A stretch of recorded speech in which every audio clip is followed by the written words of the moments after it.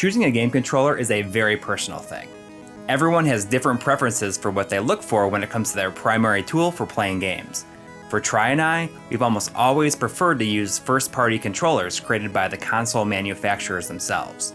They always just felt so much more robust and better built. What can I say? It takes a lot to stand up next to the perfection of the original SNES controller or the freaking Japanese Saturn pad. But seriously, there's been plenty of standouts over the years. Whether they're known for the right reasons can be debatable. So let's take a look at some amazing, weird, unique, and not so hot third-party controllers that have been released over the years.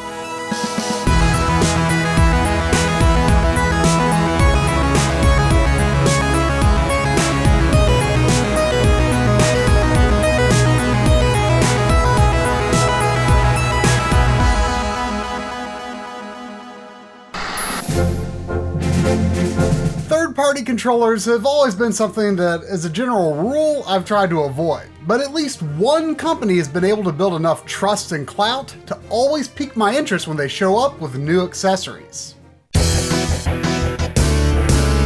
Hori has long been the king of third-party controllers and devices for gaming in Japan, oftentimes even with official licensing from the console manufacturers, lending to an extremely authentic look and feel. Perhaps Hori's most famous controller is the digital controller for GameCube. So named for its prominently featured D-pad and lack of analog functionality, the digital controller was such a popular import in the early 2000s that for Western gamers it became synonymous with the Hori brand, earning its generic moniker, the Hori Pad.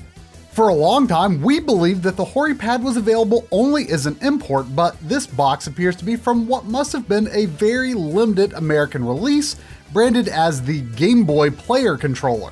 And certainly that is its most obvious application. The GameCube controller's critical flaw is that it possesses perhaps the only widely maligned D-pad that Nintendo has ever created. Whether you choose to use the analog stick or the tiny out-of-reach D-pad, Game Boy games are simply not as fun with a standard controller. Today, we've luckily got homebrew software called Game Boy Interface, which can be loaded via a combination of SD media loaders and action replay discs, among other methods. This unlocks the potential of the Game Boy hardware within the Game Boy Player, greatly optimizing the video output over Nintendo's official boot disc, and improving input lag. In combination with the Hori Pad, there are few better ways to enjoy Game Boy Color or Game Boy Advance games on real hardware if you ask me. The D-pad is virtually on par with Nintendo's own controllers, and as for the buttons, I have no reason to believe they aren't Nintendo's OEM parts. The GameCube's strange Z button becomes a comfortable face button for occasional use, while the select button, which normally doesn't exist on a GameCube, is just a duplicate Y input. But the Hori Pad is not just a Game Boy controller. Any GameCube game that does not require the analog stick for movement, analog shoulder buttons, or the C-stick can be played with the Hori Pad. While that may be a pretty limited selection, it's pure bliss for the games that do work with it. I'll be honest, the Hori Pad just might be my favorite controller of all time, at least in theory. While its uses may be somewhat limited, it combines the simple perfection of the timeless Super Nintendo controller with what is, in my opinion, a superior button configuration to the standard diamond layout. While the GameCube controller can be a bit divisive, I really think Nintendo had a smart thing going with the large central A button, granting quick access to any other button, and making more simultaneous button combinations possible compared to a diamond layout. I've been lucky enough to have owned my Hori Pad since the days when you could readily import a new one, but unfortunately, much like the GameCube component cables, it's a much coveted rarity these days, with used controllers being resold at well over $100. To me, it's essential, but others might want to first look to adapters for playing the Game Boy Player with SNES or PS1 controllers instead. I think for a lot of people in the West, the GameCube Hori Pad was what made us aware of Hori in the first place and immediately established them as the go-to brand for alternative controllers. But their history in Japan goes much further back, and not all of their products are officially licensed.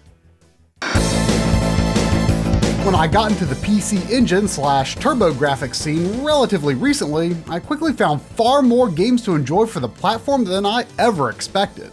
But something about the D-pad of the regular controllers felt just a bit off to me. Maybe I didn't give it enough of a chance, but I soon started to look for alternatives. That's what led me to discover the Hori Fighting Commander line, a series of controllers that appears to have begun in the 16-bit generation, with new iterations to this day for PS4, Xbox One, and even Super Nintendo Classic Edition. The obvious intent of the Fighting Commanders is to provide a button pattern that mimics an arcade layout for advanced fighting game control. This is the Hori Fighting Commander PC, a version for the PC Engine that is not officially licensed as far as I can tell. Now, I'm generally not at all a fighting game fan, and as best I can tell, extremely few games have special functions for controllers with more than 2 main face buttons. To ensure compatibility with regular 2-button PC Engine titles, the rightmost toggle should be in the 2B position. So yeah, this controller is definitely overkill for me, but the D-pad appears to be virtually identical to the GameCube Hori pad, so I knew I'd love it. The 1 and 2 buttons are rather far to the edge of the controller, but generally this isn't a problem, and I like how they're aligned side by side, just like on a regular controller. The SNES style shape of the body and the start and select buttons may not have the characteristic PC Engine controller feel, but they are comfortable. The cord is a bit longer than a standard PC Engine controller, although I still have to use an extension if I'm playing on my couch. I believe the Hori Commander should work on a TurboGrafx if adapted, but I don't have the means to verify it for sure. I certainly don't think standard PC Engine controllers are bad, but given the enjoyment I've gotten out of the system so far, I think $42 was worth it for a familiar feeling D-pad. Unfortunately, prices tend to be closer to $50 to $65 lately, but at least it's not as pricey as some of Hori's more sought-after controllers.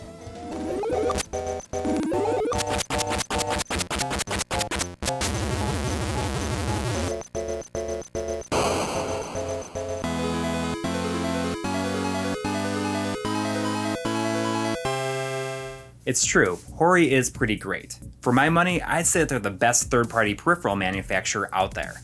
The Hori GameCube pad is a treasured controller in my collection, even though I did pay a hefty price for it, even years ago.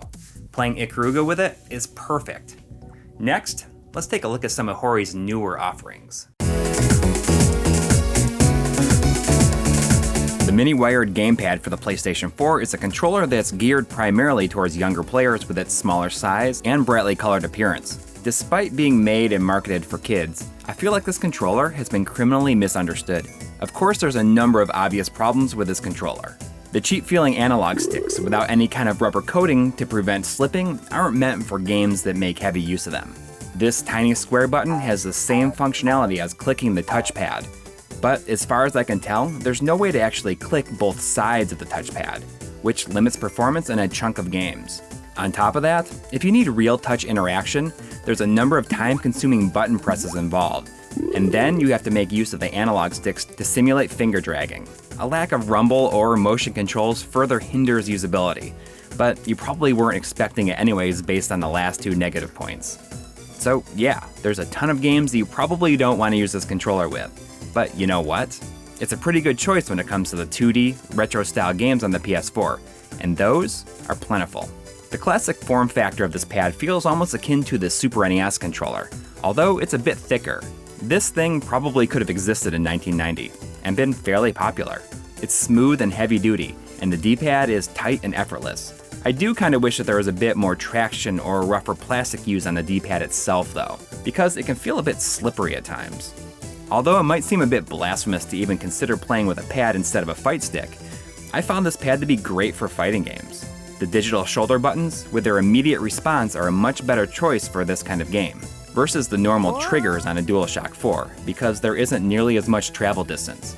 However, if a game makes heavy use of the L1 and R1 buttons, well, those are a bit small for my tastes. As the name states, this controller is wired, but it has a decently long 10-foot cable. It still works on the PlayStation 3, in so much as a normal DualShock will, meaning that the PS button won't work at all. That's kind of a deal breaker. Arcade action, shooters, platformers, these are the kind of games that this controller was meant to be used with, and I think that a lot of critics of this pad are overlooking it. It's unfortunate that Hori didn't play up that angle instead, marketing it as a retro game controller instead of a kid's controller. As such, this controller has been clearanced out in a lot of places, which is how I got mine. It's difficult to say whether or not this will become a sought-after pad in the future. It's not for everyone. but understand what you're getting and what it can be used for. Maybe Hori can make some tweaks to the overall design and bring out a pad dedicated to the ample throwback style games on the PS4. But for now, this'll do just nicely.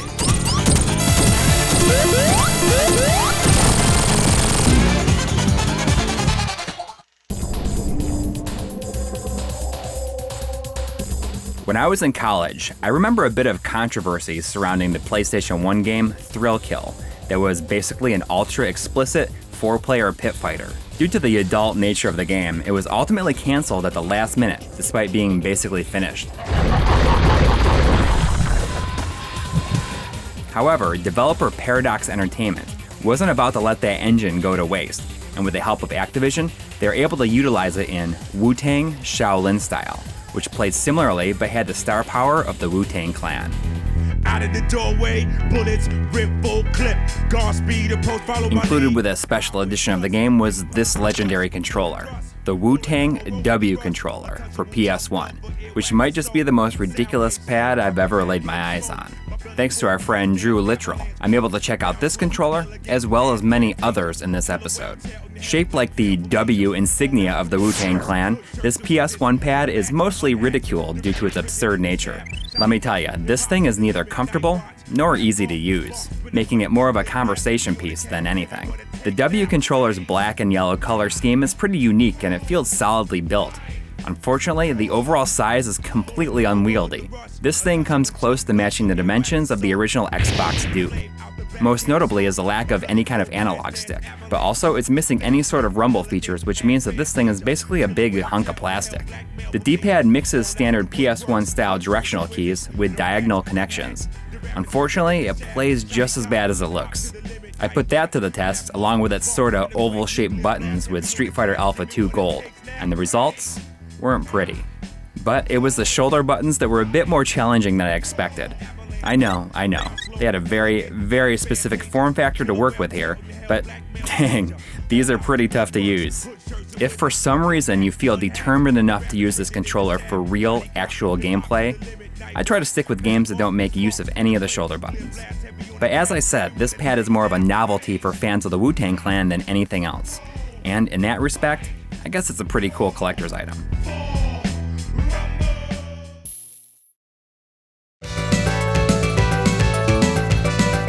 The Super Nintendo controller is a nearly perfect balance of comfort, simplicity, and just enough buttons to let you do a lot without the controls getting too overwhelming.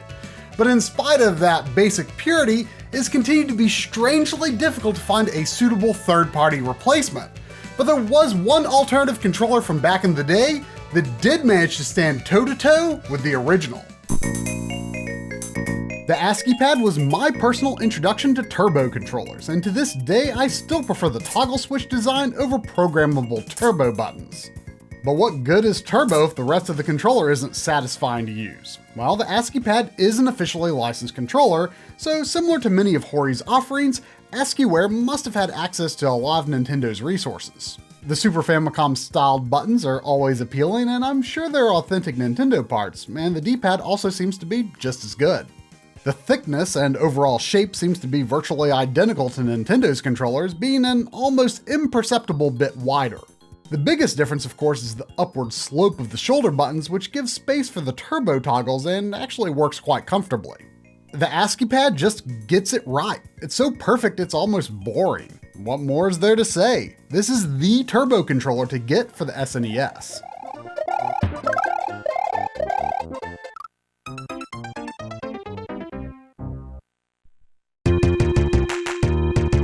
If you're looking for newer offerings and are keeping a low retro gaming budget, online retailer Castlemania Games sent us the SNES Scout and NES Cadet by Hyperkin. These are wired controllers that sell brand new for about $12 to $15.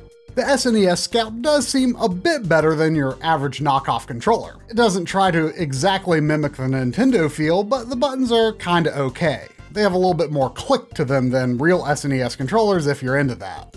A slightly rounded back is a nice touch that gives your middle fingers a perfect groove to rest in. Now that's all well and good, but this particular controller that we were sent is constantly registering an L button press. I discovered it when Tetris Attack turned out to be completely impossible to play due to the puzzle floor being constantly forced up.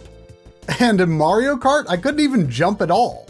I've no idea how widespread this problem could be, and opening the controller to adjust the shoulder pads didn't change anything. I'm sure it's a decent enough controller for those that do work, but I certainly can't ever use this one. After that experience, I wasn't expecting much from the NES Cadet. From a design perspective, it's very faithful to the layout of original NES rectangles, which is the good and proper way for an NES controller to be. I just don't really understand people who say that the NES controller's 90-degree corner somehow dig into their hands, but for them, Hyperkin has angled off the lower edges, so this should not be a problem for anyone. In addition, the curve on the back of the SNES Scout is here too, and I do have to admit, this is one comfy NES controller. And you know what? It plays pretty great. I had no problem with any buttons registering, and even the D-pad performs excellently, with no trouble responding correctly to cardinal directions or diagonals. My only two complaints are that the D-pad, at least on this unit, makes a slightly loud popping sound, and that the fit in the controller port is far too tight for my liking.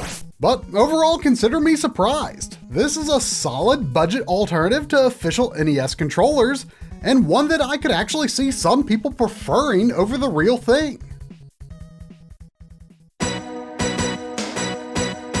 But there was one other Hyperkin controller in the box from Castlemania that immediately piqued my interest: the Hyperclick Retro Style Mouse. The SNES mouse is certainly one official input device for the system that could stand to have a modern update. It's quite small, and the dirt and gunk-prone rubber ball style tracking control is a design that I imagine absolutely no one wants to see make a comeback.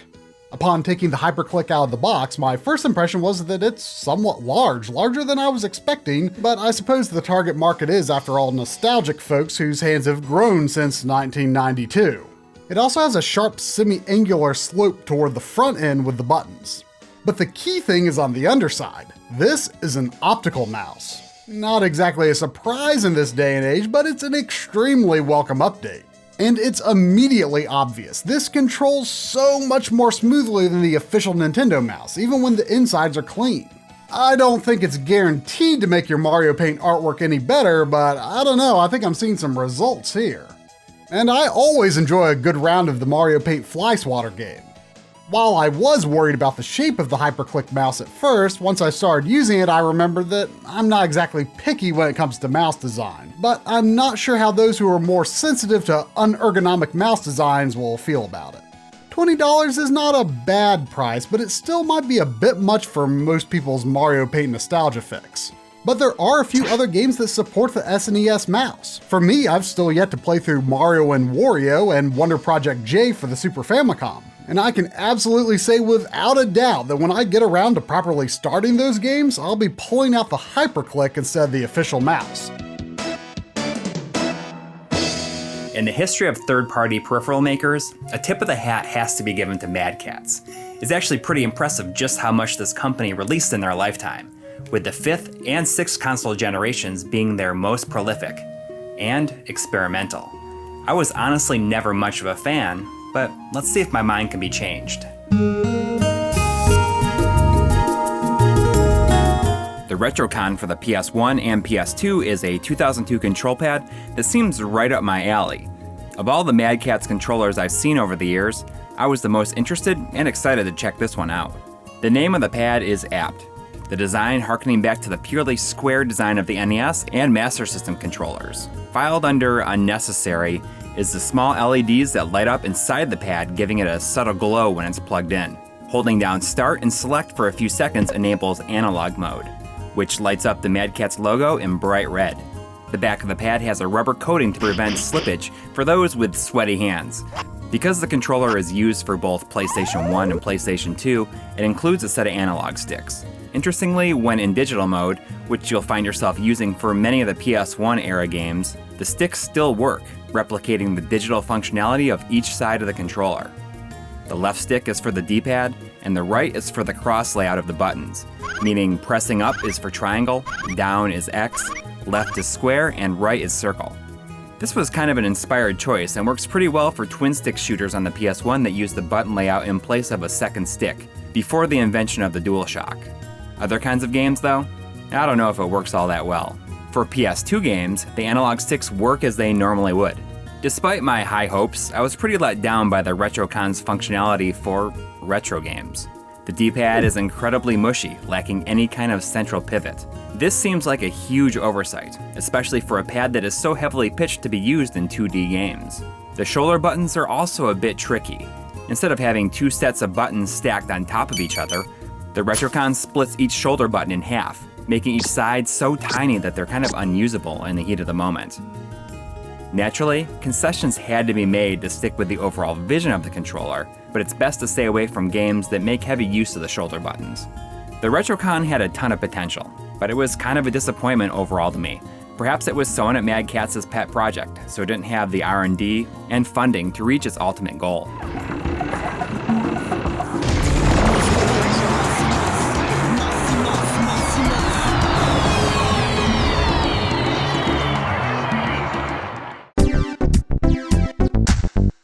On the Nintendo 64, we have the digital and analog arcade joystick, which combines a flight stick and a fight stick into one truly monstrous unit. I was surprised to find that the joystick uses micro switches, which wasn't too common at the time. The button layout was made for arcade fighters, but I couldn't get the up and right C buttons to work right, as you can see by me just getting wrecked in Mortal Kombat Trilogy. I'm not sure if this was a problem with the controller or just some sort of weird incompatibility.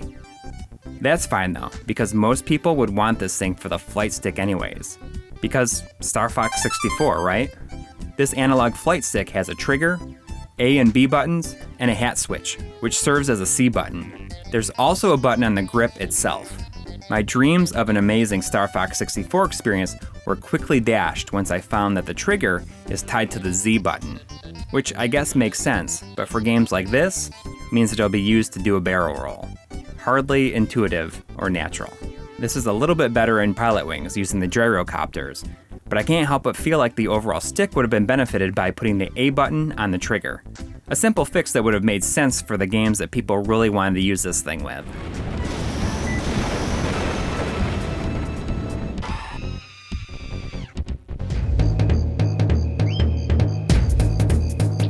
Another ridiculous N64 pad is the Boomerang 64 from Newbie. Or is that Nubby? I don't know. Talk about unwieldy, right? Shaped like a boomerang, this is without a doubt one of the dumbest looking controllers I've ever seen. I guess they had an idea in their head and just went for it. My initial impressions were pretty positive. It feels surprisingly good in your hands. A bit more spacious than the original controller, although I'm not sure how well it holds up over extended use. The placement of the face buttons felt natural, although the C buttons were the exact same size as A and B, which might throw your muscle memory for a loop if you're used to the smaller than normal buttons on the default controller. The analog stick felt a bit more robust than the original, although the plastic enclosure had come loose, which made it slip and slide a bit more than I would have liked. I'm not sure if this is how it's supposed to be, or if it's just from wear and tear. The digital pad is a bit lower on the wing, making it feel a bit more lopsided in practice. But as you know, there's not many games that use the D-pad exclusively anyways, so this isn't a major issue. For games like Kirby or Mischief Makers, I think I'd just stick with the original Nintendo 64 controller. There's a Z button on each wing of the boomerang. The L and R buttons are on these tiny little circles you press with your middle finger, which kind of feels awkward in practice. Although, to be honest, I'm not really sure if there was any other way they could have done it with this design.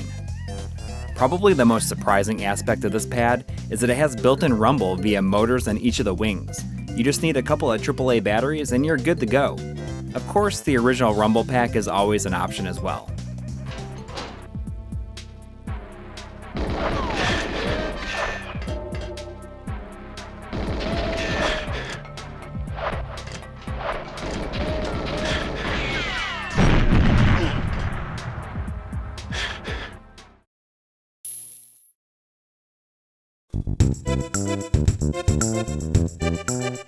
I'll admit, I'm a known defender of the N64 controller. I was just 13 when the system released and it felt like such an amazing time to be alive. Even then, I realized I was living through a moment in history, interacting with 3D software that would chart the course for the future of gaming. And to me, this controller felt like the perfect tool for exploring the new frontier.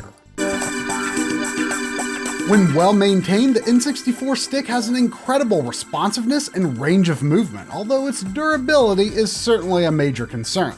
The D-pad is among the finest Nintendo has ever made, but is seldom used, and the face button layout is an acquired taste.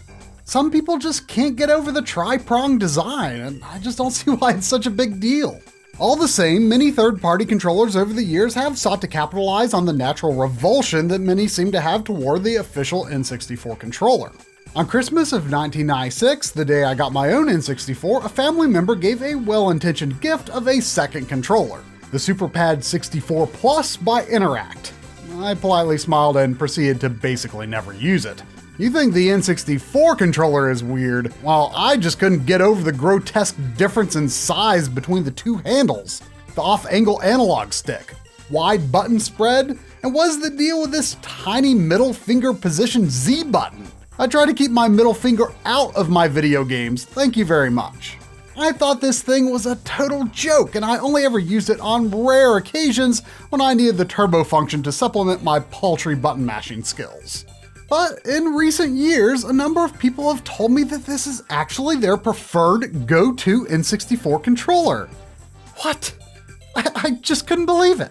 So for this episode, I've revisited the SuperPad 64 Plus equipped with the newfound knowledge that this is in fact a controller that is possible for people to like, even love. And, you know, giving it just a few minutes with a fresh perspective, I can't believe I'm saying this, but maybe I've been a bit unfair to this misshapen blob of a controller for all these years. The buttons feel fine, and the spacing is probably meant to mimic a Sega or arcade layout, which, while not my preference, I can see what they were going for. The shoulder buttons are quite good, but I still just can't get into the Z button. Guess I don't exercise my middle finger enough. And you know, the stick, which works at a slight angle, well, it's still a bit weird, but I can see how you could get used to it. It's not that bad, and it even has a hybrid plastic metal shaft, so it seems pretty durable, although it's hard to say since this controller has been so lightly used. But I've walked away from the SuperPad 64 Plus with newfound respect. I never thought I would say that. As long as my real N64 controllers are alive and well, I can't see myself ever choosing to use it. But for all of you who do prefer it, carry on. Anything that helps you enjoy the wonders of the N64 is a good thing in my book.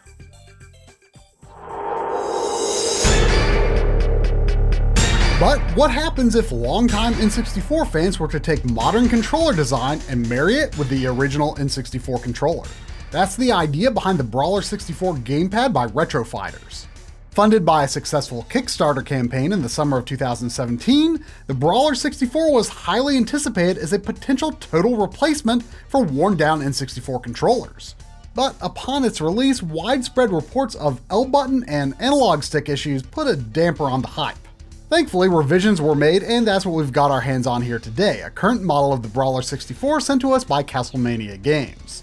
Now, you know how I feel about the N64 controller, and I knew it was unlikely that I would ever choose to use this controller over the one that I know and love so well. So that's why I decided to play through Bomberman Hero with the Brawler 64, a game that I had never previously touched while using an actual N64 controller. I thought it would be good to play a game that I had no previous expectations for how it should feel and play, and within a couple of hours the controller had melded into my hands and I wasn't even thinking about it all anymore. My biggest concern when I first took the Brawler 64 out of the box was the smooth-capped rubber stick. The convex design is most comparable in size and style to an older DualShock, which is by no means a bad thing, but it definitely has less texture and grip. In practice though, I was surprised by how well it works. I've really had no problems keeping my thumb on the stick at all. Super Mario 64 is of course one of the better tests of analog stick sensitivity, with Mario having so many more degrees of speed and movement than pretty much any other game character ever. I didn't have much trouble putting Mario through all his paces, and movement mostly feels just like it should, although I've played a ton of Mario 64 in my life, and the original stick still feels just a bit preferable for me in this case. Overall though, the stick seems to perform well. It even registers readings beyond the bounds of my best condition official controller, not sure if that's good or bad, and I have no trouble plotting points all throughout its range. Mind you, I'm kinda terrible at Smash Brothers, but I've heard smash attacks can be trouble with inaccurate sticks. Luckily, the Brawler 64 seems to register smash attacks just fine. When it comes to the system's occasional D-pad games, well, the D-pad functions just fine, I guess, although being in the secondary position, I can't see a reason to choose it over a regular N64 controller in this case. The Z button has been duplicated into 2 triggers on both sides of the controller, mimicking your typical current gen setup and allowing you to use whichever side feels better to you. For instance, while in GoldenEye you'd normally be shooting with your left index finger, here you can shoot with your right index finger and aim with the L button, just like any standard modern shooter. My only complaint here is that the Z triggers are kinda like analog triggers, but of course they aren't. The triggers have a small amount of travel before a Z press registers. Regardless, this is a small complaint for me, and I'm guessing most people probably prefer this soft trigger feel nowadays anyway. Controller pack memory cards and rumble packs can be used through the rear port, but not transfer packs. It's a rather tight fit, and I've seen some plastic dust ground off inside. The clasp thing sort of broke easily on mine and doesn't really hold anything in, but with the tight fit, I'm not exactly concerned about my rumble pack shaking loose anyway. The Retro Fighters Brawler 64 is certainly not completely perfect, but for a fairly reasonable $35, it should sate the desire that people have for a more normal two-handled N64 controller with what I hope might be a more long-lasting stick. I wish we could have compared it to the expensive Hori N64 controllers, but alas, neither of us has one. Luckily, I feel the Brawler 64 fills that void quite nicely, and while I'm unsure how often I see myself choosing it over the classic feel of the original, I might be surprised. I'll try to keep it in mind for the next time I play another N64 game that's new to me. As someone who cares very little for the N64 controller, the Brawler seems like just the thing for me. It fits exactly the kind of controller I've wanted for the N64 without breaking the bank on one of those Hori pads. Of course, the N64 controller is, in my opinion, a very flawed piece of hardware. But most official Nintendo controllers don't really need an upgrade like this. It takes some serious guts to think you can do better than the standard Super NES pad. Of course, that didn't stop a load of competitors from thinking they could do it better. Like the comically oversized Angler from Bishu, which takes everything you love about the SNES controller and imagines, what if Fisher-Price made a Super Nintendo pad? Bishu was a company that I was mainly familiar with via a commercial on the How to Score More Points in Video Games tape in our Video Game VHS tapes episode. When you play all day, you need a stick that's comfortable and stands up to a lot of gameplay. That's why I like the Ultimate Remote from Bishu. Skip Rogers certainly seemed to be a fan. Based on what I could find in a quick internet search, is that Bishu filed for bankruptcy in 1995, and the Angler might just be their last controller.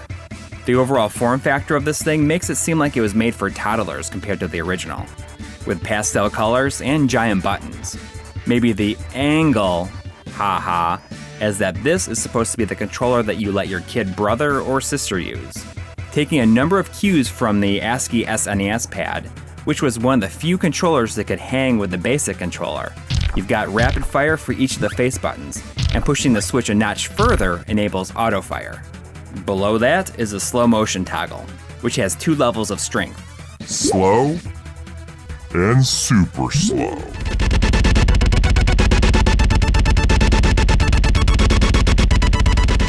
Super slow is probably the one you want though, because you might have a tough time registering your inputs if the game is pausing and unpausing too slowly. Strangely, I could not get this pad to work with the Super NT, although I'm not really sure it matters all that much. Info on this controller is fairly sparse overall, but I can't say that you're really missing much with this one. Get the power to move with the Acclaim wireless remote for your Nintendo Entertainment System. The Acclaim remote gets you mobile in a WrestleMania grudge match. Flying Airwolf, the Acclaim remote's rapid fire mode means higher scores per mission. In the battle for Iron Sword, seconds count. So you need a controller with a look and feel you already know. Accurate up to 30 feet. The official wireless remote controller, licensed by Nintendo, created by Acclaim. Get the Acclaim remote, the power to move. There was a time when using a wireless controller was way more of a hassle than it was worth. When Nintendo's wireless Wavebird for the GameCube arrived in 2002, it changed the game. These days, many smaller companies have been striving to provide options for those that would like to cut the tether to their older consoles. The most well-known of these is 8BitDo, whose wireless receivers and wireless controllers for the original Nintendo and Super Nintendo have become the de facto standard by which all others are judged. The SN30 is their take on replicating the Super NES controller. This wireless Bluetooth controller feels just like the original, right down to the texture of the plastic. The SN30 line was updated alongside the release of the Super NT from Analog, with a bunch of different options for color and buttons. While I prefer to opt for the concave X and Y buttons that was typical for the official US controllers, many prefer the convex style of the European and Japanese controllers. Recently, 8BitDo released the SN30 GP series, which takes a page out of Nintendo's handbook and offers a bunch of color choices. These are modeled after 5 colors of the Game Boy Pocket, which explains the GP in the product name, I guess. 8BitDo sent us a complete set of these controllers so that we could show them here in this video. Externally, besides the colors and the logo change, they feel just as spot on as before. Button designs have been tweaked a little bit to match the feel of the Game Boy Pocket, but when it comes down to it, these are essentially the same as the models released with the Super NT, right down to the micro USB port to charge. All these controllers can be used with the previous mentioned retro receivers, as well as on mobile phones, PC, Mac, and the Switch. There's a handy quick sync guide on the back of the controller if you need to change modes. Response time, interference, and distance has never been a problem with these pads, and the trend continues here. This is probably due to the use of Bluetooth as opposed to 2.4 GHz wireless. Much has been made about D-pad sensitivity with 8BitDo's controllers. The original SN30 and N30 pads have especially had issues with diagonals. Although my original SN30 had problems, the new revision seems to go a long way to clearing this up. But, and this is a big but, these new controllers have nowhere near the wear and tear that my original had. So I guess it could develop over time.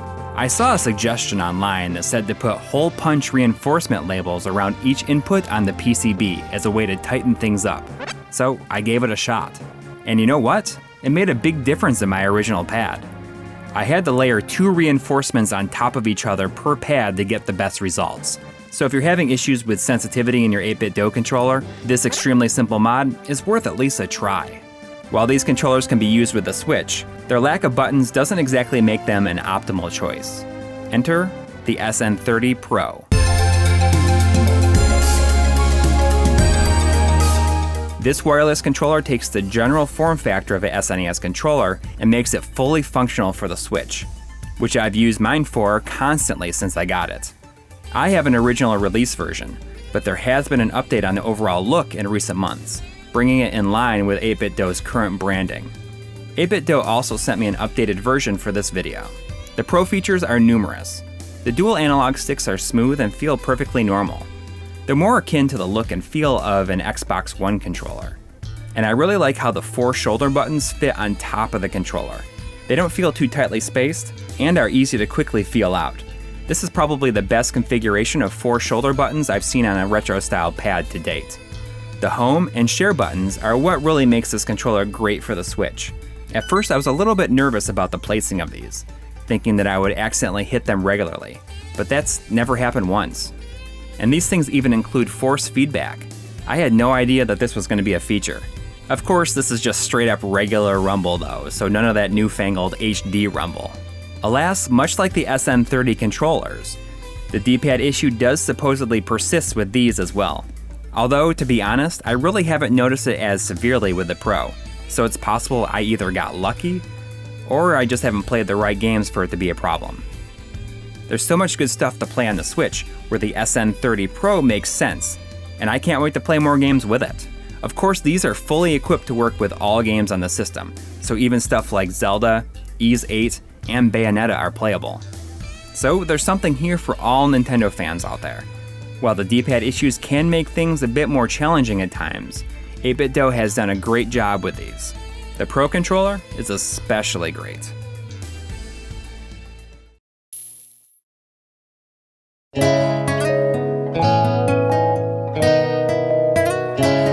Sony's DualShock series are among the most popular controllers of a more modern lineage, but I have to admit that it took many years for me to finally warm up to them and decide that, yeah, they're actually pretty great. But back in the PS2 era, I was still a bit on the DualShock, which is probably why I was surprisingly receptive to the idea of an unofficial PS2 controller. When I visited my cousin and first tried out the Logitech cordless action controller for PS2, I couldn't quite believe that I was actually considering buying an unlicensed controller. The shape of the handles wasn't quite what I was used to, but it wasn't bad. The buttons are more rounded, and the sticks, while a bit flatter on top, still have a good grip and are of similar tightness to the DualShock 2. The shoulder buttons are fine, and it even has rumble. The only real sticking point is the D-pad, which is hardly an optimal design, but it worked well enough for selecting in Final Fantasy XI, so I didn't really care. It seems passable enough for side-scrolling games, but to be fair, that generation of gaming was probably the most barren overall for 2D gameplay, so I hardly think it's a deal breaker. It seems crazy to think back on, but this was the controller that I played a significant portion of the PS2's most iconic titles with. Well, not this exact one, I had a pair of black ones that I wish I didn't get rid of. I ran across this silver one at a local shop, and I believe its shape and functionality is exactly the same. I was certainly a fan of Logitech's PC accessories at the time, and while they've never been a major player in the console scene, I think they did an excellent job here. I don't recall changing the dual AA batteries very often, but I can't say for sure I remember what the battery life is really like. Any lag that might be introduced by the wireless design has certainly gone unnoticed by me, and I absolutely never experienced any interference, unlike the GameCube Wavebird controller, which was sometimes great and sometimes not, depending on where I lived at the time. You can even use the wireless controller on a PS1, although it's clearly not designed for it since you can't fit a memory card into the slot above the receiver. But these days, I'm definitely a big DualShock fan. It's strange to remember that at one point it felt so strange to me, while the Logitech was what I associated with the PS2 for so many years. I don't really see myself going back to it, but it certainly does a great job for what it is. I was surprised to discover when buying this used one that there is also an Xbox cordless precision controller by Logitech, which I absolutely had to try. It seems of similar quality to the PS2 one at a glance, but my Xbox is currently out for some repairs, so I'll just have to give it a go some other time. Of course, wireless is now standard in the current generation of gaming, but the downside is that the controllers have just become so stupid expensive. I mean, $70 for a Switch Pro controller? $60 for PS4 and Xbox One controllers when they aren't on sale? I couldn't blame you for wanting to go back to wired controllers. PowerA seems to be one of the most common brands in the third-party accessory market these days, lining store shelves with an assortment of multi-theme controllers for Switch and Xbox One. These wired versions tend to cost half as much or even less than the wireless first-party counterparts. They seem to generally be officially licensed, so at that price I thought it was worth trying a few to see if they might serve as a passable Player 2 controller for whenever a local multiplayer opportunity might arise. This is the PowerA Legend of Zelda Breath of the Wild themed Switch controller, and it cost me $25. Despite having a detachable USB cable, this can definitely only be used as a wired controller. The first thing I noticed after unboxing it was that it already had two small nicks on the front from the factory. Not cool if you're looking at these as collectible accessories to your favorite Switch games. The second thing I noticed is that the analog sticks are comically huge. They just have a bizarrely broad diameter and absolutely zero grip in the middle. The ridged edges feel fine and prevent your thumb from slipping off, but right away I could tell that these would not be among my favorite sticks. And the worst part about that is that this controller does not have any gyro controls, and thus you have to really put these weird sticks to use to make up for the lack of gyro aim compensation. If you were to ask me and my gyro aiming loving self, that absolutely makes the PowerA controller a no-go for Splatoon 2. And those gyro-only abilities in Mario Odyssey that you don't really have to do and probably should have been assigned to a button, but they're actually kind of nice so you use them anyway? Nope, can't do them. And you should also know that there's no rumble. Otherwise, the buttons and triggers actually all feel surprisingly nice. The D-pad has kind of sharp edges, but works okay enough. With my Pro Controller and Joy-Cons, this is definitely going to be a dead last pick for local Switch multiplayer, but as long as motion controls aren't required, I suppose it'll get the job done. This, on the other hand, is PowerA's wired controller for Xbox One, also officially licensed. After using the PowerA Switch controller for a bit, these analog sticks feel downright luxurious. They're similar in resistance, size, and style to the first-party Xbox One controller, concave and textured around the edges. There's a sort of ridge before the textured area, which doesn't feel wonderful, but overall this isn't a bad start for a $30 controller. The buttons and triggers are perfectly decent, while the D-pad is significantly less rough around the corners compared to the Switch controller. The textured back is an appreciated touch, less fine than Microsoft's controller, but not bad all the same. This controller also has no rumble, but at least it's not missing a crucial system feature like gyro on the Switch. More recently, we've spotted a PowerA Xbox One controller on store shelves that appears to have a more first-party-like shape, but similar sticks and buttons to the one I have, with the addition of a pair of rear buttons like Microsoft's Elite controller. Overall, I'm pretty happy with the PowerA controller for Xbox One, and pretty disappointed with the equivalent controller for Switch. I won't be adding PowerA to my trusted brands list anytime soon, but when they get it right, or at least right enough, the price certainly reflects some degree of good value for an extra controller compared to pricey first-party controllers.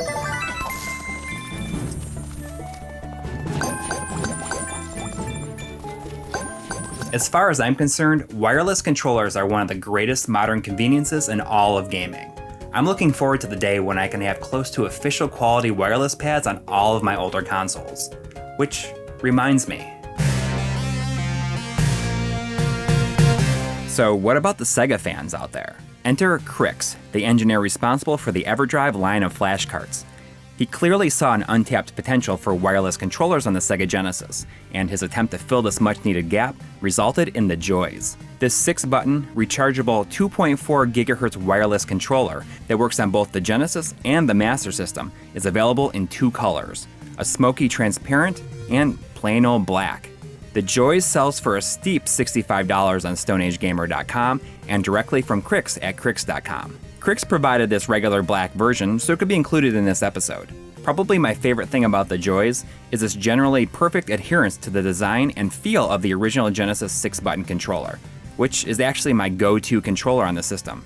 Despite being a touch heavier, it feels just like the original pad. If it didn't have Crix's name on the controller, I'd be convinced that it was an official first-party product. Early production units had a slightly angled D-pad, which caused issues for some people. Our friend the 8-Bit Duke went pretty deep into this issue. Thankfully, this flaw was remedied in the production runs following the initial batch.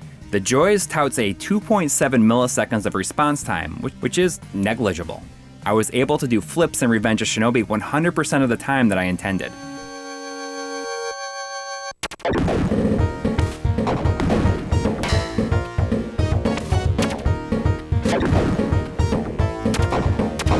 While a wired controller may have even faster response time, I think you'd be hard-pressed to really feel a difference here.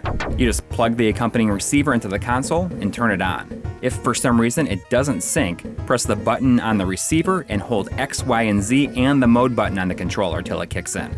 There's no LED indicators on the pad itself, so you'll have to keep an eye out for the status by the red LED on the receiver part itself. The Joys uses a micro USB to charge, with its battery supposedly lasting around an insane 150 hours.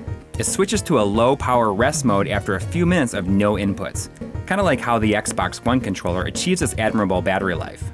The wireless signal seems pretty good, although I did have occasional hiccups and momentary loss of signal despite being only around 12 feet away from the receiver. I'm not sure how susceptible the Joys is to interference, but based on what I've seen, it definitely can be. There's 3 different button profiles you can change at any time by holding down different input combinations. This is effectively the same as swapping the controller plugged into the system. but you can switch to 3-button mode at any time by holding down the mode button plus start and C. Master System fans aren't left out either. Even though the controller will work with most Master System games by default, some do have issues, like this weird infinite falling glitch in Wonder Boy and Monsterland that happens with both Genesis 3 and 6-button pads. Holding down mode plus start and B will switch to Master System mode, which cleans this up quick. I'd much rather use this controller than the original SMS pad. Holding down mode, pressing start and Z will return to 6-button mode. Alternately, it will revert to this mode after you shut down the system.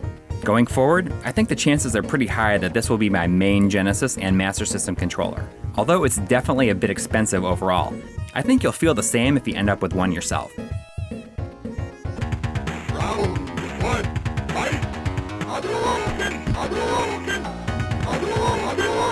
When Street Fighter II came home to consoles, to say it was huge is an understatement, but it also ushered in an age of fight sticks and other specialized fighting game controllers.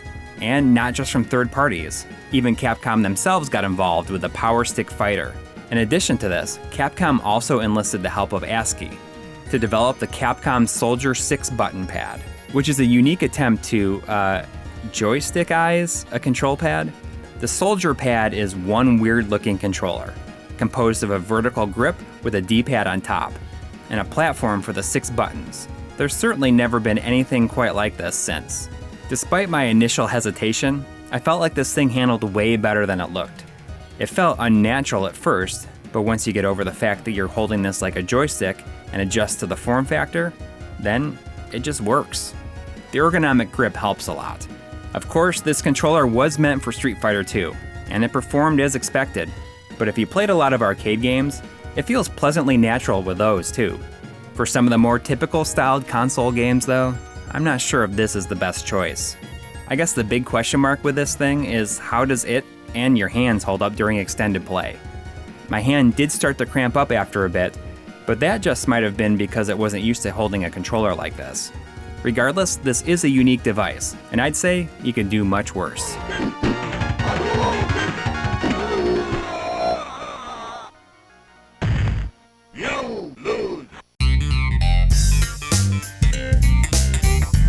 When I was a kid, I remember seeing advertisements in magazines for a control pad that instead of using a physical D-pad, it had touch sensors.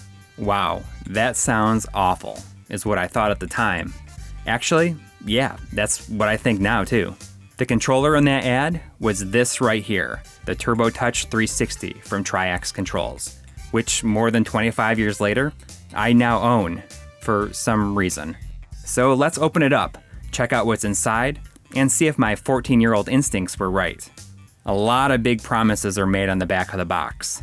Faster movement, and most importantly, no more blisters or...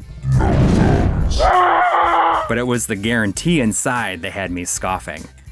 Triax had such confidence in this technology that if you didn't have higher scores within 30 days, you could get your money back. The Turbo Touch 360 is designed to the tried and true 3-button Genesis pad form factor. My first impression was just how light it was. No need for an actual D-pad meant that there are a lot less parts inside. The rapid fire switches put the turbo in the touch and work as expected. But it's a 360 that we're here for, so let's try that out. Booting up Sonic, I was initially surprised by how not bad this is. The touchpad is concave on the face of the controller, which isn't the greatest for comfort, but sensitivity seems nice and responsive. Not bad for early 90s tech, if I do say so myself. Then I tried out some other games, and things started to go downhill quickly. The touch controls may in fact be a little bit too sensitive, meaning that unless you're perfectly precise, then you're going to be hitting some diagonals accidentally. Often. Platformers are one thing, but what about games that allow for 8-directional movement? This is where the Turbo Touch fell apart completely. There seems to be some serious input-response lag, which becomes apparent when you move in circles or you need to weave in between bullets. This is also a problem with brawlers, like Streets of Rage. You might find yourself constantly walking forward at a downward slope, but really it's the delayed response that makes it annoying. It almost feels like you're not even in control at all. The intent with this controller was coming from a good place, but despite Triax's belief, this was not the right product at the right time. The Turbo Touch is an inspired experiment, but no way are my scores going to improve with this thing. Now, who do I talk to about that refund?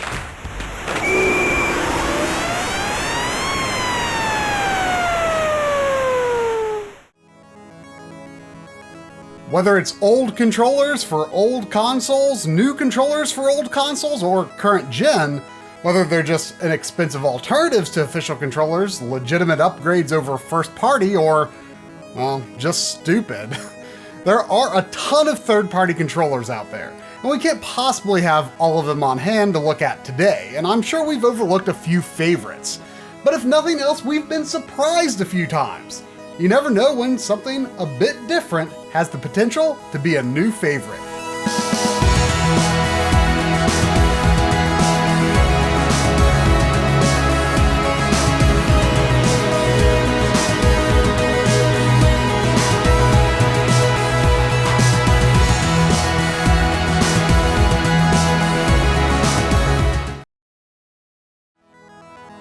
It's always been really important to me that I set up my game space so that every system is hooked up and ready to be used at a moment's notice, which of course also means that controllers and handhelds need to be accessible and charged.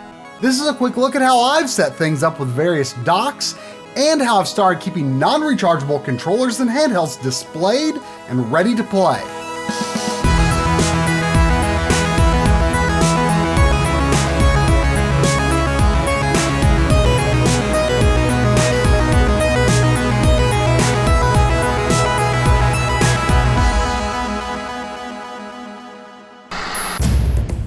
When I bought my PlayStation 3 in 2008, I immediately decided that I do not like charging controllers with USB cables.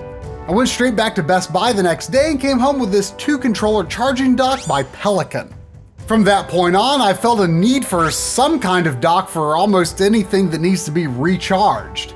USB charging was not the ubiquitous concept that it is now, and it's certainly come a long way, but I've always thought it's actually rather messy without taking steps to keep things neat.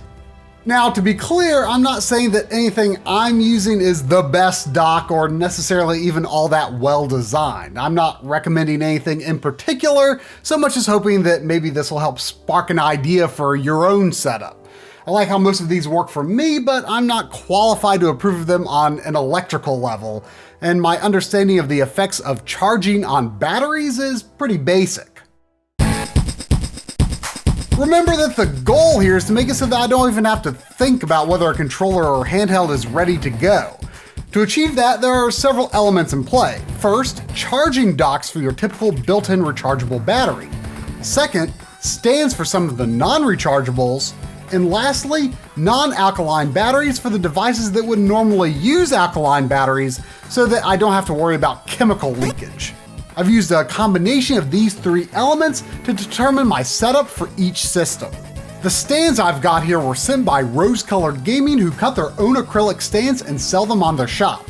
When they first offered to send us some products to review from their display section, I honestly wasn't too interested, because even though I think they look really nice and I love how they have real logos and even unique stands for very specific limited edition systems and controllers, my feeling was that they were more for displaying a collection than for functional use.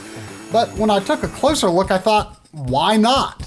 Why not actually set my Game Boys here and make them easier to access and look good doing it? Why not set some of my controllers that I rarely use where I'm more likely to actually use them? And you know, they kind of match the acrylic stands that I already put my Game Boy games on, so I thought, what the heck, I'll give it a try. This might sound sort of weird at first, but what really made this all make sense for me was when HD Retrovision's Steve Kulov told me about Energizer's lithium batteries. Because honestly, I'd never given these a serious look with their ultimate branding and higher price, because why would I pay more for disposable batteries?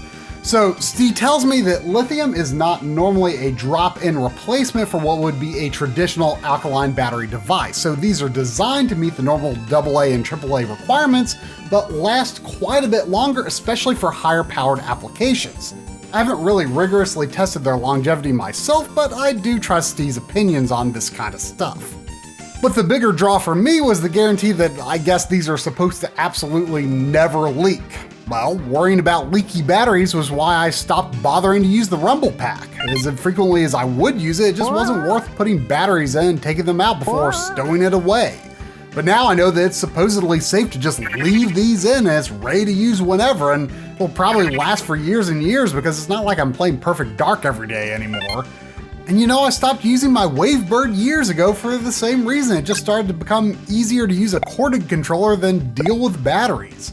When I saw I could get a rose-colored stand for it, I thought, okay, I'll put in those lithium batteries and set it on the stand, and guess what?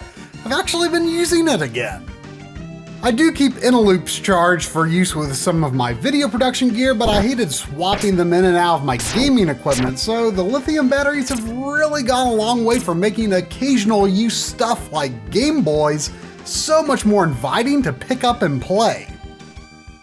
So let's back up a bit and take a look at what I'm doing for specific systems. Let's start with current gen.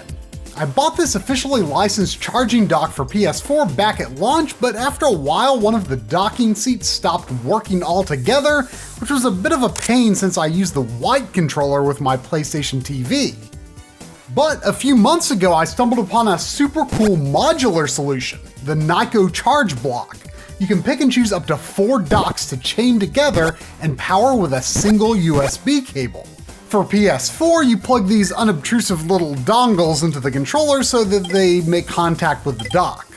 For Xbox One, a nickel-based rechargeable battery and battery cover is included. Who knows how long the battery will last though. Seems great for now, but I suppose one day maybe I'll have to start using the lithium batteries or Inteloops with the Xbox One, but it could still sit at the cool angle on the dock.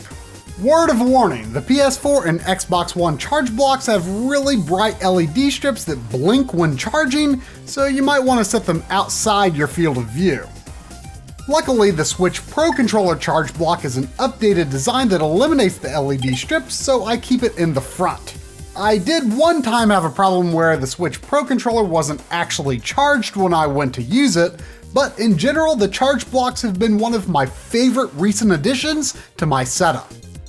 I've been charging Switch Joy-Cons on this officially licensed charge station that can handle up to 4 Joy-Cons. Might seem a bit silly to not just charge them on the Switch itself, but I do enjoy using them in the separate Joy-Con configuration, and my Switch system dock is in a bit of a tight spot where snapping them on and off isn't so easy.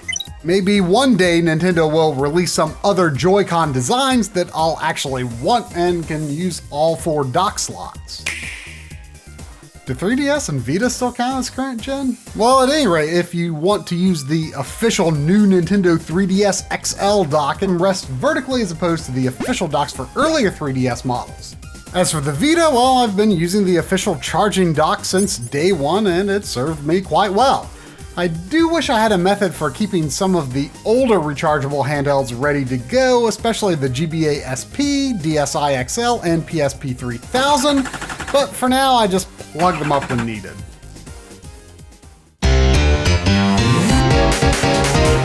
Going back a generation, the Wii U System Deluxe bundle came with a cradle for the gamepad, so that's never been a concern at all, and luckily the high-capacity replacement battery that you used to be able to buy on Nintendo's online store is made so that I never really need to worry about plugging in while playing. What did take a while for me to find was a good charge dock for the Wii U Pro controller. This USB-powered dock I found on Amazon has been great and was really cheap when I bought it, but I don't think you can easily find it anymore. I like to keep the Pro controller charged because the Mayflash wireless dongle has made my preferred PC controller in recent years. Of course, that old PS3 dock keeps me going for the PS3 as well as the DualShock 3 that I've synced to my PSP Go. For Xbox 360, I used to use the official charging station with the battery packs, but I noticed it making some squealing sounds and it worried me enough to stop using it. Luckily, the rose-colored stand and the Energizer lithium batteries have made it easier than ever for me to use the 360 controller. I did add some glue to reinforce the connecting pieces on the bottom for extra stability, which I felt it needed since it lacks the horizontal brace piece that the Wavebird stand has, something I'd like to see added if they revise the 360 display in the future. Now, when it comes to Wii remotes, I've tried a bunch of things. You might remember those old Nyko charging stands that came with their own rechargeable batteries, and they just did not last. A bit of an obscure fun fact is that there is in fact an official charging dock with a rechargeable battery, but it was released in Japan after the Wii U was already out. You could later buy it on the North American online store, but honestly it was rather overpriced. I used it for a few years, but wanted to keep more than one Wii remote ready for use.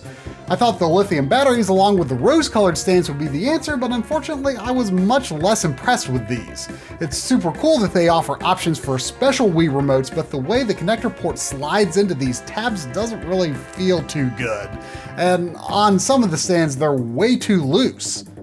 These might be cool if you've got a neat Wii remote collection, but I can definitely say the current design isn't great if you want a stand for Wii remotes you actually intend to pick up and use. So for now, I'm using the lithium batteries and just laying them down. That's fine, I suppose. Over the past couple of years, 8-bit DOE controllers and their associated retro receivers for NES and SNES have become popular wireless alternatives to Nintendo's official wired controllers. While there's a lot of debate over whether the D-pads might be a bit squirrely, they're close enough to the feel of the originals that I do enjoy not having to bring out my wired controllers all the time. The only big problem for me is keeping them charged. For a while I was using this universal phone charging dock for micro USB phones. It worked okay, I guess, but it wasn't always easy to line up the USB connector, it would flop about, NES and Famicom style controllers faced the wrong way, and I could only charge one at a time. For now, I'm trying out something of a middle ground between docks and cords, magnetic charging cables. The ones I have here are branded as Smart and Cool and come with low-profile connectors that fit inside the controller's USB port. Then they magnetically connect to the cable in right side up or upside down orientation. I bought a few spare magnetic dongles for all of my 8-bit DOE controllers. The other plus is that I don't have to wear out the controller's port so much. It's not a perfect solution since I can only charge 2 controllers at a time with the cables I have, but for now it's the best idea I've got. If 8-bit DOE would ever make their own space-efficient multi-controller charging station, I would absolutely be buying that. As for my regular wired controllers and other accessories, I just keep them in individual Ziploc style bags inside IKEA baskets. To me, gaming hardware is meant to be used, and setting it up to be easy to use makes it more likely to be used. I'm always interested in ways to tweak and improve how I accomplish this, at least as long as I've got the space for it.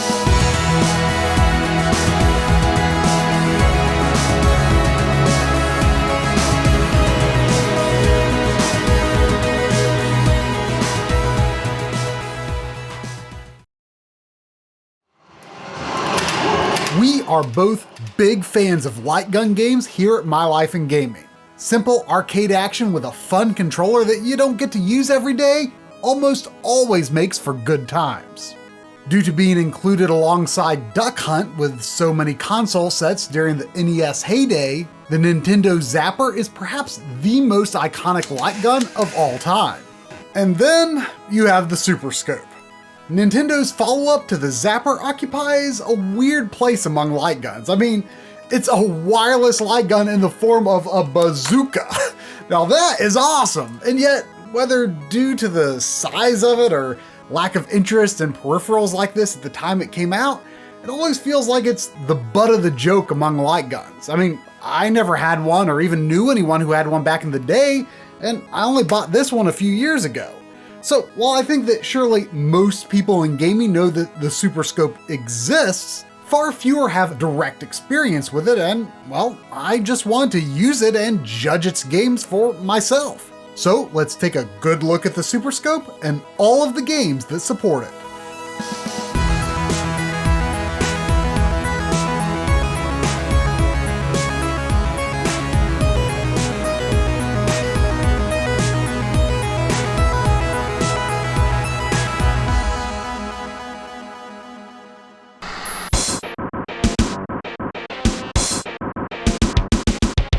By all accounts, the Super Scope was released first in North America in early 1992, less than a year after the console's Western debut. The box, which I trust didn't look nearly so shabby nearly 3 decades ago when the original owner must have bought it, came packaged with everything you would need to play Super Scope games, including a compatible game cartridge. Two main components make up the core of the Super Scope system. The bazooka-shaped light gun itself, which is given the decidedly non-violent moniker of Super Scope Transmitter, and the Super Scope receiver. The receiver has a 6-foot-long cord that is plugged into controller port 2 and then placed on top of, or at least near, your TV, which of course must be a CRT television or other 15 kHz CRT like a PVM. The manual says to stand back 10 feet, but it works just fine for me at about 3.5 to 4 feet with a 19-inch screen. The receiver has nothing to do with aiming and is simply, well, an infrared receiver that conveys button commands and hit detection information to the console via the main gun's infrared transmitter, located just above the main lens. Wireless operation is made possible thanks to the power of 6 AA batteries. I'd always heard tales of the Super Scope draining batteries in an hour or two, but I popped in a fresh set of Energizer Max batteries when I started working on this episode, and I'd say I've used it for more like 6 or 7 hours thus far. The Super Scope's actual hit detection is based on tried and true methods of identifying CRT scan lines at the moment of firing to determine where bullets go. Although it is nice that it doesn't have to rely on full screen white flashes like the NES Zapper. I've always avoided infrared controllers, but I do have to admit, when set up properly, the Super Scope can feel quite responsive. Now, you might have noticed that in some shots thus far, you've seen a nice gray-colored receiver, and in others, a yellowed one typical of many SNES consoles. The reason? It's because I ended up buying 2 Super Scopes for some dumb reason. What dumb reason? Because the first one didn't come with this. It's called the sight assembly, and it's pretty hard to be accurate without it. You can slide it into the top left or top right grooves on the transmitter. I prefer looking through the sight with my right eye, although that's the opposite way from the kid on the box. If you don't wear glasses, you can lean all the way into the sight and get a clear view through the pinhead opening. But I found that the easiest way to accommodate my glasses is to simply wriggle loose the eyepiece for a wider opening to look through. It looks a bit less finished, but it gets the job done. But despite my own circumstances, having 2 Super Scopes is not actually useful, and that the system is not designed for using more than one at a time. Regardless, I'm pretty pleased with the Super Scope's functionality. Thanks to the sight, it's easier to strive for pinpoint accuracy compared to traditional light guns, and the wireless transmission works surprisingly well. But a light gun is only as fun as the games you can play with it, so let's scope them out! Let's start with the games that cannot be played without a Super Scope. The included game cartridge is simply titled Super Scope 6, a collection of mini-games designed to showcase the Super Scope in a similar manner to how Nintendo later did with Wii Sports for the Wii Remote. But I can't help but wonder if Super Scope 6 had a detrimental effect. For one, touting the inclusion of 6 great games is a bit of an exaggeration in terms of both quantity and quality. While there are 6 game modes, the game's front end actually divides itself into 2 games with 3 modes each, Blastress and Laser Blazer. From there, you choose a mode of play, and they are all extremely limited in scope. Blastress A is basically Tetris turned on its side, and you shoot holes in the falling blocks to make the shape you need. I don't know if Nintendo had Alexei Pajanov's blessing for this, but it'd have been pretty brazen if they didn't, don't you think? Blastress B flips gravity back to normal, and you shoot the blocks to change their colors to create vertical, horizontal, or diagonal lines of 3 or more of the same color. Both modes are fine, but don't make a very compelling case for why you'd want a light gun. The third Blastress mode is not Blastress at all. It's basically whack-a-mole with a gun, which, well, that makes a lot more sense to me than Tetris with a gun. It's one of the better modes on offer. The other half of Super Scope 6, Laser Blazer, has a military theme. Intercept mode has you shooting down enemy rockets. Your own shots are also somewhat slow, so you have to judge how far in advance you need to fire depending on how far into the distance the rockets are. Engage, meanwhile, is probably my least favorite game mode. I'm not sure why you're firing a bazooka from a military aircraft, but this mode is ugly, has no music during gameplay, and is just not very, engaging to me. The final mode is Confront, which is somewhat similar to Intercept, except you're shooting robots as they draw nearer to your point of view. It's not bad at all, but there's not much to it either. I wish Nintendo had put their resources into making one awesome game rather than 6 tech demos of dubious value. Let's hope that at least a few other Super Scope games make a stronger impression.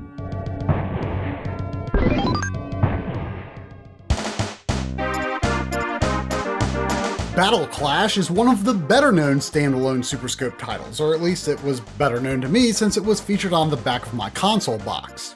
It's a first-person, one-on-one mech combat game developed by Intelligent Systems and Nintendo R&D 1, in which you play as the gunner of the ST Falcon alongside a pilot named Mike who's out to avenge his father in a dystopian sci-fi future.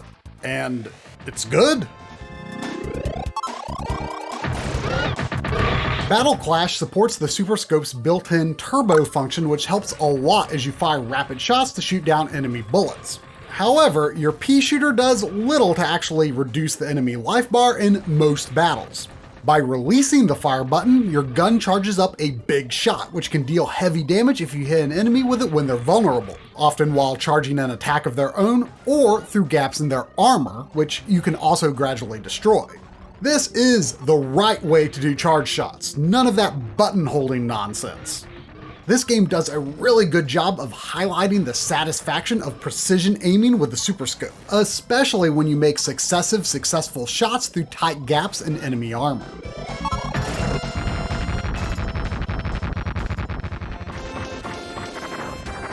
Battle Clash received a direct sequel called Metal Combat: Falcon's Revenge. It is very much more of the same, but the team's increased experience developing for the Super Nintendo resulted in more visually elaborate battle scenarios with better art, animation, and sound. The biggest difference from Battle Clash is that your charge shot can go up 3 levels to a so-called treble energy bolt. So you have to weigh whether you need to defend yourself before reaching the maximum charge, or whether you'll miss your opening by waiting too long. You'll also acquire a wider variety of sub-items compared to Battle Clash, and you can even choose a loadout from your available inventory before each fight. Battle Clash has a lame take turns for the high score 2-player mode, while Metal Combat has a pretty interesting versus mode where a player with a controller can control the enemy mechs from the main game. It seems like it could be a lot of fun if you understood how to play these characters, but I'd need a lot of practice, I think. I managed to finish Battle Clash in well under an hour, while Metal Combat took me a bit more. Both games are only moderately challenging with seemingly infinite continues, but Metal Clash has multiple endings and both games reveal codes for a hard mode after the credits, neither of which I've taken on yet. The short length was probably a big mark against these games back in the day, but today I'm old and short games are great. And while the Super Scope itself is not as affordable as it was when my dumb self bought 2 of them a few years ago, both of these games are still really cheap Super Nintendo cartridges. And how often can you say that these days? They're not gonna change your life or anything, but they're fun arcade action games with cool mechs that are a bit different from Nintendo's typical first-party fare. So I'd say both Battle Clash and Metal Combat are absolutely must-plays among Super Scope games.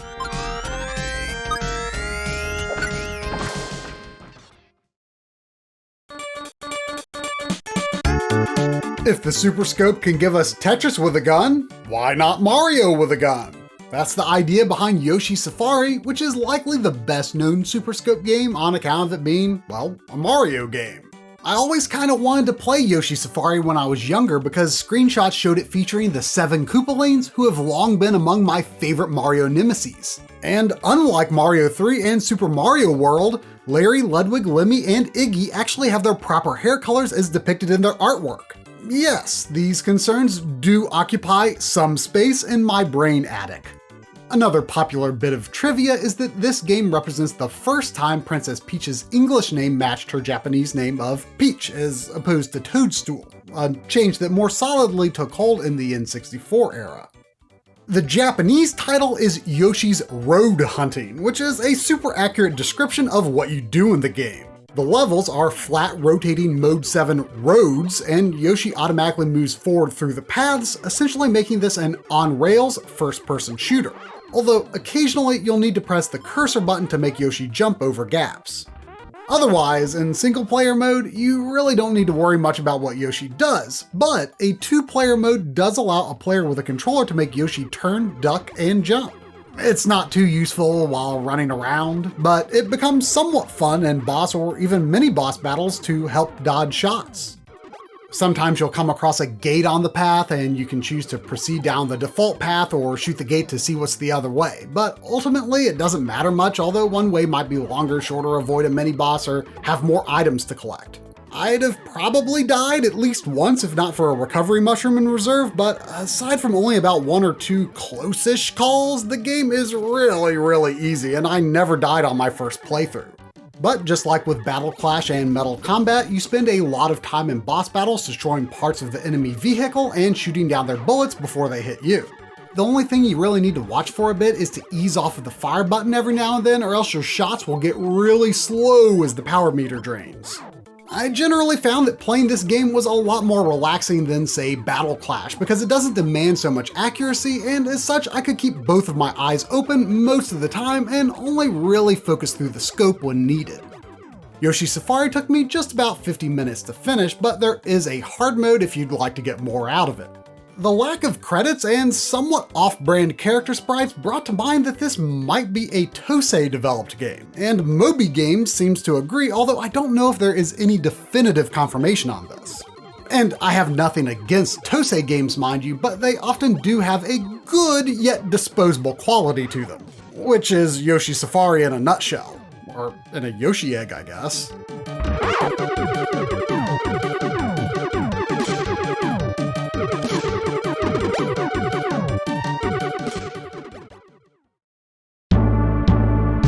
A handful of third-party publishers humored Nintendo with some token support for the Super Scope, but only a couple of them are designed exclusively for the Super Scope. First up, we have Bandai invoking the design of the Super Scope itself with the title of Bazooka Blitzkrieg. This is just about as everyday of a gallery shooter as they come. It's mostly pretty boring, but it's mostly not bad either. The only thing that's kind of bad about it to me is that you don't have much of any way to defend yourself aside from get them before they get you.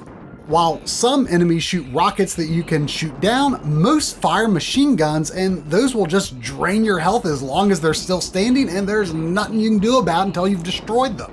It took me a few tries to even figure out how to survive the first boss, because if you don't destroy its machine guns as fast as humanly possible, then you'll be toast in seconds. After the first level, the game starts to look a bit more visually interesting, but it has perhaps the flattest and most boring color palette I've ever seen in a 16-bit game. It's a really short game of only 5 levels with infinite continues and I believe 1 checkpoint per level. It actually tends to be slightly more expensive than the Nintendo published Super Scope games, so I don't know if it's good enough to buy, but it's at least worth checking out via a flashcard or something.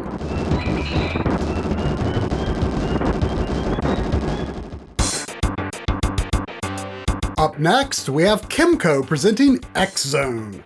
I didn't expect to spend much time with this one, but consider my expectations upended.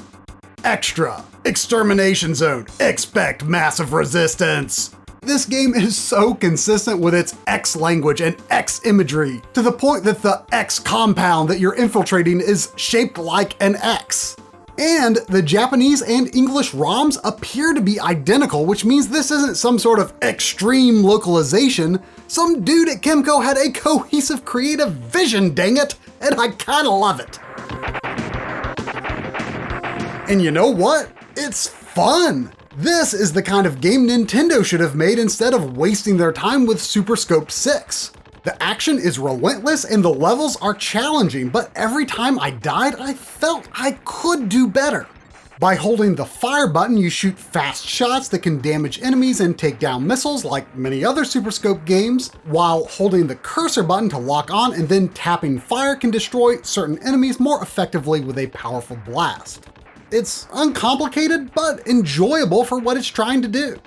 This one does have limited continues, and I only managed to get up to the boss of level 3-2 on my first run on the middle difficulty, but the game appears to only go up to 4-2, so I wasn't all that far off from finishing.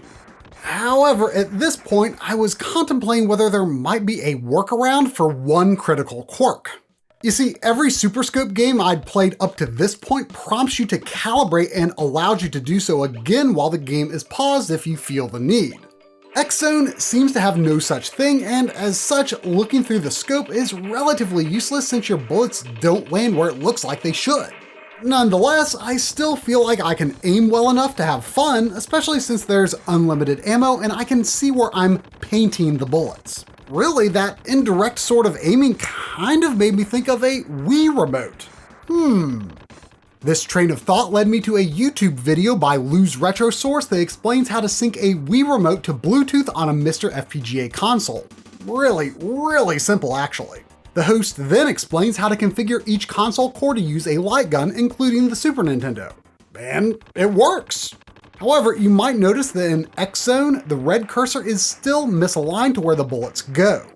If we go back to a game that has proper Super Scope calibration like Bazooka Blitzkrieg, we can see that this is no problem at all. The cursor marks where the bullets go. So for X-Zone, I went back into the Mister's SNES core menu and set the crosshair to none, which somewhat helps with the disconnect of it not matching where the bullets go in this game. But that said, I actually did play much worse this way, and it tired out my wrist pretty quickly. But ultimately, I've liked what I've played of X-Zone well enough that I felt motivated to buy a cart. It's pretty cheap, and I'd really like to make a go at finishing it. I think it is easily one of the most fun Super Scope games, even in spite of the aiming issue.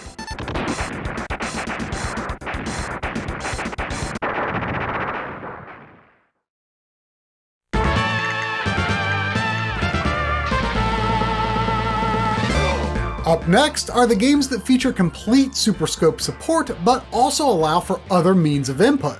Tin Star is a Nintendo-published title by Software Creations, the same studio behind Clock, which is a game that I know a lot of people love.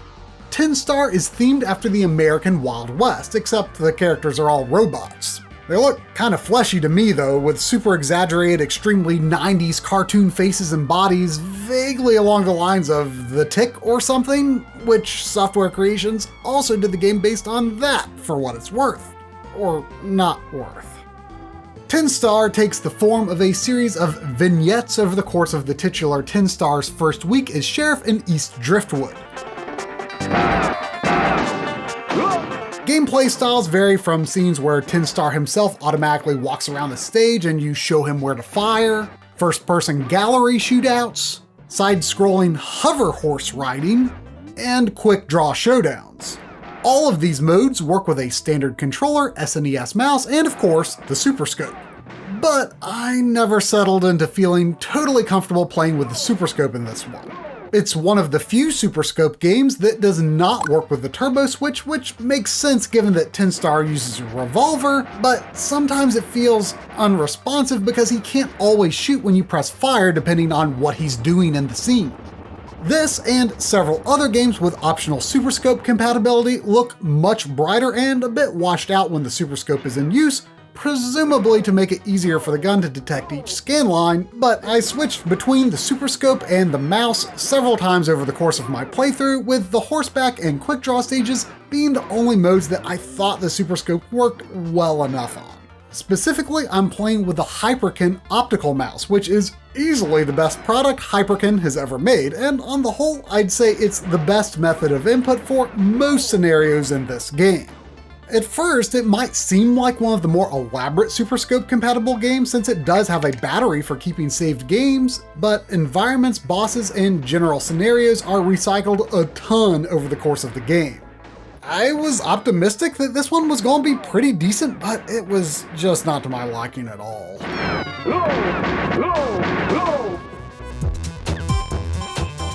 Operation Thunderbolt is a 1988 Taito arcade game which is itself the sequel to Operation Wolf. It was ported to Super Nintendo many years later, around the time Operation Wolf 3 went to arcades actually. Operation Thunderbolt. And the result is mostly pretty faithful, but also not great.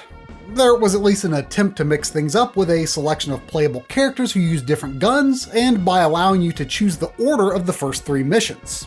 5 of the game's 8 stages feature Z-axis scaling motion, and it just looks abysmally choppy in comparison to the arcade version, which you can see on the right here on the Taito Legends Collection for PlayStation 2. And then 2 of the 3 horizontally scrolling stages have you rescuing hostages that act like they're trying so hard to be shot. They don't behave ideally on the arcade version either, but they hang around for a much shorter duration. Neither version of the game has music during gameplay, which is fine in a noisy arcade, but in my opinion, it's just a real damper on the home experience. Sorry, but I'm showing a lot of clips of playing with the Hyperkin mouse instead of the Super Scope. I had no trouble getting nearly to the end of the game on my first attempt with the mouse, and I dare say I think I actually had fun in spite of this port's shortcomings. While there thankfully is aim calibration in the options menu for the Super Scope, you kinda just drag the cursor around the screen and it does not feel as responsive as most Super Scope games. Holding the cursor button is actually what shoots your main gun in this game, while the fire button uses your rockets. Playing with the D-pad on a standard controller is a poor experience, but honestly, not much worse than the Super Scope. So this version of Operation Thunderbolt is a big miss in almost every regard, but is perfectly playable enough with a good mouse at least. Unless you just gotta have the complete set, you should definitely skip picking up this cart because it is by far the priciest Super Scope compatible game.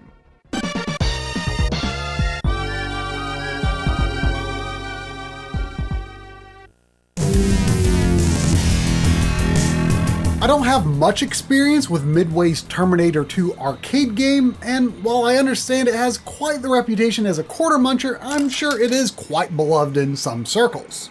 Like several other arcade shooters, it's actually not a light gun game. The cursor moves based on potentiometers in the gun grip.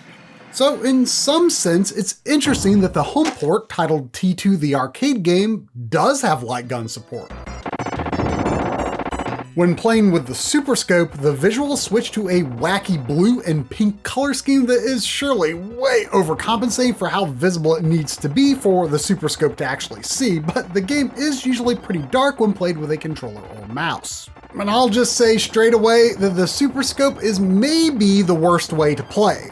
You can't calibrate the scope position, and you basically drag the cursor around as you hold the cursor button, which also fires your main gun. The mouse plays fine, I guess, but believe it or not, I think it's the standard controller that works best for me. There was definitely a bit of thought that went into how the cursor accelerates while holding the D-pad so that it's easy to move quickly around the screen, but it's also not overly touchy when tracking slow-moving enemies. But the first level in particular is so long and boring, like 8 minutes of just the same stuff over and over.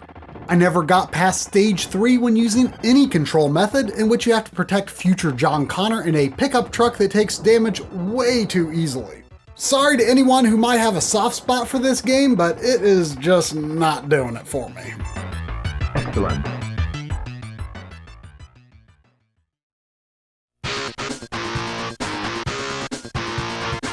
A handful of games that are mostly played with a controller or mouse also have some extremely limited Super Scope support. For instance, if you boot up Lamborghini American Challenge with a Super Scope receiver in port 2, then the title screen will ask you to shoot screen instead. This boots up a streamlined game mode where you play through 9 races in which you can shoot at your competitors and any other cars on the road. And indeed, as long as your Super Scope is in turbo mode, your car will automatically drive when holding the fire button, and, well, you just fire away. There's even a sight calibration feature, thank goodness. You can also choose to have the car turn corners by following the Super Scope sight, which works way better than it has any right to. Or you can even have a second player control the car with a controller or SNES mouse. The mouse control in particular was kind of a revelation to me when I tried the main game. It feels amazing to play, actually, and I liked what I'd seen via my flashcard enough that I went to buy a copy on eBay, even though it's a tad pricier than I'd normally spend on a card game. But I'm really in it for the mouse feature. The Super Scope mode gets boring pretty quickly, but it only takes about 20 minutes to finish. But you know, I feel like it exists for no reason other than that the devs thought it would be kind of funny, and I can definitely respect that. The Hunt for Red October may as well not even have Super Scope support, but it does. The main side-scrolling gameplay has to be played with a controller, but when you find the bonus games, you can take them on with some extremely inaccurate Super Scope shots if you like. Perhaps this should have just been an Easter egg instead of an advertised feature, as was done by DMA Design for the SNES version of Lemmings 2: The Tribes. While playing the game with a mouse or controller, if a Super Scope receiver is in port 2, you can drag the cursor, aim, fire, and destroy lemmings, leaving craters in the wake of your destruction. This game is actually a great demonstration of why Super Scope games tend to use such bright colors. The cursor movement was very spotty on my PVM until I dialed up the brightness. Now, I've struggled to find sources to verify this, but my impression is that the Lemmings 2 Super Scope support was only just discovered, or at least made widely known, not all that many years ago. It's not very useful, but it doesn't need to be since it's not an advertised feature and just exists because someone thought it would be silly to put in there and see if anyone would even think to try it. As far as I know, these are all of the known games with Super Scope support, but as the Lemmings 2 situation proves, who knows? According to Modern Vintage Gamer, the source code for the Super Nintendo version of Doom has references to the Super Scope, but there doesn't actually seem to be a way to use it in the released game. There also is another light gun game for the SNES, Lethal Enforcers, but that uses the Konami Justifier instead. And as I showed with the Wii Remote on Mister, you can get creative with software emulators to use a mouse or even head tracking to replicate light guns. And since a lot of the games seem to play better with the SNES mouse when it's an option, this sort of thing is definitely not a bad idea. Honestly, more of the Super Scope games have been decent to good than I was expecting. So at the very least, no matter how you manage to rig up a way to play these games, you should definitely check out Battle Clash, Metal Combat, X-Zone, I suppose Yoshi's Safari, and even Lamborghini just for the laughs. It's not as killer of a selection as what you can play with gun cons on PlayStation 1 or 2, but the Super Scope was a bit of a light gun blind spot for me, and so this has definitely been a fun experience learning about a set of games that we all know exists, but have rarely paid much attention to. So regardless of whether you intend to ever try the Super Scope or any of these games yourself, I hope you've enjoyed seeing what it's all about.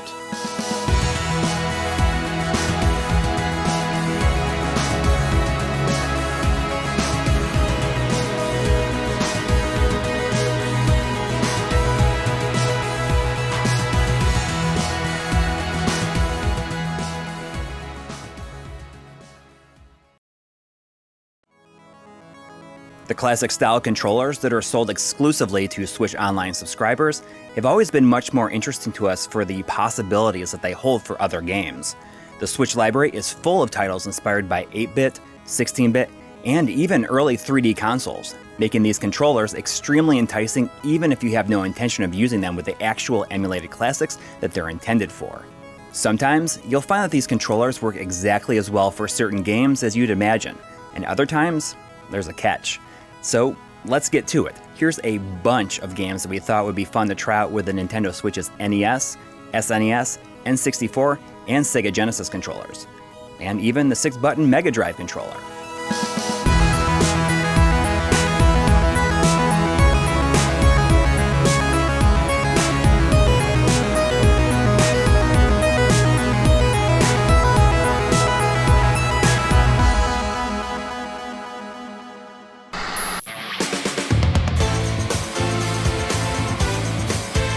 In a world where even Microsoft has extremely precise D-pads on their controllers, it's been strange to see Nintendo really regress in the area of D-pad design in recent years. The Switch Pro controller's D-pad is simply not as good as it should be.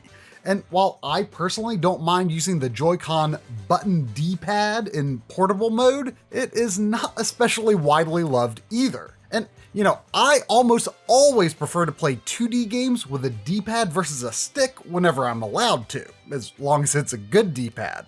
So that's the biggest reason why the Nintendo Switch Online Classic controllers are so appealing. There are, of course, other options like 8-Bit Do's line of classic-inspired controllers, and while they do have features like built-in turbo and can be quite versatile, their D-pads have been hit or miss at times. But yes, in general, a lot of third-party controllers are very much worth considering, but there's just something especially appealing about the real deal Nintendo and Sega Classic controllers, so we want to focus on those this time around. And while their applications can extend to use on computers for emulators or even original hardware via Bluetooth adapters, today we're only looking at how well they work with various games on Nintendo Switch. Regular Switch games, that is, not the Virtual Console style apps. Now pay attention, this is important. None of the Switch Online controllers are eligible for system-level button remapping, so in-game control customization is essential in many cases. With that in mind, let's look at how each controller maps to help you envision whether a certain controller might work for your favorite games. In all cases, button labels that correspond to buttons that already exist on a standard Switch controller are translated literally. So A and B, and by extension confirm and cancel, are on the buttons labeled as such on each respective controller. This will work very nicely for some game controller pairings and not so nicely for others. Each controller, of course, has a start button, which expectedly corresponds to the Switch's plus button. Minus button features are therefore mapped to select on the NES and SNES controllers, but unfortunately the Sega and N64 controllers do not have a minus button equivalent. Like any Joy-Con, the NES Joy-Cons have tiny R and L buttons on the rails, which are not great, but do increase the number of games that they can be used with. These are also technically compatible with the R and L button extensions, but it looks and feels a bit weird. The SNES controller similarly has bonus ZR and ZL buttons on the top, which also aren't great for frequent use action functions, but they go a long way to making this the most highly compatible controller of the bunch.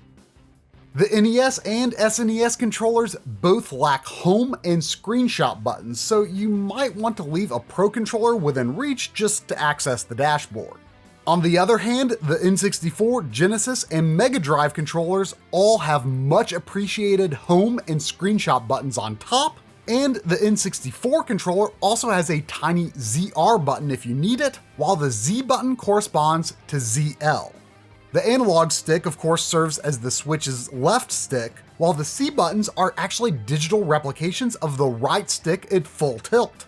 This arrangement opens up just as many fascinating possibilities as it loses due to the lack of X and Y buttons. Oh, and do note that while the N64 controller has a built-in rumble feature for N64 games, it seems to not be the Switch's signature HD rumble, and we haven't actually noticed it do anything during gameplay in regular Switch titles. The 3-button Sega controller is certainly iconic and feels oh so right for a good several games, but it is undeniably deeply lacking in functionality, which makes the price hike over the SNES controller pretty shameless. The C button doubles as the R button, while the shallow clicky mode button, which normally does not exist on a 3-button controller, is ZR. On the other hand, the infuriatingly Japan-exclusive 6-button Mega Drive controller has incredible potential, with the top row of X, Y, Z buttons adding X, Y, and L functions respectively. So in summary, the available functionality of each controller is all over the place, and none of them have the ability to replicate stick clicks.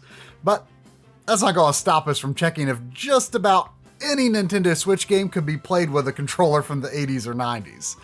So now that we're all on the same page in terms of what each controller can and can't do, I'll let Corey kick it off with the games.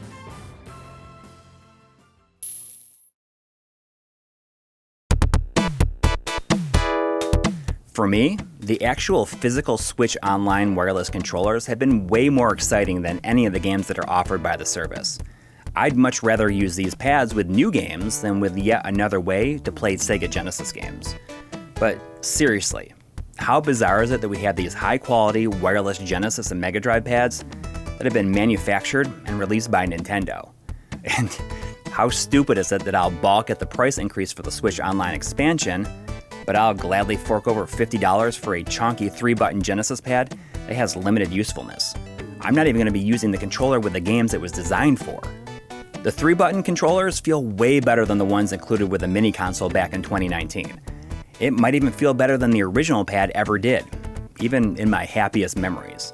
To me, the 3-button is the Sega Genesis controller, and I'm happy they made it, despite its limited usefulness. Still, there's bound to be some games it'll work with, and what better way to break it in than with Sonic Mania?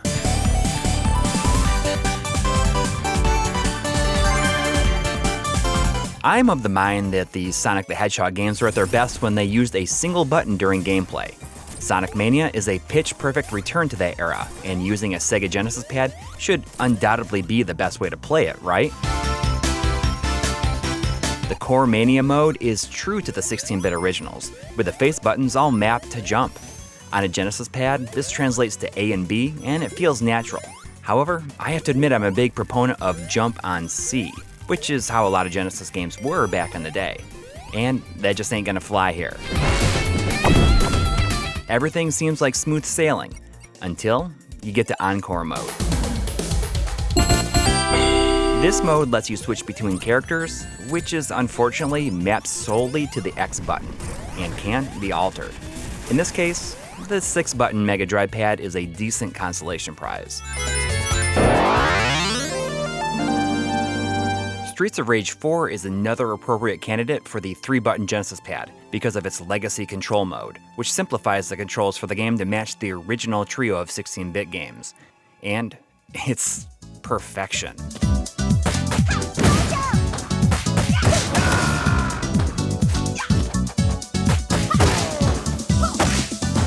For a brief moment, I could glimpse my childhood bedroom sitting on the lime green rug playing Streets of Rage 2 for the first time.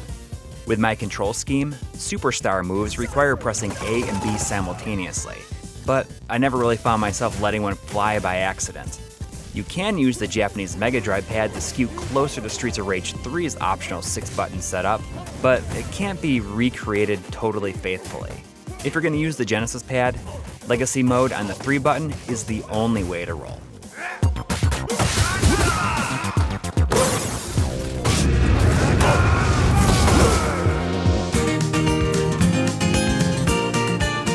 How about Alex Kidd in Miracle World DX? Button config can't be changed at all, so attack being linked to Y means that it's a non-starter for the Genesis 3-button and NES pads. The Mega Drive pad works better, but using the center button on each row, meaning Y and B, as attack and jump, just feels ultra clumsy to me, and I don't like it. I don't like it at all. And in situations where a game is forced to be played like this, well, it's probably going to be a deal breaker for me.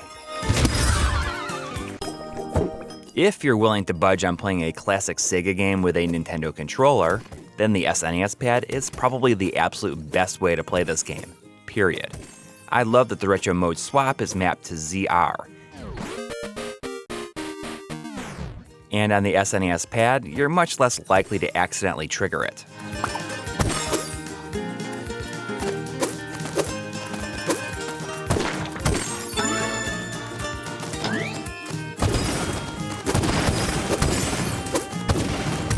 I'm sure that Tri will feast delightfully upon the possibilities of the N64 controller later on, but for me,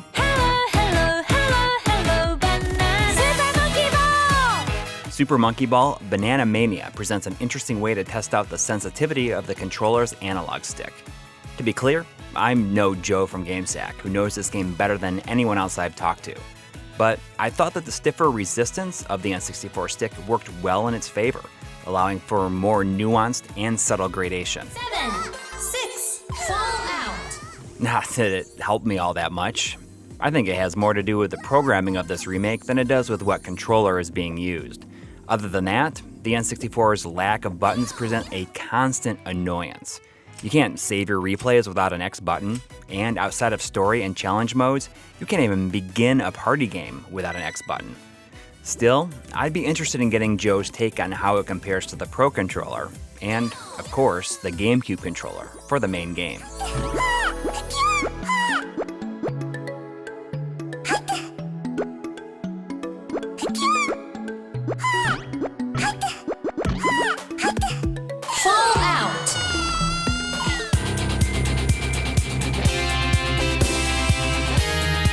How about all those Sega Ages releases from M2?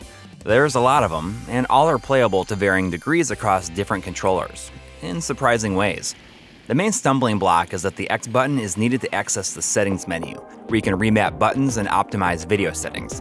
You won't be able to do that with the NES, Genesis 3 button, or the N64 controller, so you'll want to use a different controller to get all your settings just the way you want them. Welcome to the fantasy. The big shocker for me was Space Harrier with the N64 controller. This is something I never knew I wanted, and I was absolutely blown away by how fun it is. The analog stick works just like the arcade's flight stick, and if you assign shooting to ZL, then you can play on one hand. Leave it to one of my favorite games of all time to make me enjoy using one of my least favorite controllers of all time. Except, for some inexplicable reason, both of the Sega Ages Superscaler games, Outrun and the aforementioned Space Harrier, will not let you remap the insert coin/start button, which means you'll need a different controller to actually start those games or continue if you're on certain pads. Maybe I'm missing something though. In general, the Mega Drive 6 button is a nice catch-all choice for most of the Sega Ages games. Surprise, surprise. Although the SNES pad feels pretty good too, especially since most of the games have no way to link the ZR or ZL triggers to any function, so you're not going to miss them.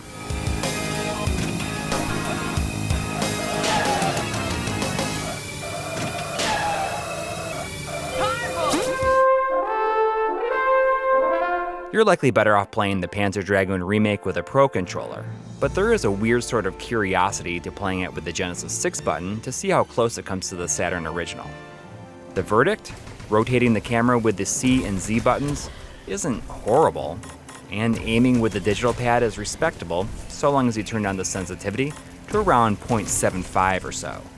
The N64 controller would have been an interesting prospect, except the Z shoulder buttons have no binding, so there's no way to rotate the camera left. A couple of years back, I bought a Bluetooth 8-bit DOE M30 because I wanted to use it with the excellent Wonder Boy series revival, Monster Boy and the Cursed Kingdom. It worked out exactly as well as I'd hoped, and I spent much of a second playthrough using it.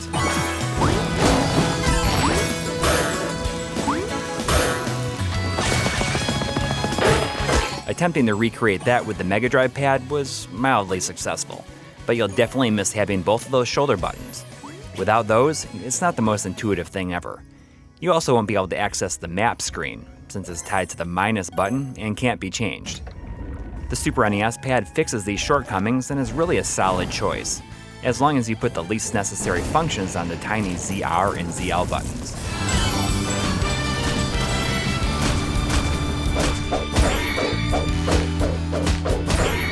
Although it's a much less complex game, I ran into the same sort of stumbling blocks with Wonder Boy, the Dragon's Trap remake. It's simply not comfortable to play with anything other than the SNES pad because you can't reassign your inputs at all. It's great with that controller though. And much like the Alex Kidd in Miracle World remake, I like that the retro visual modes is assigned to the tiny, out-of-the-way ZR button. Retro audio toggling is completely out of the question though, since it's linked to the right stick click, or the R3 button if you prefer. Rounding out the trio of Wonder Boy games, we have the middling Wonder Boy, Asha, and Monster World, which will work great with the SNES pad and Mega Drive pad, and even the Genesis 3 button, as long as you don't mind using the mode button for, say, Pepe Le Pew's moves and sacrificing the worthless magical hit move. If this remake didn't put opening doors and talking to townsfolk on its own button, you could have mimicked the original's control fairly seamlessly.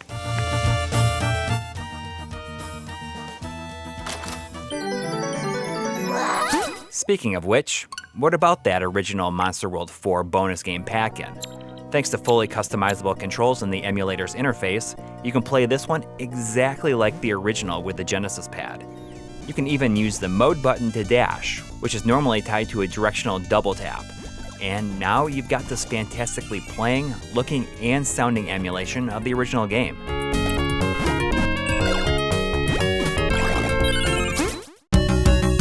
The same emulator used for Monster World 4 brought us the recent re-release of the cult classic shooter, Advanced Buster Hawk Glaylancer. In contrast, it adds a number of new features to help it as a standalone release. You can emulate the original control schemes with the Genesis pads by setting speed cycle to A, shoot to B, and lock to R. Go ahead and put rewind on mode, you cheater. Modern mode, which lets you cycle through different styles of satellites and control them with dual analogs, will require a more complex controller though.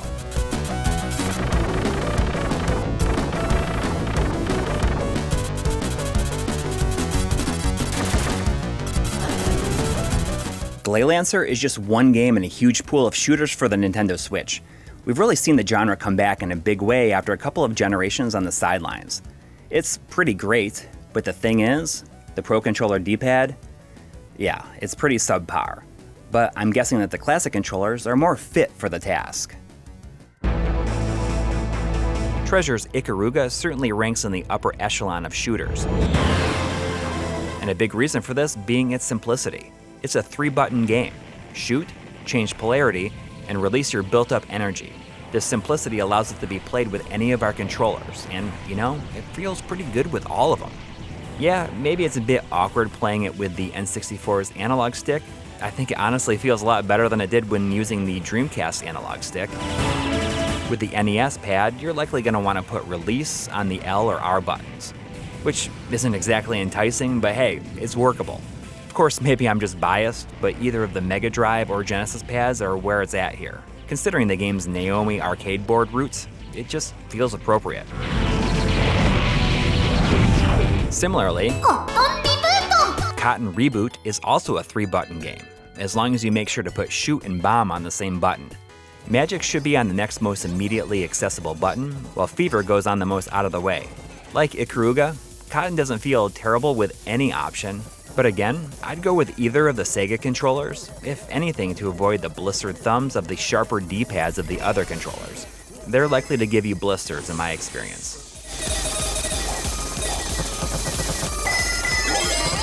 Protoculture Games' amazing Thunder Force series homage, Devil Engine, is a little more complex.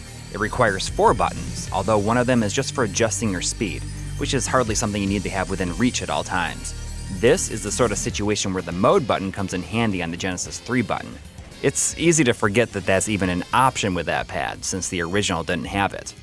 While it is possible to play the game with all of our available controllers, Devil Engine feels best with the SNES or either of the Sega pads. The burst move lets you absorb enemy bullets, and I've grown accustomed to putting critical parts of the gameplay like that on shoulder buttons. It feels more natural to hit that button without taking my thumb off the shoot button. However, those with fond memories of the Thunder Force series have already made their decision on how they're playing it, and they won't be disappointed.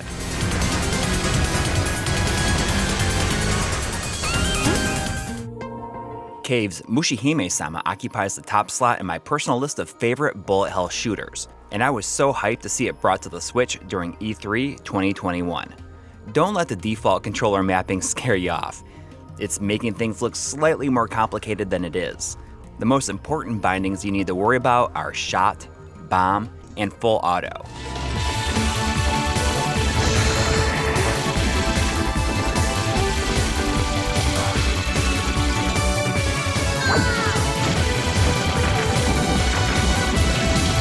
I'm sure bullet hell connoisseurs will scoff at my suggestions, but they'd probably be using an arcade stick anyways. Maybe some of us casuals want to use an N64 controller with this. I personally really like the D-pad on the Mega Drive 6 button for Mushihime-sama. Rolling my thumb around on it perfectly complemented the subconscious guidance of my brain, which is one of my favorite parts of playing this type of game.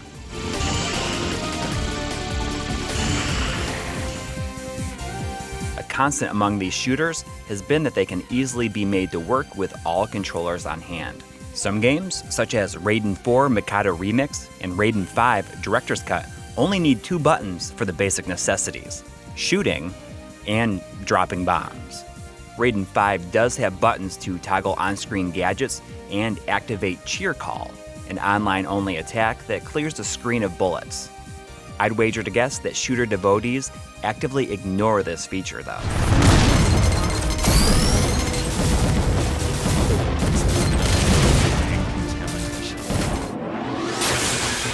The excellent Rolling Gunner plus Overpower from Mebius is a more complicated situation. The base mode is a pure shooting experience and uses 3 buttons to deliver blistering hot shooter action. The Overpower expansion throws all that out the window and lets you guide your option independently, similar to how the modern mode works in Glaylancer, twin-stick shooter style. Using the N64 controller, it's workable. Who knows, you might prefer the digital right analog stick inputs being on the C buttons. I personally found this mode to be awesome with the Pro controller, though, so I'll be sticking with that.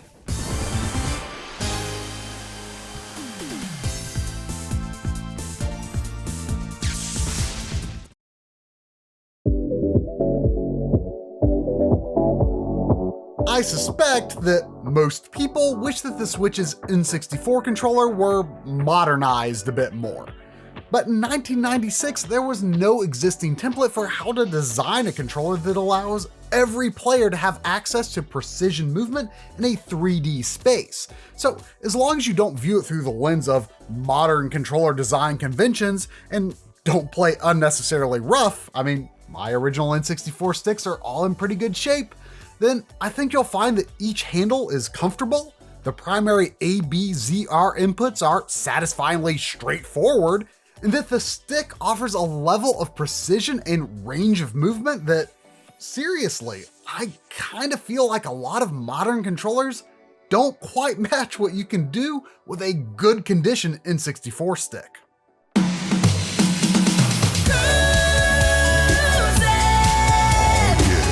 Let's start with a big win for the N64 controller.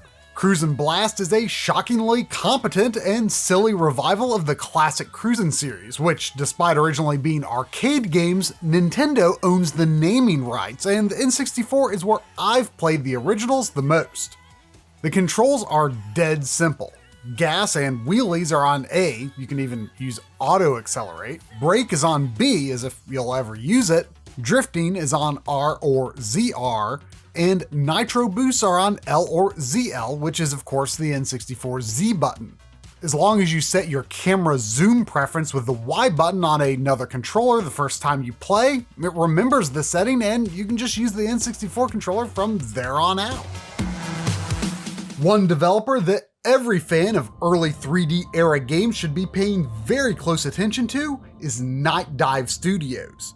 They've been remastering a variety of N64 and PC games for several years now and have earned a reputation for maintaining a high degree of authenticity while using their in-house Kex engine to tastefully add in more modern features. I only have 3 of their games on the Switch at the moment, but all of them have highly customizable controls. With Turok Dinosaur Hunter, the remaster's default controls conform to modern standards of moving and strafing with the left stick and turning on the right stick, which is good of course. But this would be a bit odd on N64, so all you have to do to make it play just like the N64 version is remap shoot to ZL, jump to R, weapon swaps to A and B, and turn on the southpaw toggle. This way you move and strafe with the C buttons like keys on a keyboard and look with the stick. Turn on vertical inversion for maximum authenticity. It may seem a little odd today, but I think it works pretty well and will feel very familiar to anyone who played Turok back in the day. I'm less familiar with Turok 2, but you can set up the fundamental movement controls in the same way as Turok 1, although there are way more bindings required, so you'll be forced to put some things on L and the D-pad. It could work in theory, but you shouldn't have to swap grips during gameplay on N64 controllers, so I would suggest just playing this one with a Pro controller instead.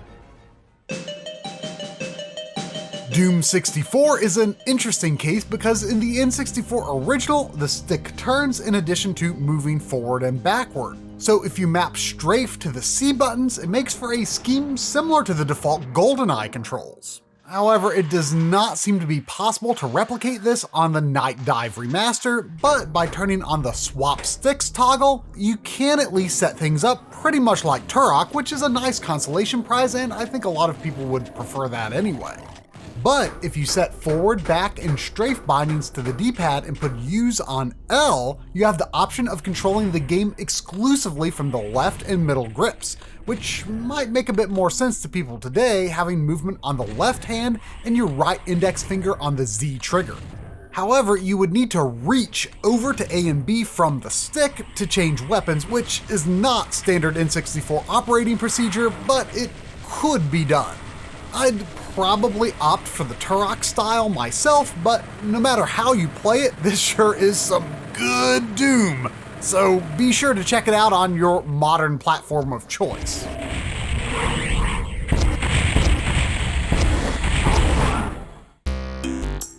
So there's a developer called Ciactro who specializes in low poly throwbacks and has released several games on the Switch eShop through Diplodocus Games, or Diplodocus, however you're supposed to say it, for 99 cents, which is essentially free thanks to Nintendo's Gold Points reward system. And there are way worse ways to spend 99 gold points on the Nintendo eShop. Games like McBat 64, Journey of a Nice Chap are thin on gameplay, but are accurate enough visually to at least give a pleasantly relaxing hit of mindless nostalgia. It's actually oddly surreal to hold the C buttons and see the camera pan around at 60 frames per second. That's not something I'm used to seeing while holding an N64 controller. B is your primary action button, which makes McBat fly and do whatever else, including confirming in the game's very limited menus, which is a bit odd, but that's how regular controllers work in this game too, so it's workable. Unfortunately, if you try playing Ciactro's Tori 3D and Tori 2 with an N64 controller, well, running is activated with the Y or ZR button, which technically you could use that tiny ZR on top of the Switch Online controller, but you aren't going to want to be holding that for very long. Also, A does a short jump while B does a higher jump in these games, and B is just not what you want for your primary jump on an N64 controller. To be fair, the Tori games seem a bit more PlayStation or Saturn inspired than N64, and they do feel quite fast and fun with a Pro controller. I actually reached out to Ciactro on Twitter about this though, and they seemed interested in possibly patching the game for N64 controller support and using it in future games, so here's hoping that might happen. A more high-profile throwback to the late 90s is Playtonic's Yooka-Laylee. I really like the Switch version of this game, but unfortunately there's not much reason to spend much time on it here because the N64 controller is just not at all workable for it. Jump is locked to B, which will continue to be a problem for trying to play many Switch games with the N64 controller. Not to mention you need Y, X, and a better ZR button. There are just simply way too many semi-complex moves in this game to execute without a standard controller. It's a similar situation with another 3D platformer, A Hat in Time. B jumps, you've got no Y button for attacks, and well, there are just a lot of other functions that you can't do very easily with an N64 controller. New Pokemon Snap is the first ever sequel to Pokemon Snap on the N64, which is a beloved game that I've never loved quite as much as everyone else seems to. Still, I wanted to give the new one a try, and why not see if it can be played just like the original? The short answer is, yeah, kinda. All of the bare bones gameplay and menu functionality seems to be accessible almost entirely with the N64's stick, Z button, and A button. Running a scan is easy. All you gotta do is press the X button. However, it does seem that certain functions get mapped to X and Y eventually, so you probably can't get all of the best pictures this way. Plus, I actually really like gyro-based aim compensation, and more games need to support it. I'd really hate to miss out on that feature by not playing it with a Pro controller. So yeah, if you love the original Snap, try the new one with an N64 controller just for fun or as a challenge, but it's no substitute for a more fully featured Switch controller in this game at least. Well, I'll admit, it's probably about time I gave y'all a break from my N64 controller love. Don't worry, Corey won't talk about nearly as much as I do. The results have been a bit mixed thus far, but we will be trying a good several more games with it as we go along. Trust me, there are definitely some interesting use cases for it that will be covered between now and the end of the video. While Puyo Puyo games have been on just about every console and handheld ever, and while my own first exposure to the blobby puzzler was Kirby's Avalanche on Super Nintendo, I think there's little doubt that Puyo Puyo is most strongly associated with Sega. I mean, they've owned the series for the past 2 decades plus. So I really wanted to try Puyo Puyo Tetris with the 3-button Genesis controller, and I was not disappointed.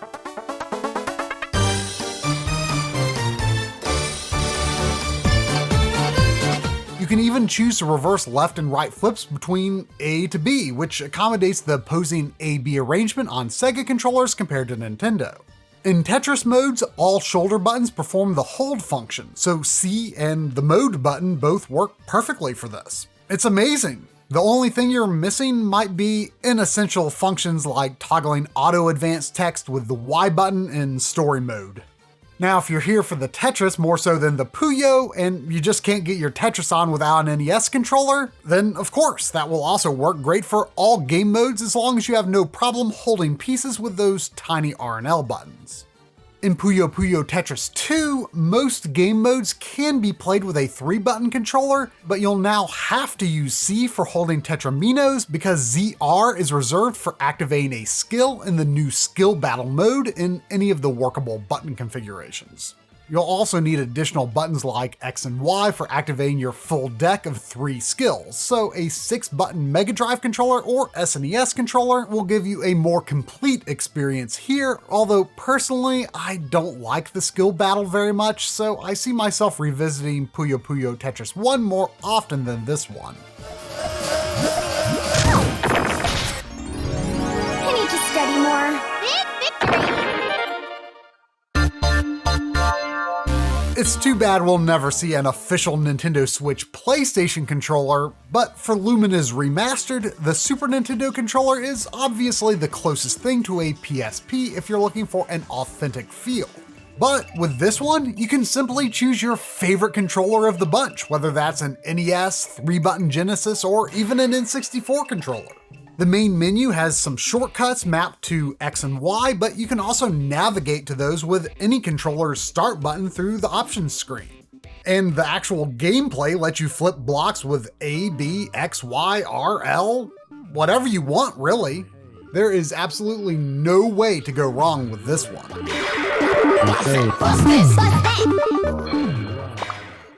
The excellent Panzer Paladin by Tribute Games leans towards a sort of 8-bit plus art style, but the NES Joy-Cons just can't accommodate its button needs. So while it may be less fitting, the SNES controller is nonetheless a great controller to play the game with. Really, you'll find this situation a lot.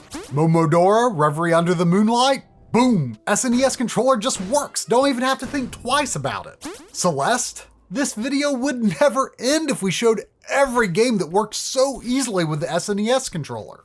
I pretty much go into the majority of 2D indie games on Switch with the assumption that I'd enjoy them best with the SNES controller, and only reverse course if it turns out to be unworkable, like holding ZR to lock your feet while shooting in The Mummy Demastered. No thanks, not doing that.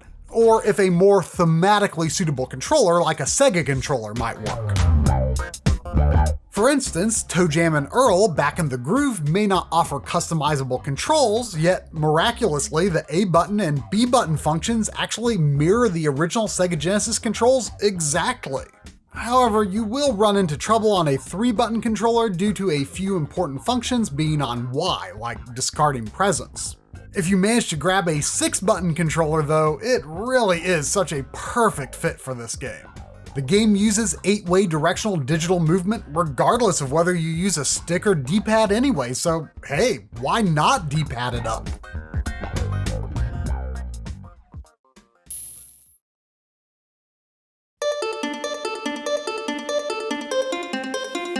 Toe Jam and Earl Back in the Groove is just one game in a Scrooge McDuck money bin worth of classic series revivals that are coming out faster than I can keep up with. From new sequels to remasters and reboots. Some of the games and series that we've seen resurrected in the last couple years has been straight up ridiculous. We've already seen some in this episode, but there's bound to be plenty more. So let's see what we got. My God. Never in my wildest dreams or nightmares did I expect to see the inexplicable return of Toki, of all things. But here I am, playing a Toki remake with incredible, gorgeous artwork. It even got a crazy physical version in a giant box that turns into an arcade machine. Being an arcade game at its core, Toki keeps it simple and uses just 2 buttons, shoot and jump, which are mapped to Y, A, and B.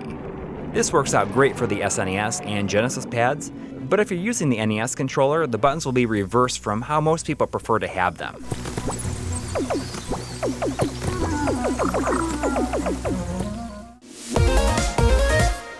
We've seen the mainline progress and regress over the course of 3 decades, but 2018's Mega Man 11 was the biggest deviation from the formula yet for the Blue Bomber. The speed and power gears are the crux of the expanded gameplay, and are heavily used throughout. These are easily activated using the shoulder buttons, unless you're using the NES pad. Let's go ahead and just discard that idea now. Nostalgia aside, I don't think anyone really wants to play this game with those tiny shoulder buttons. Actually, the same goes for both Genesis pads. Using the face buttons to engage these moves is way too clumsy, and let's be honest, who are we trying to impress? That leaves the SNES pad to save the day, and it's freaking great. Mega Man games tend to require a good D-pad, and this is much preferred over the Pro Controller's pivotless cross. Put your weapon selections on the tiny Z buttons where you won't accidentally hit them. This feels like the right way to play a Mega Man game. It's new, but old.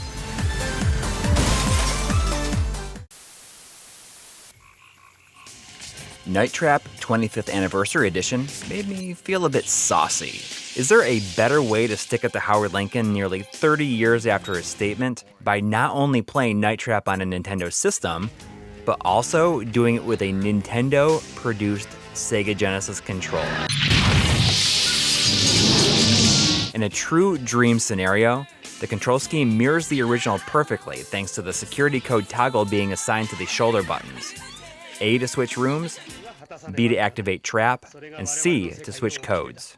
I never imagined this combination would be perfect when I booted this up.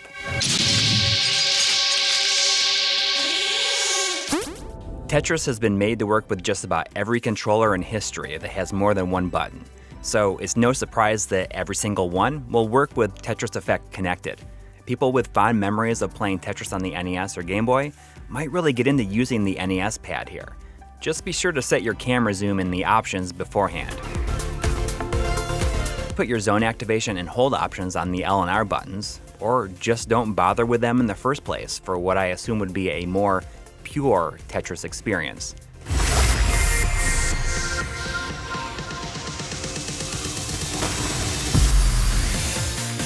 SNK Heroines Tag Team Frenzy was an unexpected sequel to the Neo Geo Pocket fighting game.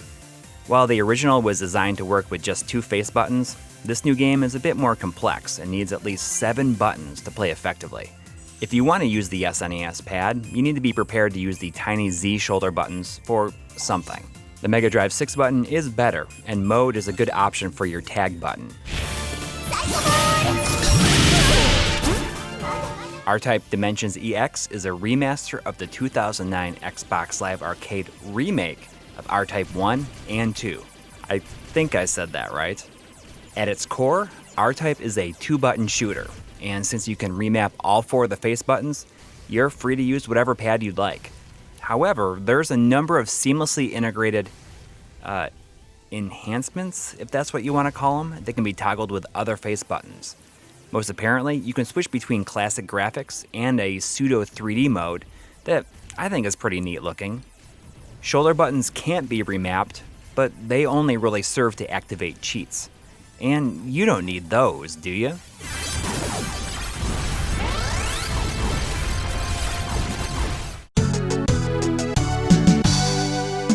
Both of Tango Project's ports/remake hybrids, Wild Guns Reloaded and The Ninja Saviors Return of the Warriors, are among the best games of their release year, both originally on the Super Nintendo in 1994 and on the PlayStation 4 and Switch in 2018 and 2019. The original 16-bit versions are both prohibitively expensive these days, and the situation is only getting more dire. Pairing both of these games with the SNES controller makes more sense than just about any other game we've tested for this episode, and I cannot believe how right they feel. Once you try them with the SNES pad, it's like the controllers weren't made for the Switch's Virtual Console equivalent, but were actually made for these two specific games. You can literally buy both of these games and two SNES Switch controllers for less than what a real cartridge of Wild Guns or the Ninja Warriors for the Super Nintendo go for on eBay. Both Tri and I have said in the past that both of these games are so well done that we don't feel bad not having the originals. That's even more accurate now that I can use era-appropriate controllers for them.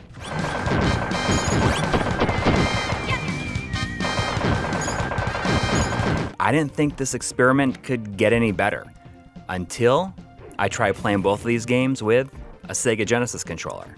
Both are 3-button games with fully customizable mapping, so there ain't no wrong way to do this. It's so good that I started to wonder if these controllers weren't made for the Switch's Virtual Console equivalent, but were actually made because someone, somewhere at Nintendo, wanted to play these two exact games with these two exact controllers.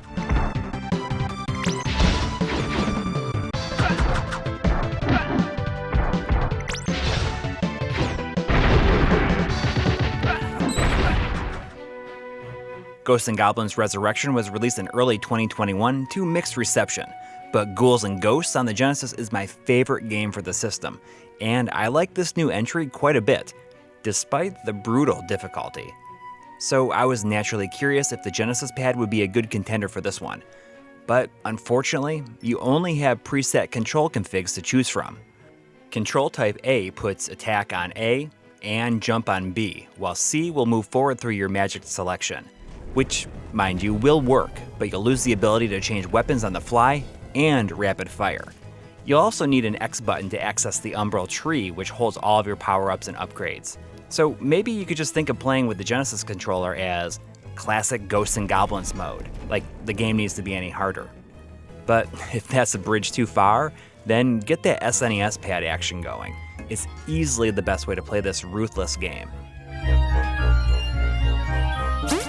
Ghosts 'n Goblins was the primary inspiration for the arcade throwback Battle Princess Madeline. The Royal Edition on the Switch excises the adventure mode of the PlayStation 4 version and opts for a more pure arcade-style experience. Having no button mapping preferences mean that the Super NES controller is the most natural option. Attack on Y, jump on B, and weapon and magic cycling on the shoulder buttons.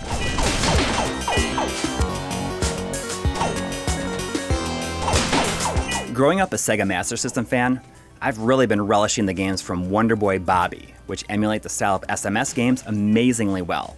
The Monster World-esque Agalos, and more recently, the arcade-style Run and Gun Tanuki Justice have been among my favorite games released over the last couple of years. Agalos' button scheme was tailored for the Switch Pro controller's button layout, and with a lack of rebinding options, there's not a whole lot of ways this can go.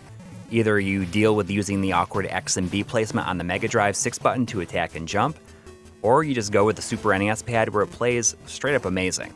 Furthermore, since X and A are used for different kinds of magics and special moves, that would have felt totally backwards to me with the Mega Drive pad. Tanuki Justice offers fully customizable button mapping, but trying to find something that works comfortably with the Mega Drive design just wasn't possible for me. You simply need two shoulder buttons to accommodate the important lock shot and lock move, which are ultra important as things get pretty intense in later levels. Obviously, the SNES button layout shines here, but the softer, disc-like D-pad of the Genesis controller would have been welcome since you're regularly making use of diagonals. The N64 controller could have been an interesting revelation, but the lack of face buttons for your super attack puts you at even more of a disadvantage. Xeno Crisis. Bitmap Bureau's Xeno Crisis was great on the Sega Genesis, but even better on the Switch as a full twin-stick shooter. If you flirted with the idea of playing the Switch version with Genesis controls, you're out of luck, since the controls cannot be remapped. The N64 pad almost works, but you'll lose critical functions, such as throwing grenades. Clearly, the Pro Controller is the only way to take on this bug hunt. Jay and Silent Bob Mall Brawl was a logical fit for the NES pad. After all, it was released on an actual NES cart as well. It has mappable controls for A and B, punch and kick respectively, but I felt a little deflated when I saw that the unused face buttons were assigned to jumping. Turns out, jumping can also be activated the old-fashioned way, by hitting A and B together, like Double Dragon or River City Ransom. Character swapping can be done by pressing the R button, or more appropriately, you can use Select as well. Heck yeah, now this is a true throwback. 80s Overdrive is clearly inspired by Sega's Superscalar arcade games. Man, look how incredibly crisp it looks. Unfortunately, controls aren't remappable, and that prevents it from being fully playable with the Genesis 3 button. The 6 button will work, although it's not exactly optimal because gear shift is too far of a reach from accelerate. You really need those shoulder buttons, so it's up to the Super NES pad to once again save the day.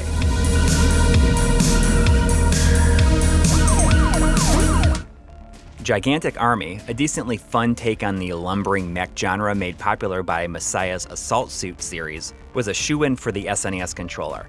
At first, things seemed great, except that the boost move is tied to the ZL button. In a game where you have a time limit that's always breathing down your neck, boosting is critical to your survival. In the heat of battle, this tiny button is probably the last one you want to use on the SNES pad. I was ready to chalk this one up as being a no-go until I realized you could boost by double-tapping the D-pad. This made a huge difference, and is something that I'm used to anyways. So suddenly, this became pretty playable. Code of Princess EX is a port of the 3DS brawler that pilfers heavily from the purse of the Sega Saturn classic, Guardian Heroes. They're not exactly shy about it. Naturally, my mind jumps to the Mega Drive 6 button here since it's the closest thing that we have to the Saturn pad. There's no controller remapping nor any in-game controller layout display, so I had to consult the manual to figure out what I was doing. And hey, this ain't so bad. A and B are your strong and weak attacks, while C and Z are used to block. Guardian Heroes on the Saturn use the shoulder buttons to jump in between rails, or in and out of the battlefield, but Code of Princess wants you to hold block and press up or down. I think this works really well in the 6-face button layout, and I might even prefer it to shoulder buttons. Lock on and burst are assigned to the X and Y buttons, and I gotta say, we have a really nicely playing game with this pad.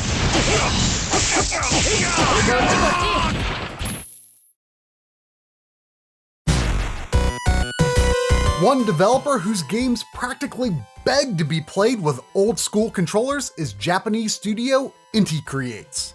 Not only does the Switch offer some really appropriate controllers for their games, but in at least one instance, I've noticed that they use more effective interpolation on Switch to hide non-integer scaling shimmer compared to PlayStation 4. So yeah, there are actually plenty of good reasons to play Inti Creates titles here.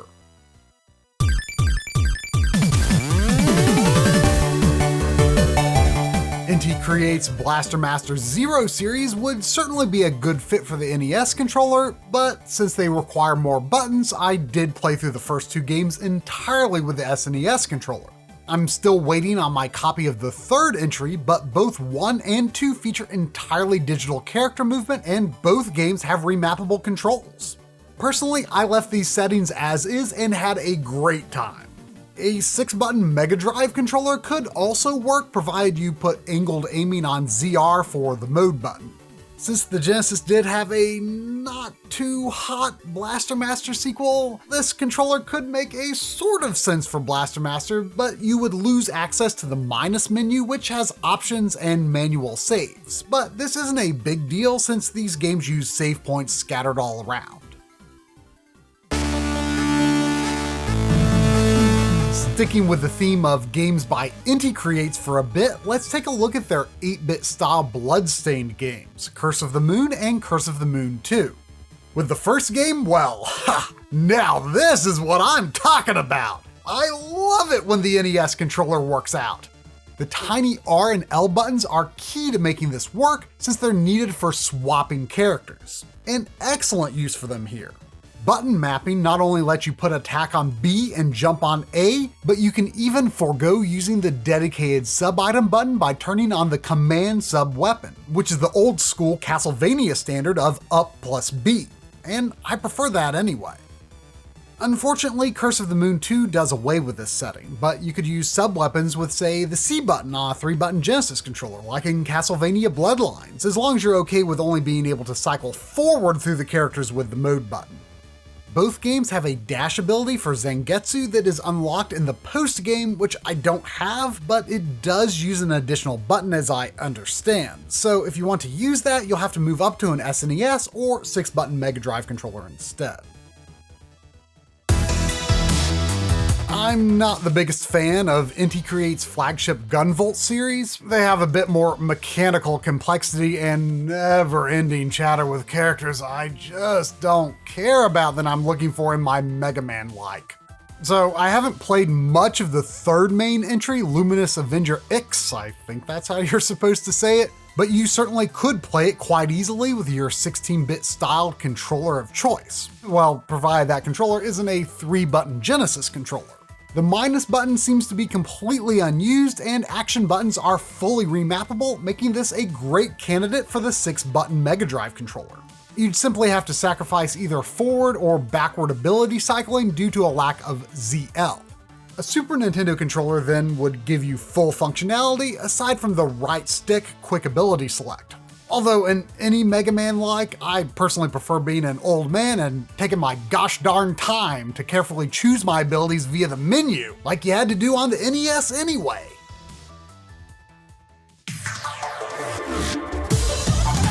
The last Inti Creates game I wanted to look at is the Mega Man Zero and ZX Legacy Collection. The Game Boy Advance has as many buttons as an NES Joy-Con, and while Select is repurposed for the collection menu, Mega Man 0, 1, 2, and 3 don't use Select, so technically you could play with it, but dashing and using sub-weapons with these Joy-Con shoulder buttons sure don't feel great to me. But it is an option if you're okay with that. Mega Man 04 needs a third action button to replace Select, so the best solution from the get-go might just be the SNES controller. Now, of course, the Nintendo DS was Nintendo's first system to revisit the SNES button layout, so you'd hope that an SNES controller would work well for the Mega Man ZX games, but there's a bit of a catch. The right stick is used to navigate the touchscreen, but the N64 controller doesn't have enough buttons to otherwise support the rest of these games' functionality. I skipped over these games in the early 2000s, and I would rather play them with an SNES controller than a Pro controller, but I just don't know if you could get away with never interacting with the touchscreen.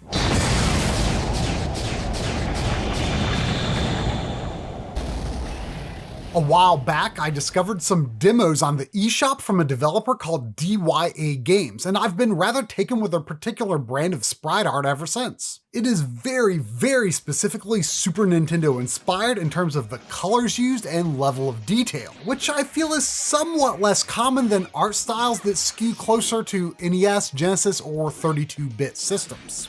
Naturally, I just had to see how they would play with an SNES controller.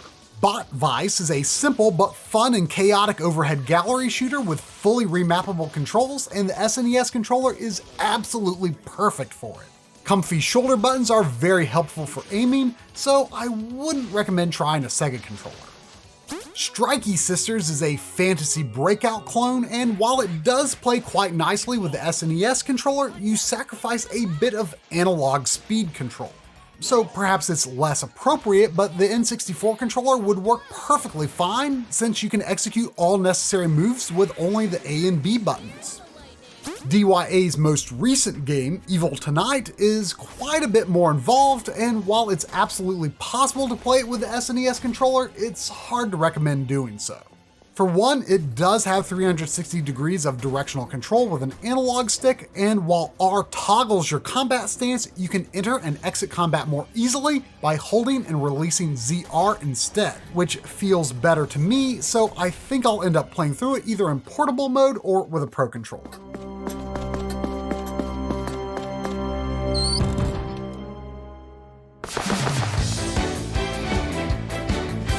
While it may be tempting to think of Octopath's Traveler as a 16-bit style game, it plays very differently from games of that generation, and honestly, the visuals make me think more of PlayStation RPGs, which often do have sprites living in a polygon world. It might also be tempting to think the SNES controller would be the perfect way to play it, and indeed it does have everything you need to play the game. ZR, ZL, stick clicks, and the right stick are never used. However, while the game's D-pad movement is perfectly serviceable, the left stick allows for more varied walking speeds as well as 360-degree navigation, which I find to be helpful in sussing out hidden paths. Really, exploration feels more 3D than it may look, so personally I prefer to use the Pro controller or handheld mode with this one.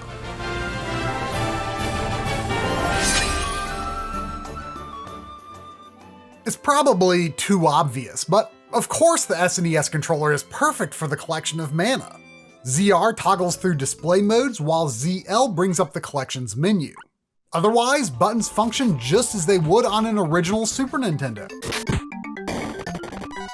However, I think playing Final Fantasy Adventure with the NES controller is the more interesting scenario here.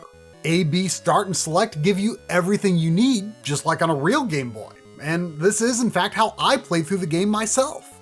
Once you have the filter set up the way you want, gotta go Game Boy LCD green, then there's no real need to open the collection menu again, so just switch to the NES controller and enjoy the pure simplicity of it all. Chocobo's Mystery Dungeon Everybody is a HD port of the Wii Chocobo's Dungeon game, and while I'm definitely not a roguelike connoisseur, I did enjoy it quite a lot back on the Wii. And since you could play it with only a Wii remote, I was curious if the new version's controls might be so simple that you could play it with only an NES Joy-Con, but no such luck. The number of functions and a lack of remapping pretty much leaves us with the SNES controller as our only choice, which, to be fair, is probably the sensible one to want to play this game with anyway. ZR and ZL are used only for expanding the text log, so almost everything else you do in the game is quite comfy on an SNES pad. While you do sacrifice analog movement in town, this isn't the biggest loss, and dungeon crawling is entirely grid-based, making D-pad input ideal.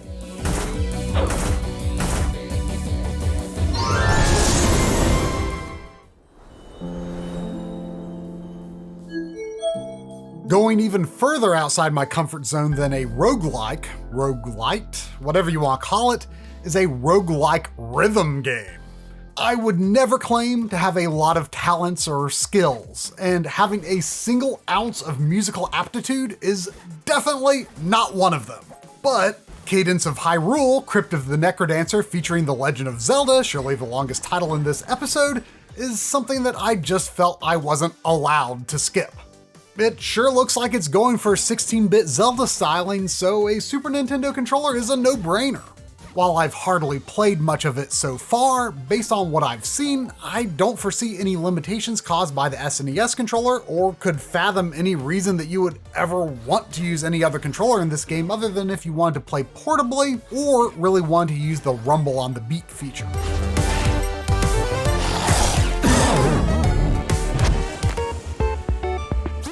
And you know, I can definitely get down with a shameless Zelda clone or tribute, and there are several that are really easy to play with an SNES controller, like Blossom Tales: The Sleeping King, and also Arietta of Spirits. Heck, you could even configure Arietta to play perfectly with a 3-button Genesis controller if you want to capture more of a Crusader of Sinti vibe. Sometimes things just don't work out though. I mean, an obvious one is Axiom Verge. It may look NES inspired, but it just uses way too many functions. ZR, ZL, the right stick, to make playing with even the SNES controller a great option. And I was a bit disappointed that I Am Setsuna and Lost Sphere, being pretty directly inspired by Chrono Trigger, could not be played with the SNES controller, since they require a left analog stick to move around. And likewise, I wish you could play Link's Awakening and Pokemon Let's Go Eevee and Pikachu with an NES controller to get closer to their Game Boy roots, but Link's Awakening requires more buttons, not to mention an analog stick in spite of 8-way movement. And Pokemon Let's Go doesn't even let you connect a Pro controller, let alone a Switch Online controller. Seriously? Anyway, let's take a look at some more of the games that Corey checked out.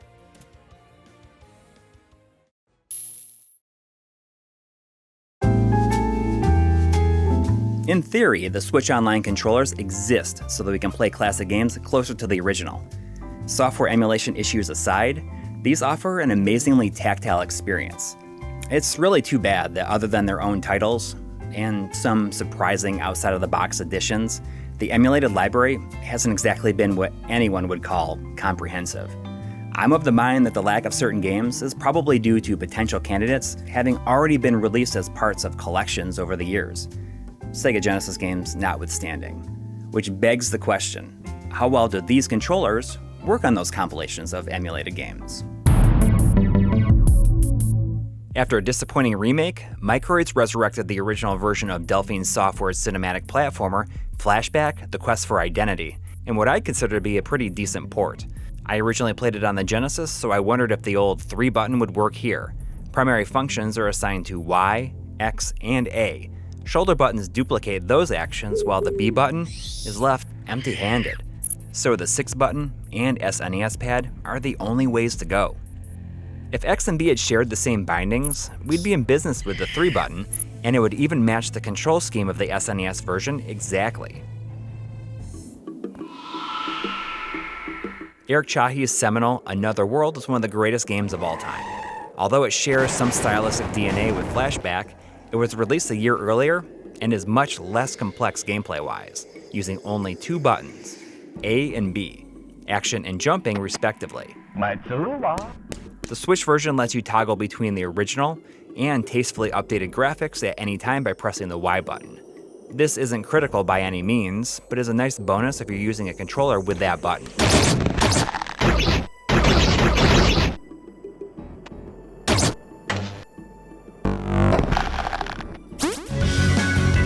While Mega Man 11 wasn't a good fit for the NES pad, what about the actual NES games? Mega Man Legacy Collection has just enough button mapping needs that it'll work perfectly, and all you'll have to sacrifice is autofire. You can map controls 1-to-1 from the original while using the tiny shoulder buttons to access the overarching collection option menu and the rewind feature. If you wanted to spice it up a little bit, you could always play Wily War style with a Genesis pad. Tie jump to C, shoot to B, and start to A. The rest is up to you. It's just too bad that the input lag in this version in particular seems to be pretty awful.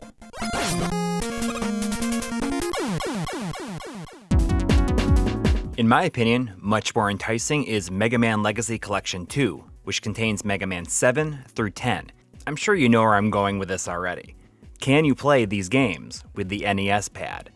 The original series really never deviated from basic jumping and shooting mechanics until 11, and this compilation has fully customizable controls. So, heck yeah, you can.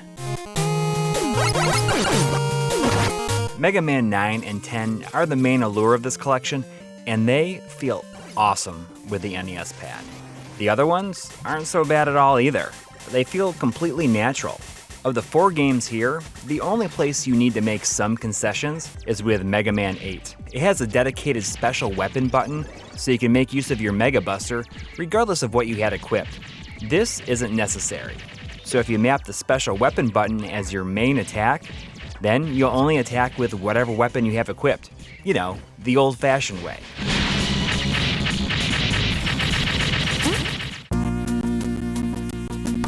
Disney classic games Aladdin and The Lion King can be fully customized per game, and they run great. This is one of those cases where it really pays to have both a Genesis 3 button and an SNES pad, because you can get a more authentic experience with both the console N or console S versions. The ability to rewind is a nice extra that you can put on an out-of-the-way button or just omit it completely. I'm sure that these same modifiers are applied to the Jungle Book and the More Aladdin DLC that was recently released. The only thing to keep in mind is that the in-game menu is accessed from the Select or Minus button, which can't be altered, so be sure to have a Pro Controller laying around if you're using a Genesis controller. It makes sense that Nintendo's standalone emulated release of Fire Emblem, Shadow Dragon, and the Blade of Light is fully playable with the NES Joy-Con.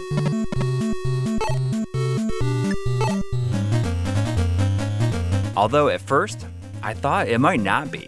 Turns out if you hit L and R simultaneously, you can access the emulator menu to create and load bookmarks, change scaling settings, and rewind turns.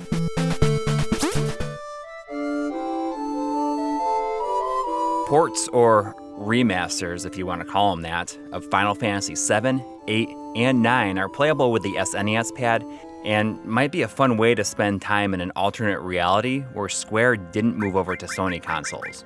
Controls cannot be remapped in any of the games, with the only real annoying issue being that running from battle will be tied to the tiny Z shoulder buttons. Oh yeah, not having any analog sticks means that you'll lose out on the cheats that are activated by clicking the sticks in Final Fantasy VII and 8. But these cheats can be activated in 9 through the pause menu. Perfect for speeding up the long load times between battles.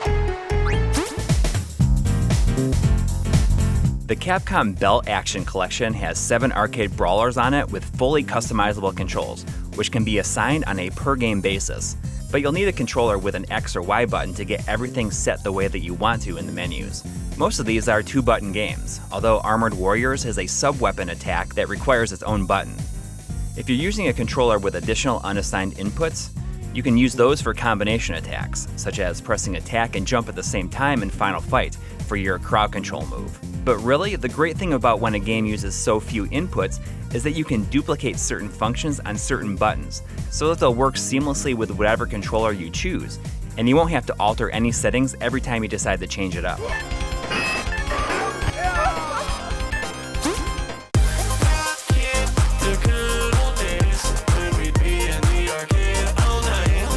Capcom Arcade Stadium has a staggering amount of games available for it.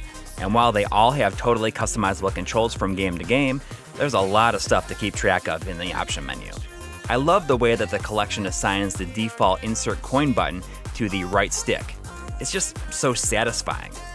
But as we know by now, we gotta change that across all games. Thankfully, this collection has the option to map certain commands to every game at once.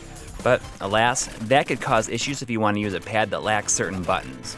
Some concessions will have to be made with specific games and controller combinations. Features like fast forward and rewind will likely be the odd ones out, but sometimes it's a little more complex. For instance, if you want to play Street Fighter II with the Mega Drive 6 button, you'll be 1 button short when trying to assign the 6 attack buttons, insert coin, start game, and the game menu.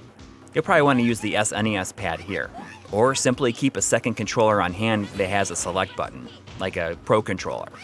Some games, like Forgotten Worlds, honestly feel amazing with the N64 pad.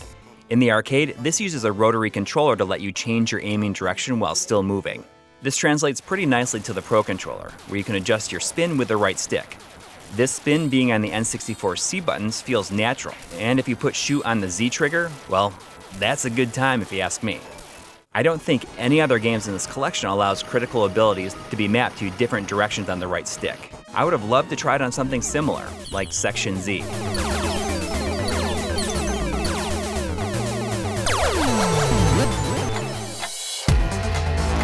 Clockwork Aquario, the once thought lost arcade game from Wonder Boy series creator Westone, has recently found itself on the Nintendo Switch, thanks to ININ and Radaleka Games. It has a similar interface to the Monster World 4 and Glaylancer that I covered earlier, but the layout can't be altered. In this particular control scheme, attack is mirrored between Y and A, which is fine for Genesis pads, but that means that the NES Joy-Con will be reversed.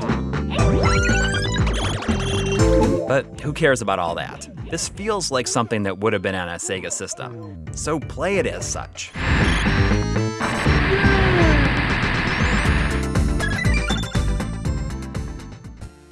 From the moment Castlevania Anniversary Collection and Contra Anniversary Collection were announced, the very prospect of getting relatively complete collections of two of gaming's most iconic series was something to be really excited about. After years on the outs, these collections were a nice way for Konami to start making amends, and putting M2 at the helm was a recipe for success. Except they weren't the home runs I was expecting. Whether it was limitations imposed by Konami, a tight release schedule, or too many projects on their plate at once, I felt that certain aspects of these collections were lacking the old M2 polish. One aspect that's decidedly not lacking is the selection of games. From the arcade to the Super Nintendo, there's a ton of opportunities here to use nearly all the controllers in our repertoire.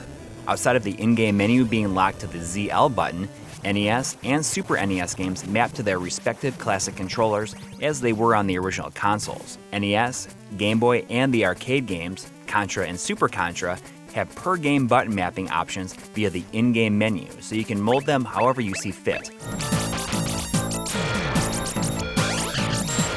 Contra 3 is also fully remappable via the same menu, while Super Castlevania 4 requires you to use the control setup in the actual game. You'll notice that I'm playing coy with the Genesis games. Following the successes of the other titles, imagine my horror when I saw that neither game includes custom button mapping. To make sure I wasn't missing something, I checked each game's internal manuals, and they both say that the controls can be reassigned in the in-game option menu. But it's not grayed out or something, it's just not even there. Is this a bug or intentional? Yes, both games have in-game button assignments, but the Genesis 3 button is completely useless, and the 6 button is a bit too haphazard for my taste. I'm sure that Castlevania Bloodlines and Contra Hardcore were the carrot on a string for a lot of people to buy these collections initially. It's disappointing to not be able to play them with these controllers, unless, I guess, you want to pay for the Switch Online expansion. If you're feeling down and out about your Genesis pad and want to give it some love in terms of these collections, may I suggest trying Super Castlevania 4 with it. It plays surprisingly well like this, and I think it's kind of awesome.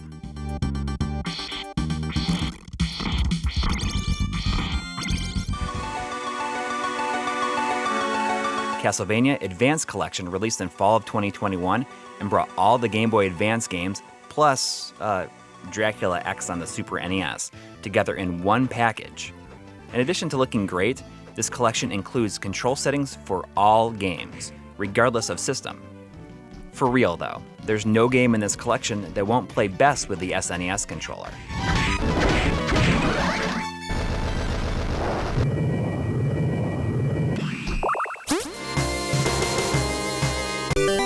Rounding out the Konami collections, we have Arcade Classics Anniversary Collection. That gathers up some of their most influential shooting games and Haunted Castle into one nice and tidy package. Unlike the other collections, this one was developed by Hamster, who are responsible for the Arcade Archive releases. Yes, this collection has some problems of its own in the scaling department, but one area it doesn't is in the control settings. Every button, outside of Start and Select, are fully remappable and allow for button combinations and rapid fire toggles. With these settings, some games are transformed from 2 to 1 button games, and just about any of them can be played with any controller. That's a lot of freedom, so please be responsible and don't use the N64 controller with any of them.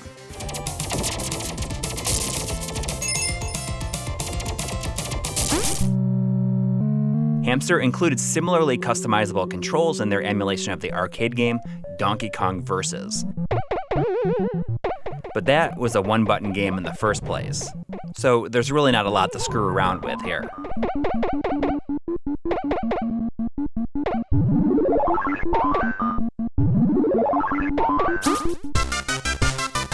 M2 also handled the Namco collection, or if you have the first volume physically from Japan, the Namcot collection. The first volume has an assortment of Namco's Famicom games on a virtual shelf for you to choose from. Button mapping matches up to the NES Joy-Con perfectly, but nothing is even slightly remappable. Going to the option menu and choosing controller settings just brings up the controller connection screen. Why limit this? It seems so strange when Namco's arcade collection, Namco Museum Arcade Pack, has robust control customization for all included emulated titles.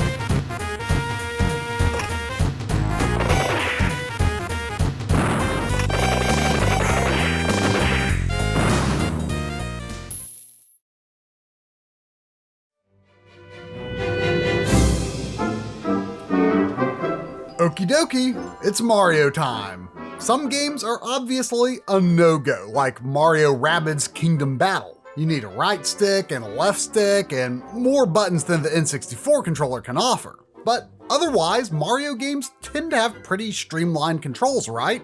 So I'm optimistic that we'll run to a good bit of success with various controllers here. Opinions on the soullessness of the new sub-series aside, New Super Mario Bros. U Deluxe is a fine enough game at its core and should be playable with the NES Joy-Cons. And it is. It's just that you'll have to accept using those tiny R and L buttons to perform certain actions like picking up objects and doing spin jumps and mid-air twirls. You can mostly get by without using them, but the twirl does help stall your falls or extend your jumps. However, the Switch port of the Wii U game lets you avoid excess shoulder button use because you can simply press jump again to perform the mid-air twirl, which is an absolute crime against platforming. You'll twirl while trying to double jump or jump off enemies way more often than you actually meant to, and it will kill you from time to time. However, while the game does let you swap jump and run, which is very useful, it does not advertise its hidden feature for disabling the jump twirl. On the title screen, hold the left stick click for about 3 seconds or so, and then hit start. Sometimes it doesn't seem to work, but if you did it right, you'll hear a nabbit noise, and twirls will no longer be triggered by the jump button. This means if you want the most reliable controls, you'll need to start with a Pro Controller or Joy-Con every time you boot the game, disable the jump twirl, go to the system menu, and then connect the controller you do want. Which, let's be honest, you're really better off with an SNES pad here since its girthier R button is much better for the twirl and all other R button functions. Luckily, the accidental twirl jumping is nowhere to be seen in what I think is a far more exciting and inventive game.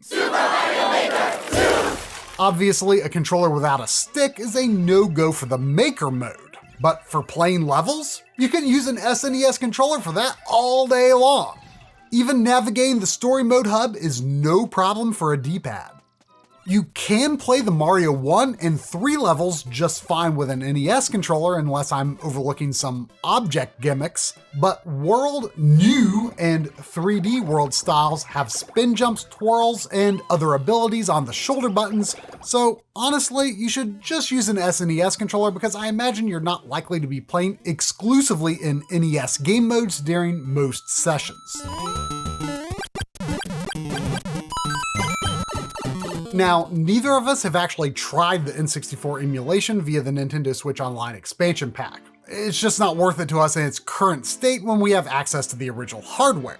But I can at least try the N64 controller with Super Mario 64 on Super Mario 3D All-Stars. Hilariously, the N64 controller initially worked in every single way except for one. Both A and B were jump because punch, kick, grab are on X and Y. But defying my expectations that Nintendo would never add any official support for any of these controllers outside of their intended apps, a patch was soon deployed that restores B button functionality in the 3D All-Stars version of Super Mario 64. This is also, of course, my go-to game for testing analog stick sensitivity, and I do have to say, I'm quite satisfied with how Mario's range of movement is replicated. I doubt it's a one-to-one exact match to Mario's controls on original hardware, but it certainly assuages any doubts I had as to the stick's level of performance. I know it's popular to poop on this version of Super Mario 64 because the decompilations do exist, and yes, are amazing, but this is still the only official re-release of Super Mario 64 that I personally feel provides a control experience that comes close enough to the original hardware. And now that you can use an N64 controller with it, I'll double down on that assessment. Here we go! It's just too bad that you can't, buy 3D All-Stars anymore, digitally at least. As for Sunshine and Galaxy, well, Sunshine still has the issue of B and A jump redundancy, not to mention how crucial the X button is. And in Galaxy, well, you can't even select your save file due to a lack of gyro controls. All of the other 3D Mario platformers on Switch are oh so close, but not quite there when trying to play with an N64 controller. I was thinking that the jump run swap feature in the 2D games was also prevalent in the 3D games these days, but alas, I seem to have misremembered. Crucial functions are missing in 3D World, Bowser's Fury, and Odyssey, variously due to the B button always doubling as jump instead of X or Y, and also a lack of gyro functionality.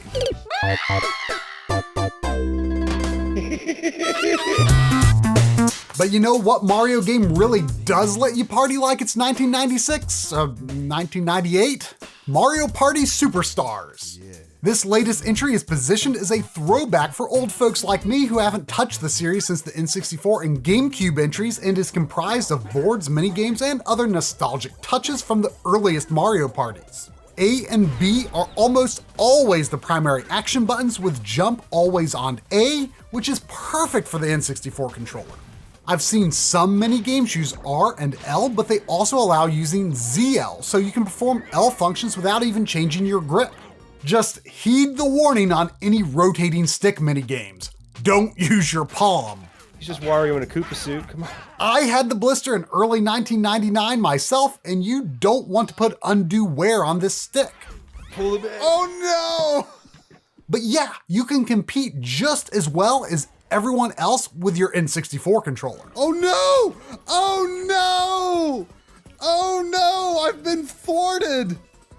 Well, let this be a reminder that it is entirely possible we've overlooked some crucial functionality throughout this episode. But across the 4 full rounds of Mario Party Superstars I've played thus far, I've only come across this one game, Dungeon Duos, that cannot be completed without X and Y buttons.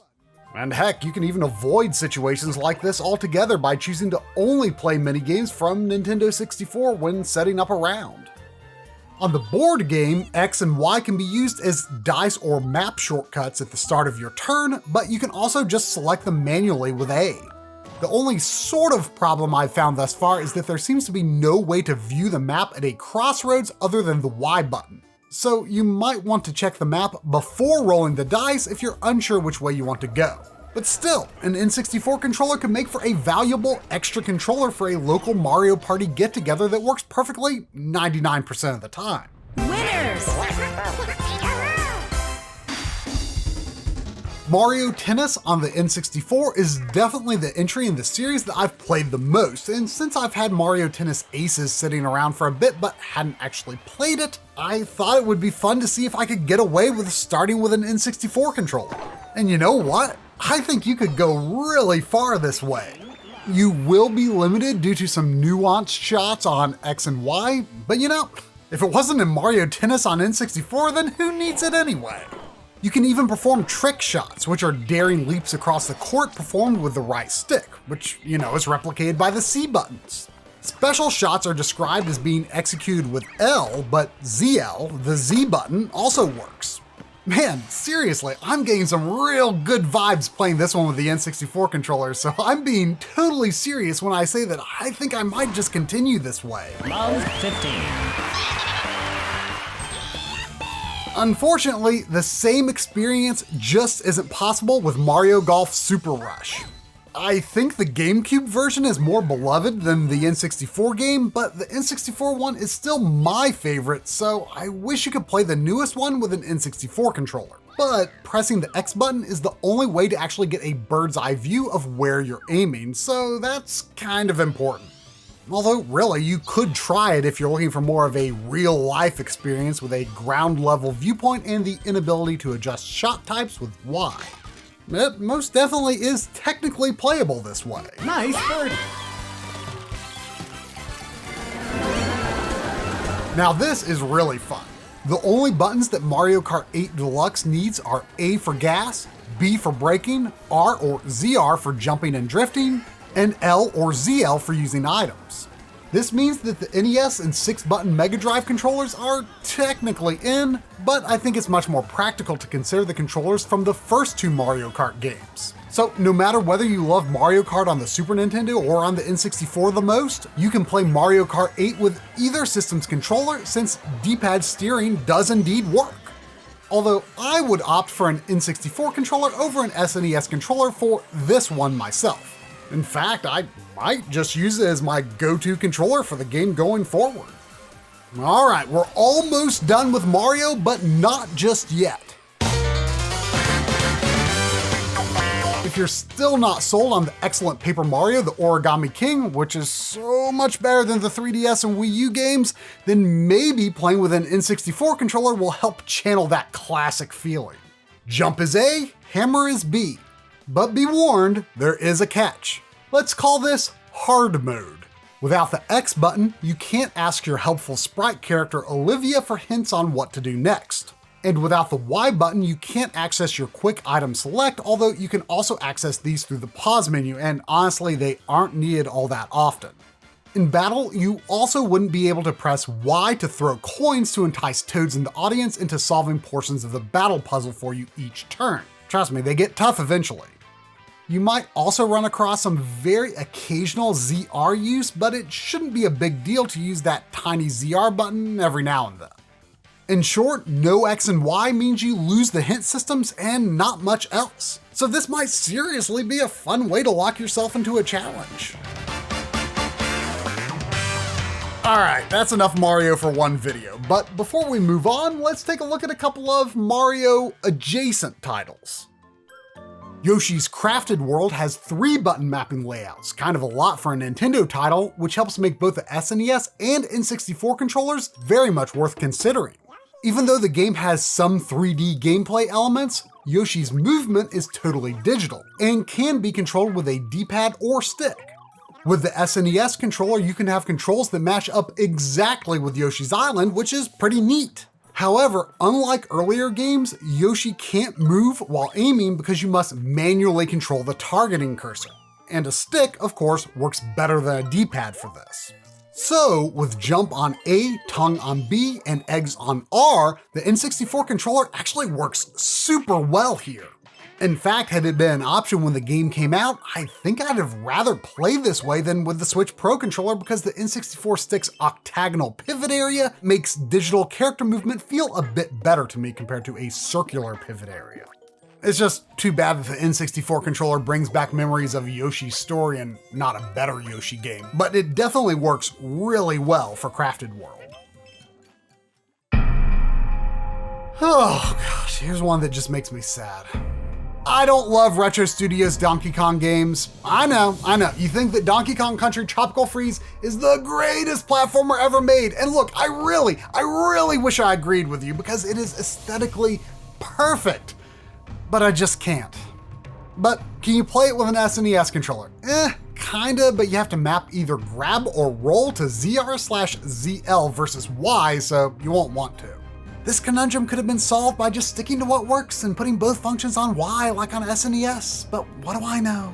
And you know, honestly, the tease of playing with an SNES controller just makes me feel all the more infuriated as I play, and absolutely nothing feels like the platforming perfection of the SNES games anyway. I just cannot deal with how you fly like 100 yards out of roll jumps like you've been launched out of a cannon. At least playing this on Wii U or with a Switch Pro controller sets my mental expectation that this is in fact a very different game.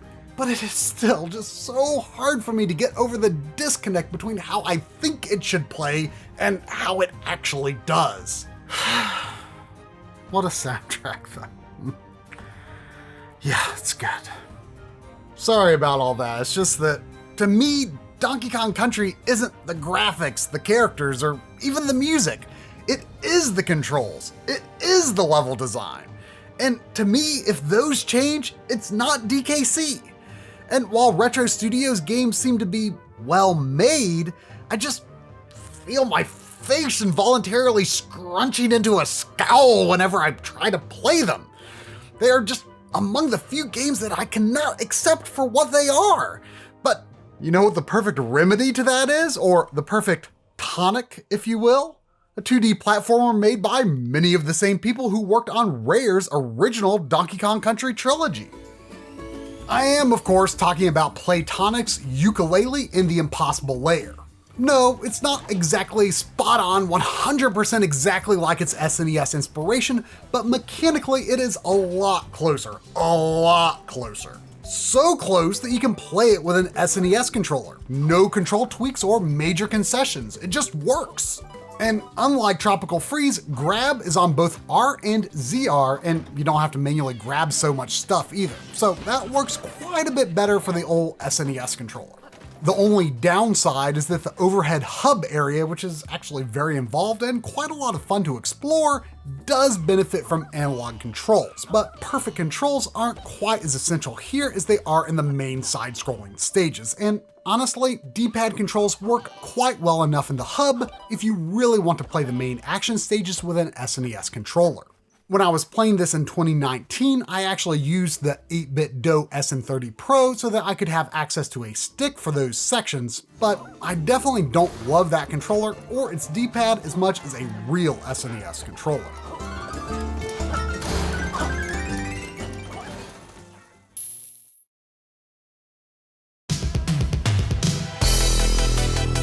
In much the same way as when I did the HD games downscaled to 240p episode, I knew that there were quite a few retro-inspired games that were crucial that I try out because they encapsulate the period of when these controllers were the standard.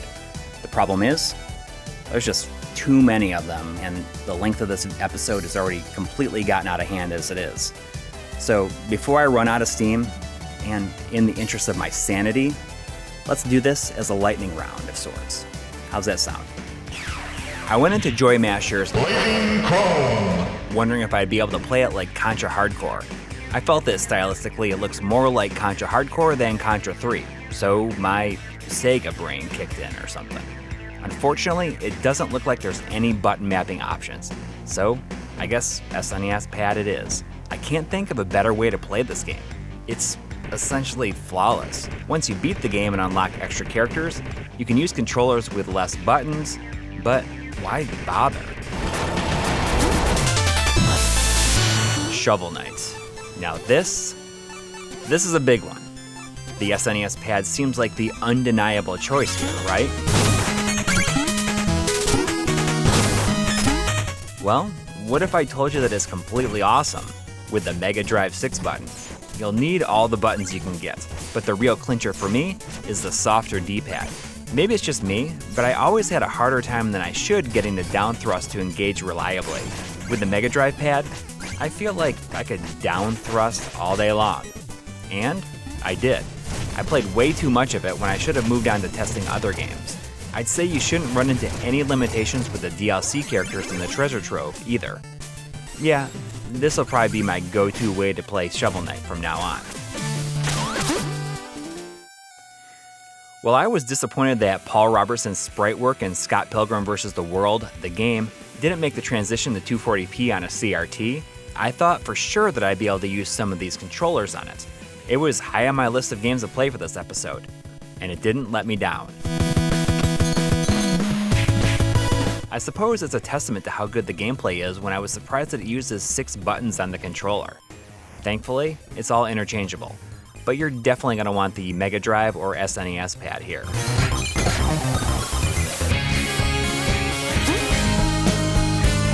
The first time I played Cave Story was on WiiWare, and I'm pretty sure it was using a Club Nintendo Super Famicom Classic controller that I bought off of eBay for way too much money.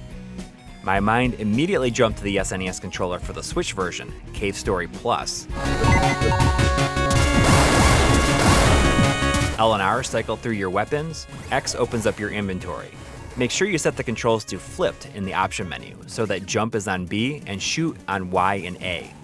I suppose it's in keeping with tradition that a classic controller that I paid too much money for off of eBay, the Mega Drive 6 button, is also a great way to play, if you don't mind weapon cycling on C and Z.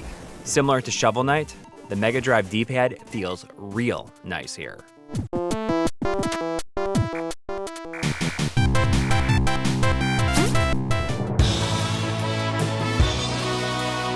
La Mulana is one of those beloved early indie games that's famous for its difficulty. I'll freely admit that I never made it far. The La Mulana 1 and 2 compilation on the Switch contains the first game and the sequel in one tidy package, in case you didn't notice that by the name. Both games feature completely customizable controls, but they also use every single button at your disposal. So the SNES and Mega Drive pad will work, microscopic shoulder buttons on the SNES, and sacrificing shortcuts with the Mega Drive. This is especially true with the second game, where pausing the game, which is on the minus button, is the only way to read your emails and teleport. Thankfully, this can be reassigned, but you'll need to give up another inventory navigating shortcut to make it work. I've yammered on about Freedom Planet enough on this channel over the years. Treasure, Sonic game, blah blah blah. I'm not going to go through the whole spiel again. It's awesome. Buy it if you haven't. The Genesis pad seems like a clear-cut choice. Although there isn't freely customizable controls, we've been graciously provided with enough preset variants that I don't think you'll have much of a problem finding what you want. For me, it was jump on C, attack on B, special on A. That's type D, if you were wondering. Castle Crashers was one of those really early download-only titles on the Xbox 360. So it shouldn't surprise me at all that the control layout is tailored to that pad. And by proxy, the Switch Pro controller in this version of Castle Crashers Remastered. And guess what? They can't be altered in any way. That means for us to use super important functions, like blocking and using magic, are tied to the ZR and ZL buttons. And on the SNES pad, that's just garbage. If you want to try it, go ahead, but I'll be sticking with the Pro controller. Jeez. Even when I'm trying to be quick, I end up taking way too long. Let's see if I can speed things up a little bit. The generically titled Steel Assault ended up being one of my favorite games of 2021. It looks and feels like a Game Boy Advance game, with some breezy 3-button controls to go along with it. The zipline is tied to A, but then again, it's also the kind of traversal mechanic that I'll sometimes put on a shoulder button. So the SNES pad is pretty good if you feel the same. Still, either of the Genesis pads feel totally appropriate as well, especially when paired with the game's FM Synth music option.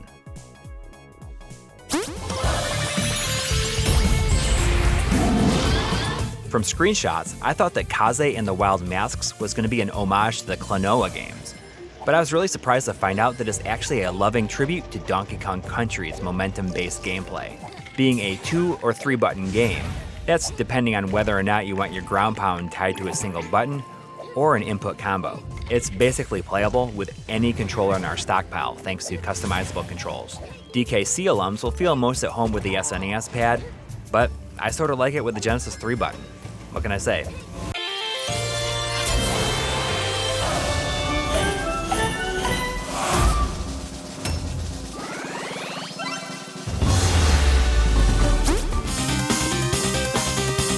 Mercenary Kings Reloaded, another game with Paul Robertson's sprite work, is, how to explain it, a run and gun crafting game, run and gun looting game, I don't know. I just haven't played very far into it, so I can't be sure.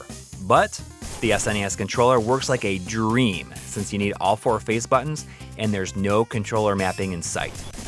The R shoulder button feels great for the active reload compared to on C where it would be for the Mega Drive pad. Besides, it had that awkward Y and B setup with that controller anyway, so no thanks. The psychedelic stylings of Octahedron is a real eye-catcher. This underappreciated puzzle platformer needs just 3 buttons, so your options are pretty wide open here. Regardless, I found that it seemed pretty easy to play with the SNES pad, but I couldn't get myself into a flow with the Genesis pad. You'll probably have better luck than I did, though. Fox and Force is one of those games that, by all means, I should love. It's easily one of the most authentic feeling SNES homages I've ever played. It just seems like something that Sony ImageSoft would have released on the system. But, I don't know, it just didn't jive with me, and I hope that maybe the SNES pad would set things straight. But that's a firm no. The Z triggers are used to switch between seasons, an important function that you don't want on those embarrassingly tiny, hard to hit buttons. If you could have just been able to do a shoulder swap, this probably would have made a big difference. Wallachia, Reign of Dracula is an interesting mix of sword fighting and run and gunning. It strangely makes me think of Lord of the Sword on the Sega Master System for some reason. And I like that a lot, so I like this. It has fully mappable buttons, so it was that connection that spurred me to think that maybe the Mega Drive 6 button would be best for it. Unfortunately, aiming my bow didn't translate too well, so I ended up opting for the SNES pad instead. Much, much better. Putting aim on the shoulder button makes total sense. Sure, I could do it with the mode button on the Mega Drive pad, but that is not nearly as intuitive to me. Hunt down. A fun little 2D run and gun cover shooter mashup goes great with the SNES pad without needing any button remapping. But hey, you can assign buttons however you'd like, and you'll need at least 5 buttons at your disposal. The Mega Drive 6 button is decent, but I'm a big fan of putting dash moves on shoulder buttons when I can, and the mode button just doesn't cut it for quick action. In this case, I tried putting it on Z, right above jump, which I assigned to C, but I just couldn't get into a groove with it. The SNES layout is just too perfect for this.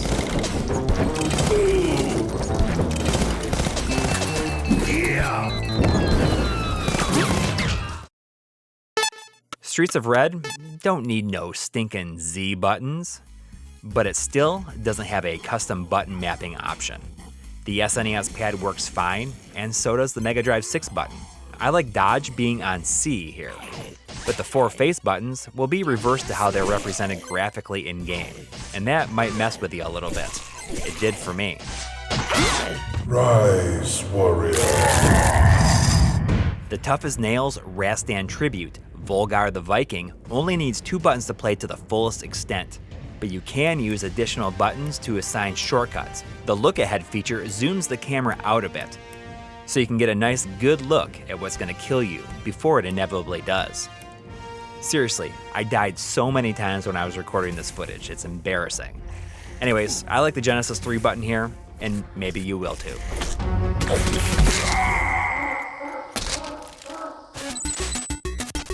The Messenger is another one that I was eager to test, and it passes easily due to being awesome to play with both the Super NES and Mega Drive pad.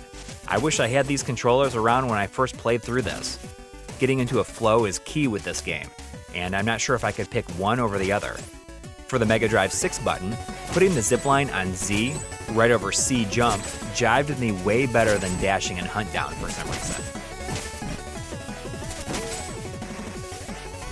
Alright, okay, let's just do a few more and then I'm calling it.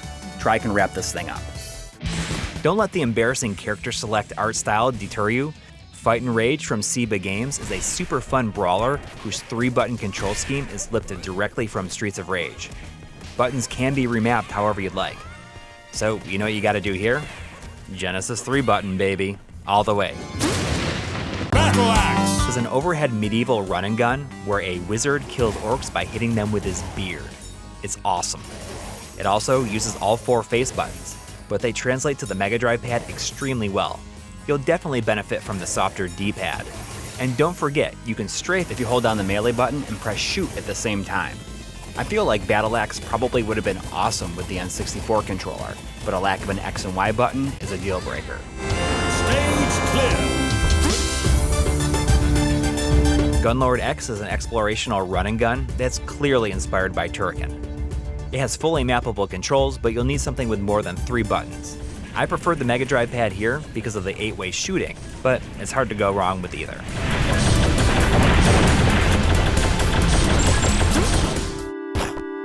Starting its life as a mobile game, the addictive Downwell only needs 2 buttons, A and B, so NES Joy-Cons are a go. A good D-pad filled a much needed gap, making it much more enjoyable for me.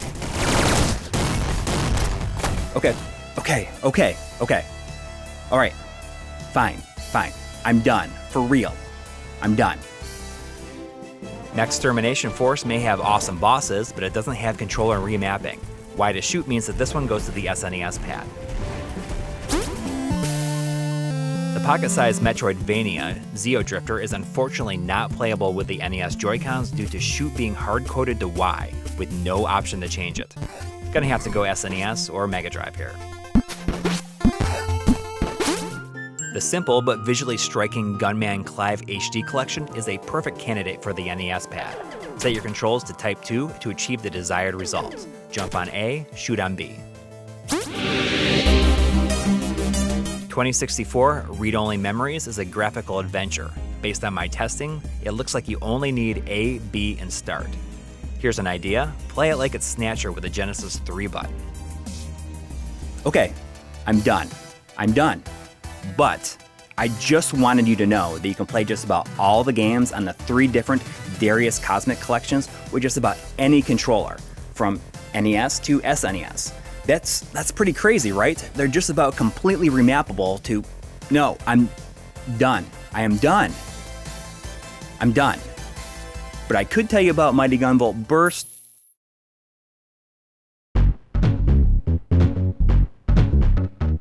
The GameCube controller may still be the popular standard for Super Smash Bros., but the community that's still attached to the N64 original should certainly not be forgotten. And of course, Super Smash Bros. Ultimate is perhaps the most obvious game to try the N64 controller with. Personally, I've always just moved on to the new generation's controller for Smash each time, and as soon as Sakurai blessed us with remappable controls, oh boy, you better bet I put jump on, a button that should actually be used for jump, and not C or X or Y. Seriously, you gotta admit, those are some pretty screwed up jump buttons y'all have gotten used to. But hey, we're used to what we're used to, right? But let's see if it might be worth getting used to something else. You could set up the N64 controller in Super Smash Bros. Ultimate to be pretty much exactly like Smash 64. Just put jump on the right stick and, well, every C button will jump, just like they so weirdly do in the original game. But I do think this will be a dream come true for a lot of players. But come on, you know you want to be a rebel like me and put jump on A.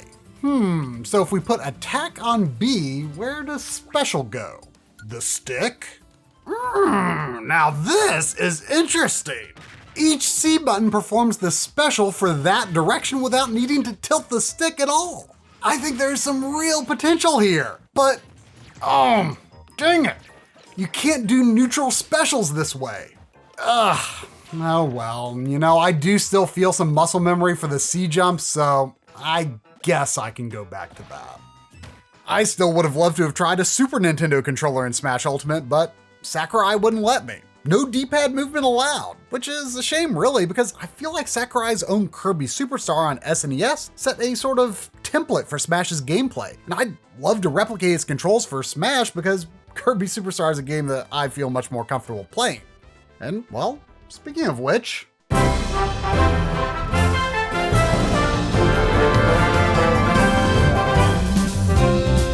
I've often heard it said that we're living in the Kirby Renaissance, and truer words hath never been spoken. Kirby games after Superstar were fine, but until Return to Dreamland on the Wii, none had the brilliant idea of, taking after the best game the series had ever had. Triple Deluxe and Planet Robobot followed suit, and then came Kirby Star Allies on the Switch. While it is definitely the weakest of the 4, it has a phenomenal soundtrack, some quality lore drops, and is still nonetheless a Kirby of the Superstar vein, so it's still pretty good.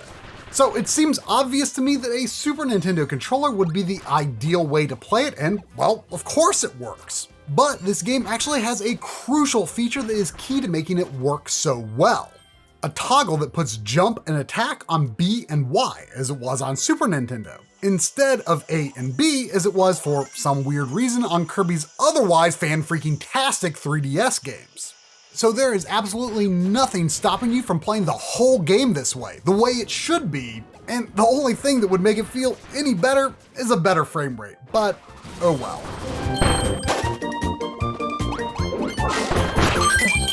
There are 2 other Kirby games on Switch right now. A free-to-play game called Super Kirby Clash, kinda gross seeing microtransactions in something as kid-friendly as Kirby, but whatever I guess. And Kirby Fighters 2. The first was a 3DS thing spun off of a Triple Deluxe minigame. Both inexplicably backpedaled on having the toggle for B jump, Y attack, so the SNES controller doesn't feel as ideal with A jump, but nothing else is any better honestly. An NES or N64 controller could remedy this weirdness if both games didn't use Y for certain combat functions. I expect that I'll use a Switch Pro controller for Kirby and the Forgotten Land, but I sure hope HAL lets us do B jump in that. If not, I wonder if there's any chance an N64 controller could work with that game. I mean, a 3D Kirby adventure is something I always wanted on N64 after all.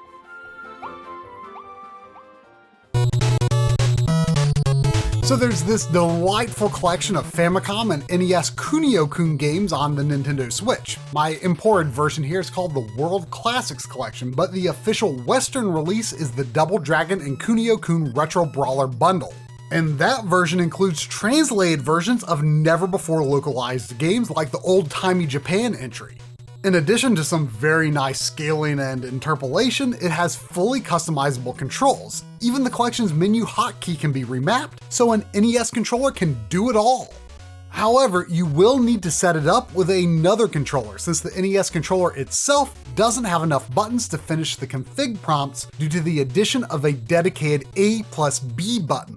So just assign that or the chat button to something not on the NES controller, like X or something. Then after that's saved, you just swap controllers and you can play these classics in a way that's pretty darn close to the real thing. The Friends of Ringo Ishikawa, which is clearly inspired by Kunio-kun, can also be played with an NES Joy-Con. The game's default button mapping doesn't even use any buttons that the NES Joy-Con lacks. However, blocking and grabbing is performed with R, which is not so great on NES Joy-Con, of course, so an SNES controller may work better here. There are some Super Famicom Kunio-kun brawlers after all. Although, while less appropriate to its inspiration, a 3-button Genesis controller would also work really well, with punch, kick, and block on the face buttons and the menu button set to ZR for mode. WayForward's official take on Kunio-kun, River City Girls, is as straightforward as it comes for playing with a Switch Online controller. It doesn't allow for button remapping, but it also doesn't need any buttons that aren't on SNES controller. This is just another totally plug-and-play SNES controller title, and it is how I played through the game myself back in 2019.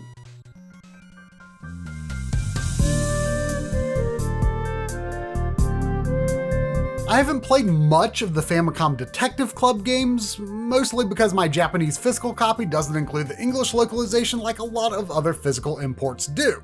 But as far as I can tell, there's nothing stopping you from playing with an NES controller. All X and Y seem to do is open up the text log and toggle auto advance. Too bad I don't have the Famicom Joy-Cons for maximum authenticity, but using an NES controller seems like a fun way to play these. But I'll probably just have to end up buying the digital English version since I doubt I'll be able to understand this level of Japanese anytime soon.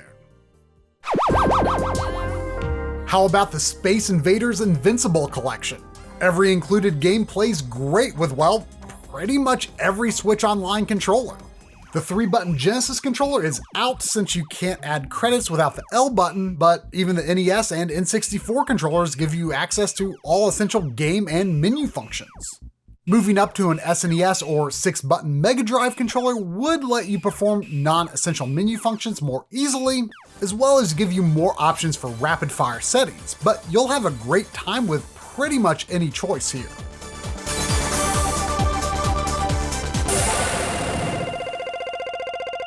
Stage cleared.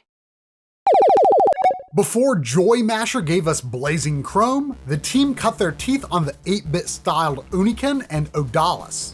Oniken is clearly inspired by the NES Ninja Gaiden game, so I wanted to play it with an NES Joy-Con, but it's sadly not an option. Attack can only be mapped to X or Y, and the Berserk function requires an extra button too, making the SNES controller the only comfortable option here in my opinion. The situation with Odalis is similar with only 2 control types available. Not enough buttons to play with an NES controller, but awkward mapping for a 6-button Mega Drive controller, leaving the SNES controller is the best way to play.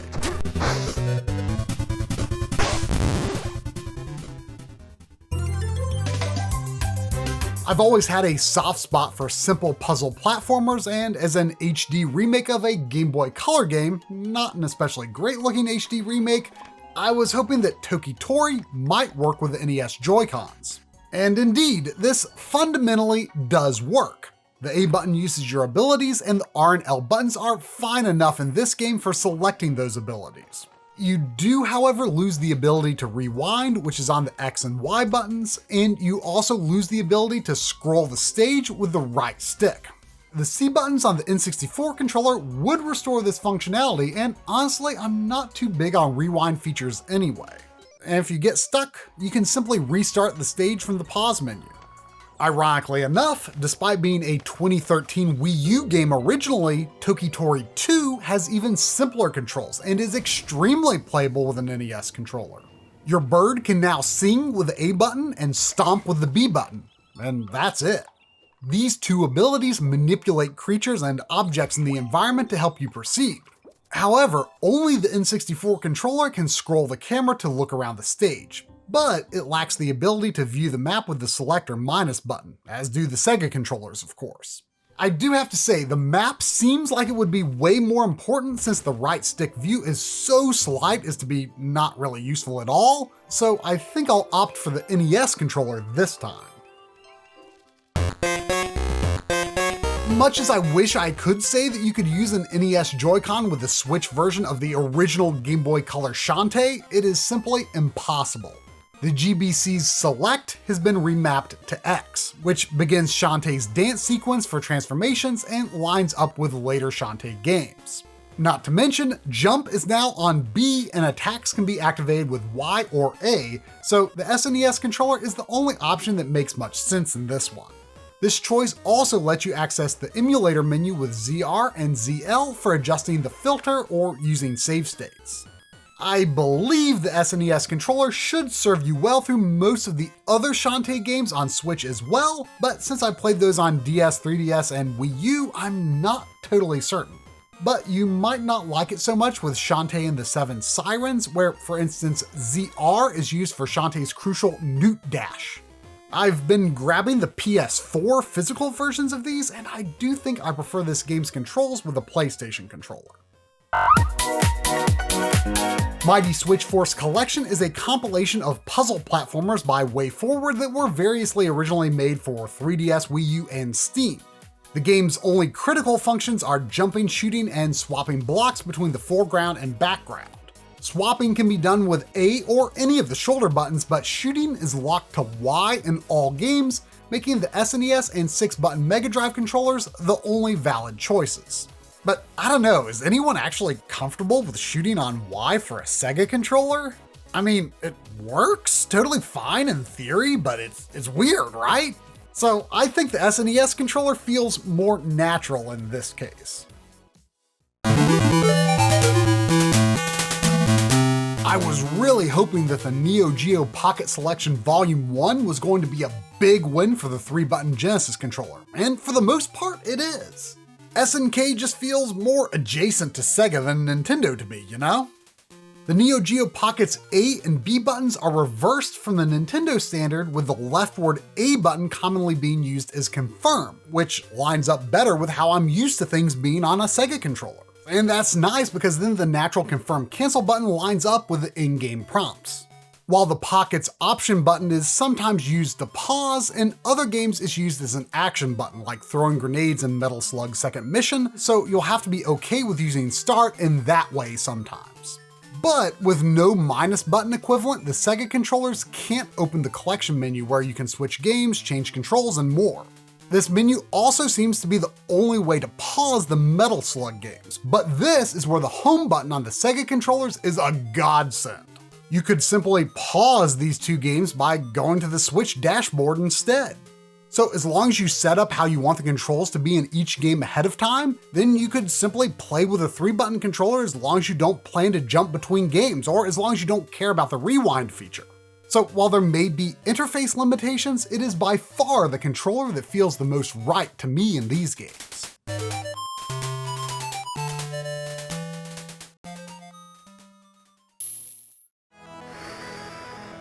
So this was pretty ridiculous, wasn't it? To be honest, I can't believe that we went this far with the subject, and we really only scratched the surface of games that might be awesome to play with these different controllers. I'd love to hear what games that people have discovered that we haven't even thought of.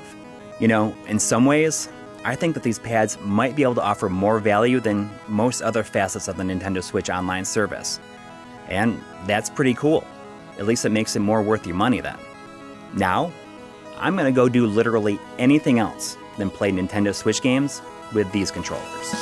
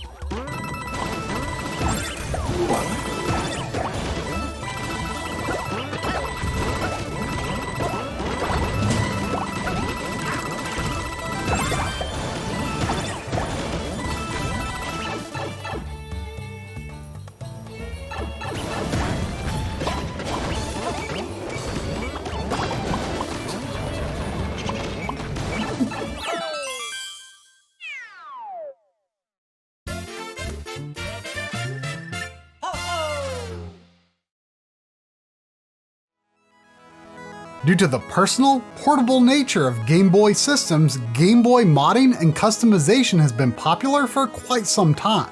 From as basic as shell and button swaps, to adding backlights and rechargeable batteries.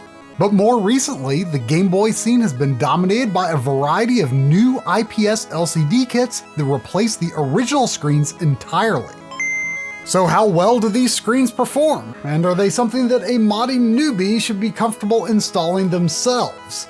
In this episode, we'll be looking at several kits for the Game Boy, Game Boy Color, and Game Boy Advance, and the results can be stunning, but not perfect.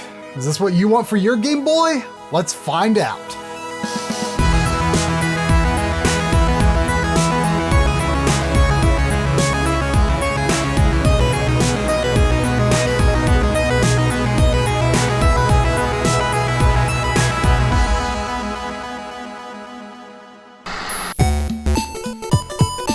Even though handheld games on the big screen has always kind of been the end game for me personally, something that I've also come to have a renewed appreciation for in recent years is the quick access that just a regular old Game Boy system gives you to whatever game you pop in it.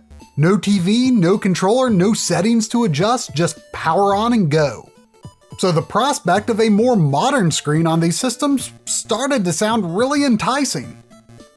Now, when I set out to do these mods, I made a lot of mistakes along the way in terms of what I bought, resulting in a number of redundant pieces as well as multiple extra orders because I realized I wanted various additional parts to make the process go more smoothly.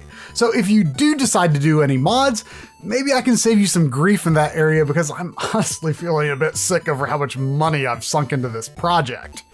And even then, after putting together 4 kits myself, I still wanted to be able to show more versions to give you as comprehensive of an overview of these mods as we reasonably could do in one video. So I reached out to a delightful YouTube channel called Macho Nacho Productions and asked the owner Tito if he would be willing to collaborate by letting us borrow some of his most recently assembled Game Boy mods. Thanks to him, we're able to show off a total of 7 different IPS screen kits between DMG, Pocket, Color, Advance, and SP models. And one last note before we really get into it. This is not a guide video. In fact, we're going to look at how the screens perform first and then discuss the process last. because these are mods that almost anyone can do, but they are not foolproof, and I'll be the first to raise my hand and admit that I am a fool. The purpose of showing the process is to highlight key areas where I had difficulty so that you can decide whether you're comfortable doing such a mod yourself. So to get a better idea for how things should go, check out the beautifully shot assembly and review videos in the Retro Renew series over at Macho Nacho Productions after this episode. But please do not assume that anything you see me do in this video is best practice for installation in any way.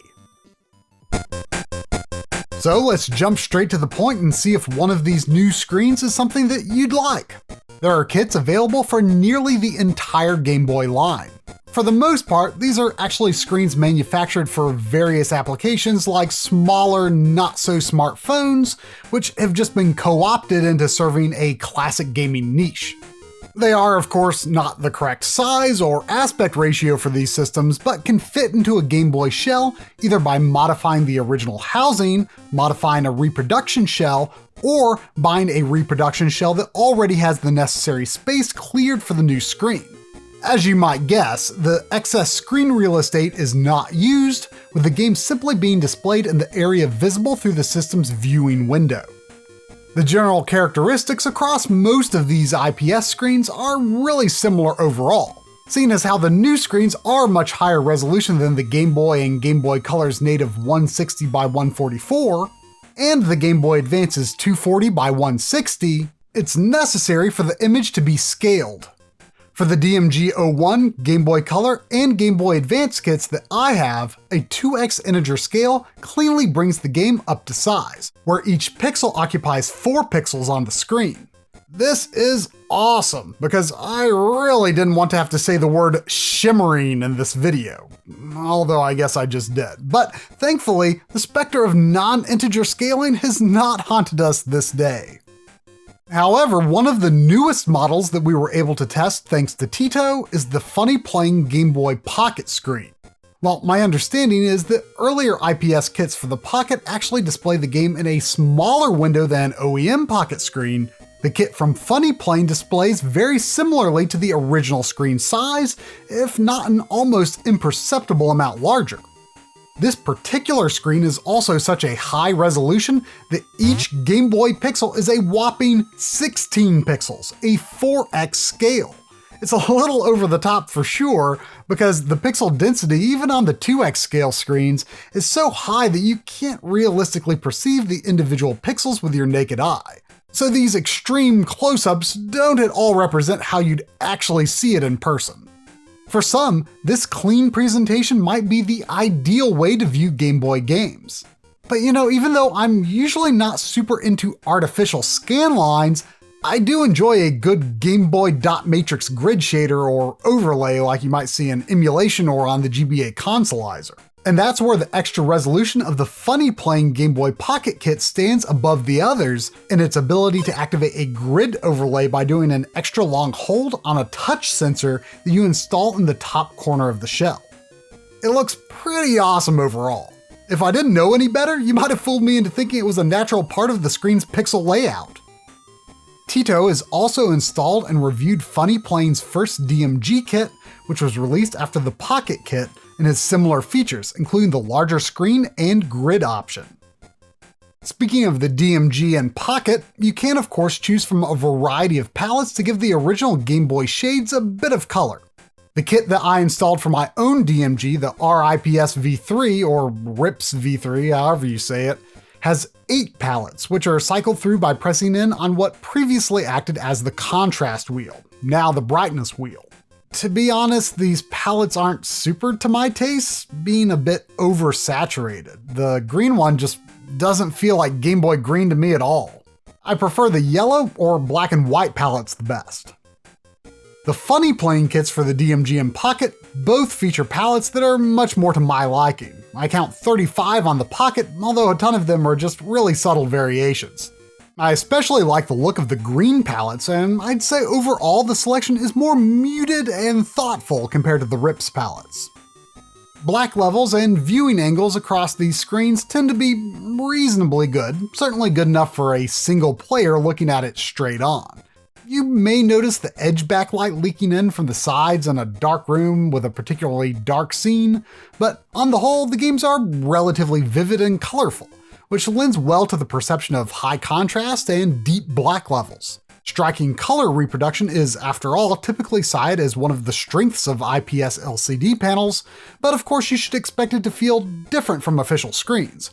Compared to an AGS 101, colors tend to be warmer on the IPS panels, which many people may prefer.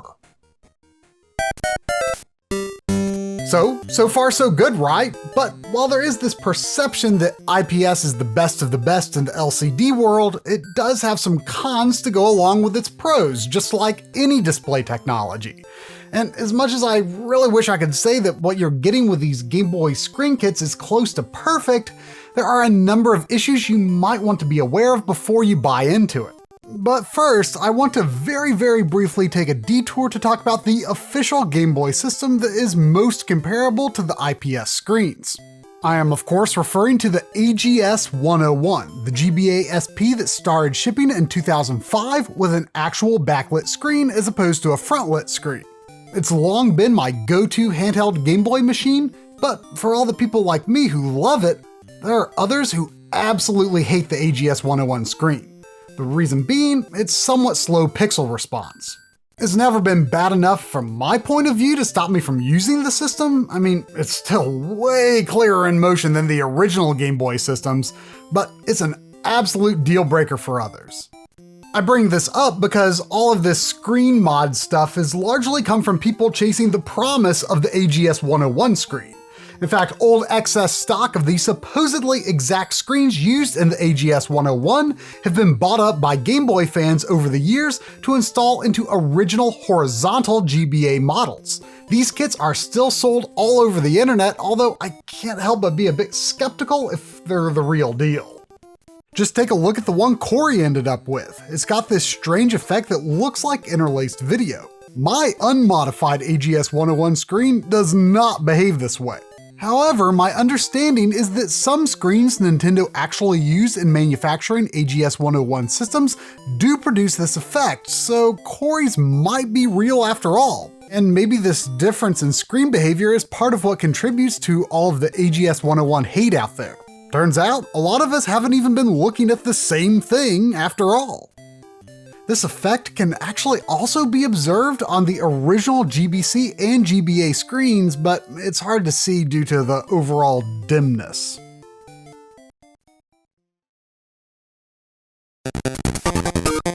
While it has been possible to mod backlights into the original DMG and Pocket screens for many years, these outright screen replacements are a relatively newer development. Creators like Ben Vin and McWill have released their own screen replacement kits for the DMG and GBC, although availability seems to be not as high as the IPS replacements. Corey has a McWill Game Boy Color, which features an excellent 2x integer scale, but also highlights one of the pitfalls of mixing Game Boy games with screens they weren't designed for. The McWill GBC has screen tearing issues due to the Game Boy series systems updating their images at a non-standard 59.7 Hz or so. And we've not been able to properly verify whether this problem has yet been fully addressed with the McWill kits. But because these are not IPS screens, they will not be the focus in this episode. Now, I have also spotted tearing on both the Funny Plane and unbranded IPS screens for GBC, but it seems to be so uncommon in comparison that I haven't managed to capture a clip of it in action. Otherwise, I have not noticed any similar issues on any DMG, Pocket, or GBA IPS screens. After all, kits like the RIPS V3 for DMG and the GBA V2 are numbered as such because it did take a few revisions of the ribbon cables to get to where they are today, with no screen tearing or frame skips, as far as I've seen at least. However, that's not to say that these issues are completely missing from all kits still sold today. If you check Funny Plane's YouTube channel, you'll find a clip where they've posted comparisons of various supposed issues they've spotted in generic unbranded cables versus their own, including periodic dropped frames due to a refresh mismatch. Since I was curious to verify their findings on my own, I bought a generic V2 kit to compare against the Funny Plane GBA V2. but I could not spot the same issue in the generic kit I ended up with. The only noticeable difference between the two is that the generic is darker with much worse white balance, the screen is tinted a bit yellow, and has some noticeable uniformity imperfections. On the other hand, my Funny Plane GBC screen and Tito's generic unbranded GBC screen have a very similar appearance. In fact, the generic one is just a touch brighter in this case, but not enough to matter.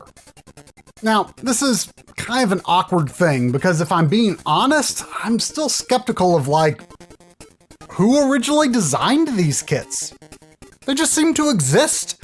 I mean, there are so many of them, so who's cloning whose design? Who's putting in the legwork to improve them? Is it right to call any of these fake or generic? I just don't know. We always advocate buying authentic hardware to support the original creators, but in this particular scene of Game Boy modding, I'm just really confused about who we should be buying from. But the one thing my experience has led me to believe is that Funny Plane may offer a higher degree of consistency, if nothing else. But that is not to say that Funny Plane screens are faultless, and in fact Funny Plane's YouTube video that I just mentioned starts off with a comparison that is unintentionally unflattering to their own products. So, see, in all of the Game Boy Advance F-Zero titles, the map in the lower left corner flickers. They point this out as a problem with the generic kit, but that's exactly how the map is supposed to behave, as shown in this direct capture from the GBA consolizer. Be sure you're watching at 60 frames per second to see it. This sort of flicker is pretty common in sprite-based games, so it's disappointing to see it not handled correctly. So what's going on? Well, the unbranded kit that I got did not behave like the generic in the video. Like the Funny Plane screens, the map doesn't always flicker like it in fact should. Actually, every single IPS screen that I bought for this episode exhibits this behavior, with the exception of the RIPS V3 for the DMG. Cloud Castle in Castlevania II Belmont's Revenge is ideal for testing out how the screen handles flicker. Of course, on the original DMG screen, the scene through the windows looks like a solid lighter shade due to the slow pixel response, so you could argue that it not flickering on the other IPS screens, like a Game Boy Color one, is more accurate, but that's still not the full story. Because on every GBC and GBA IPS I've tried, flickering elements like this do start off as flickering, but if you let the screen sit still for just a second or so, they begin to stop flickering so much and eventually they seem to become solid. Move again, and the flicker resumes. So what's actually going on here is that the flicker is causing temporary image retention on the display. Check out Goemon's shadow here. Since the Game Boy Color cannot do transparency effects, the developers achieved the shadow by making it flicker at 60 Hz. As Goemon's position on the screen changes, you can see an after image of where the shadow had been. This is easily something that you would likely cause from playing the game completely normally. It's not just because I'm trying to show it here. If we go back to F-Zero and give up on the race, when the map is removed from the display, you can see the after image for a moment before it fades away. This specific type of image retention, caused by rapid flicker, is a characteristic of IPS screens that we've observed before. Not necessarily all IPS screens, but it is a thing. Luckily, I've never heard of anyone getting permanent burn-in on IPS screen from flicker effects, such as with Bob de-interlacing of 480i video game sources, but it is likely to cause temporary retention, and it is disconcerting. If you let a flicker effect like this glow around Link linger for a moment, once gameplay begins, you won't necessarily see the details of the image retention, but instead you might notice that the pixels in that region over the background don't calm down for a while, continuing to flicker. The speed at which this retention happens is just alarming. Watch how the 160p test suite tools retained a black and white flicker as a pinkish hue within a second or two, and how the flicker continues when I back out to the main menu. I've also observed this same lingering flicker on the Funny Plane Game Boy Pocket to a less extreme degree. I have two theories for why this is happening on these Game Boy IPS screens. The most straightforward answer is that the flickering elements on screen simply stop flickering because image retention is setting in. But before I realized you could see the after image retained and fade away, I wondered if what was going on was not simply image retention, but some sort of smart feature, either from the ribbon cable or the screen itself, which might be actively fighting against flickering as an anti-retention effect. I mean, it sets in so crazy fast, I just can't help but wonder if there's more to it. Surely not, right? I mean, I know the flicker was meant to be masked by the original screen, but come on, let's not kid ourselves into treating image retention like it's a feature. As an aside, this specific type of image retention seems to not occur on the Ben-Vin or McWill screens, which are TFT LCD panels rather than IPS. One more flicker observation and I swear I'll shut up. On the RIPS V3 screen kit that I installed in the DMG Game Boy, the middle tones actually flicker constantly. And this time I'm talking about stuff that isn't supposed to flicker, like just the regular sprites and backgrounds. It's more noticeable on certain palettes than others, very visible on the best ones in my opinion, but the effect does become less pronounced if you reduce the brightness. If I pause the clips here, you can see that there's a sort of scan line effect. It flickers rapidly like interlaced video. To be fair, I guess it's kind of like those AGS 101 screens that have a similar effect, the ones that you hope you don't end up with, but it's a disappointing flaw that I wish I didn't notice, and I'm sorry I just made you notice. Luckily, much like with the Funny Playing Game Boy Pocket kit, I understand that this is not an issue with the Funny Playing DMG kit. But as impressive as those kits are, they aren't without their own set of quirks. As spotted by Tito, the Link's Awakening title screen has a series of flickering dots that shouldn't be there. This error is consistently reproducible, occurring only in specific spots in certain games, but to be clear, I have not been able to find very many examples to show here. In addition, when using the awesome grid scanline feature, white screen transitions, which are very common on Game Boy, exhibit some glitchy artifacts. Funny Playing has released a statement about some issue being fixed, but it's not clear which one. Regardless, Tito did still have these two glitches on the DMG Funny Playing kit he installed in the video on his channel, which was purchased after Funny Playing's message. And MLiG viewer Choirboy bought a Funny Playing Game Boy Pocket kit very closely to this video's release, and provide video confirming that both issues are still present on his kit. But at any rate, as a fun aside, I learned about why the screen transition glitch most likely happens from MLiG viewer MK Ironfist. It's because the Game Boy actually turns the display off during white screen transitions.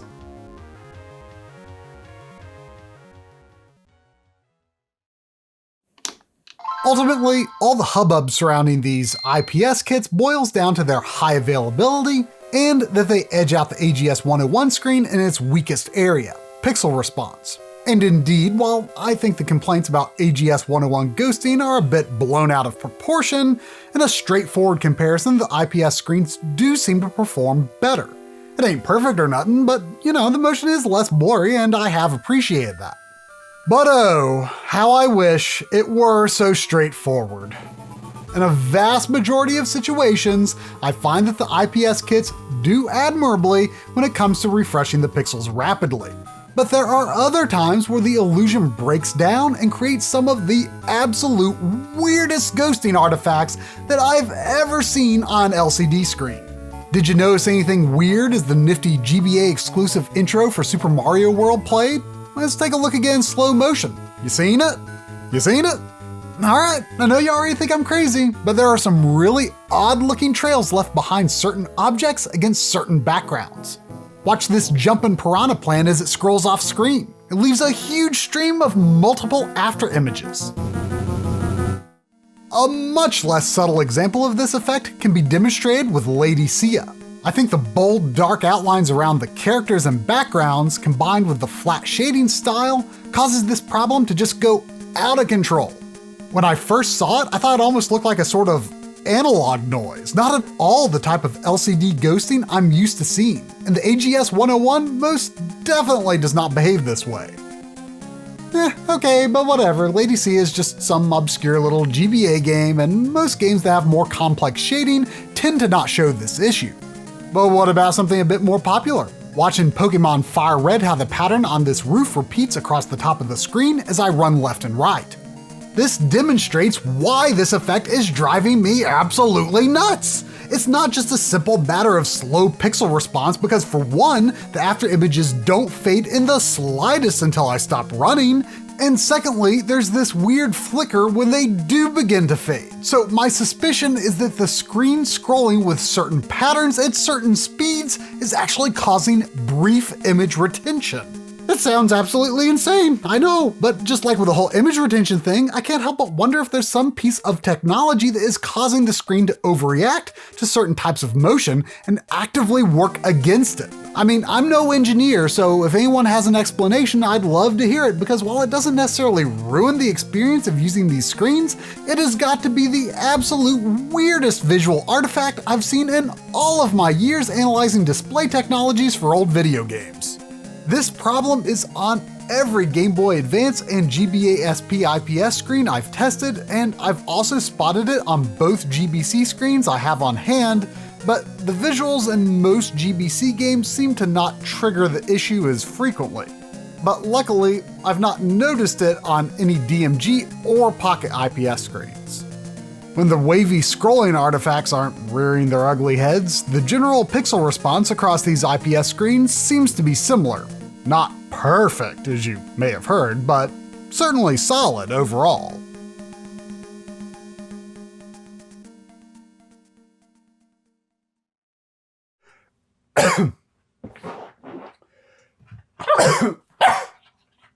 I'm okay.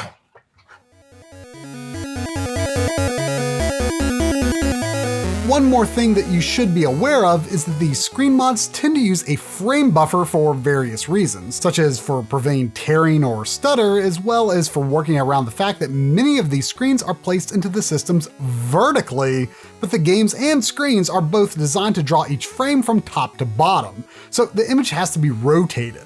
In other words, we're looking at probably around a frame of added lag, but we don't have a way to get more precise measurements with this hardware. It's not enough for me to notice, but just in case you're ultra sensitive to lag, I thought you should know. And actually, there's more to consider with how the games feel to play than just lag. If you're using reproduction shells, reproduction button membranes, or reproduction D-pads and buttons, all of those can have a huge impact on the feel of using the system.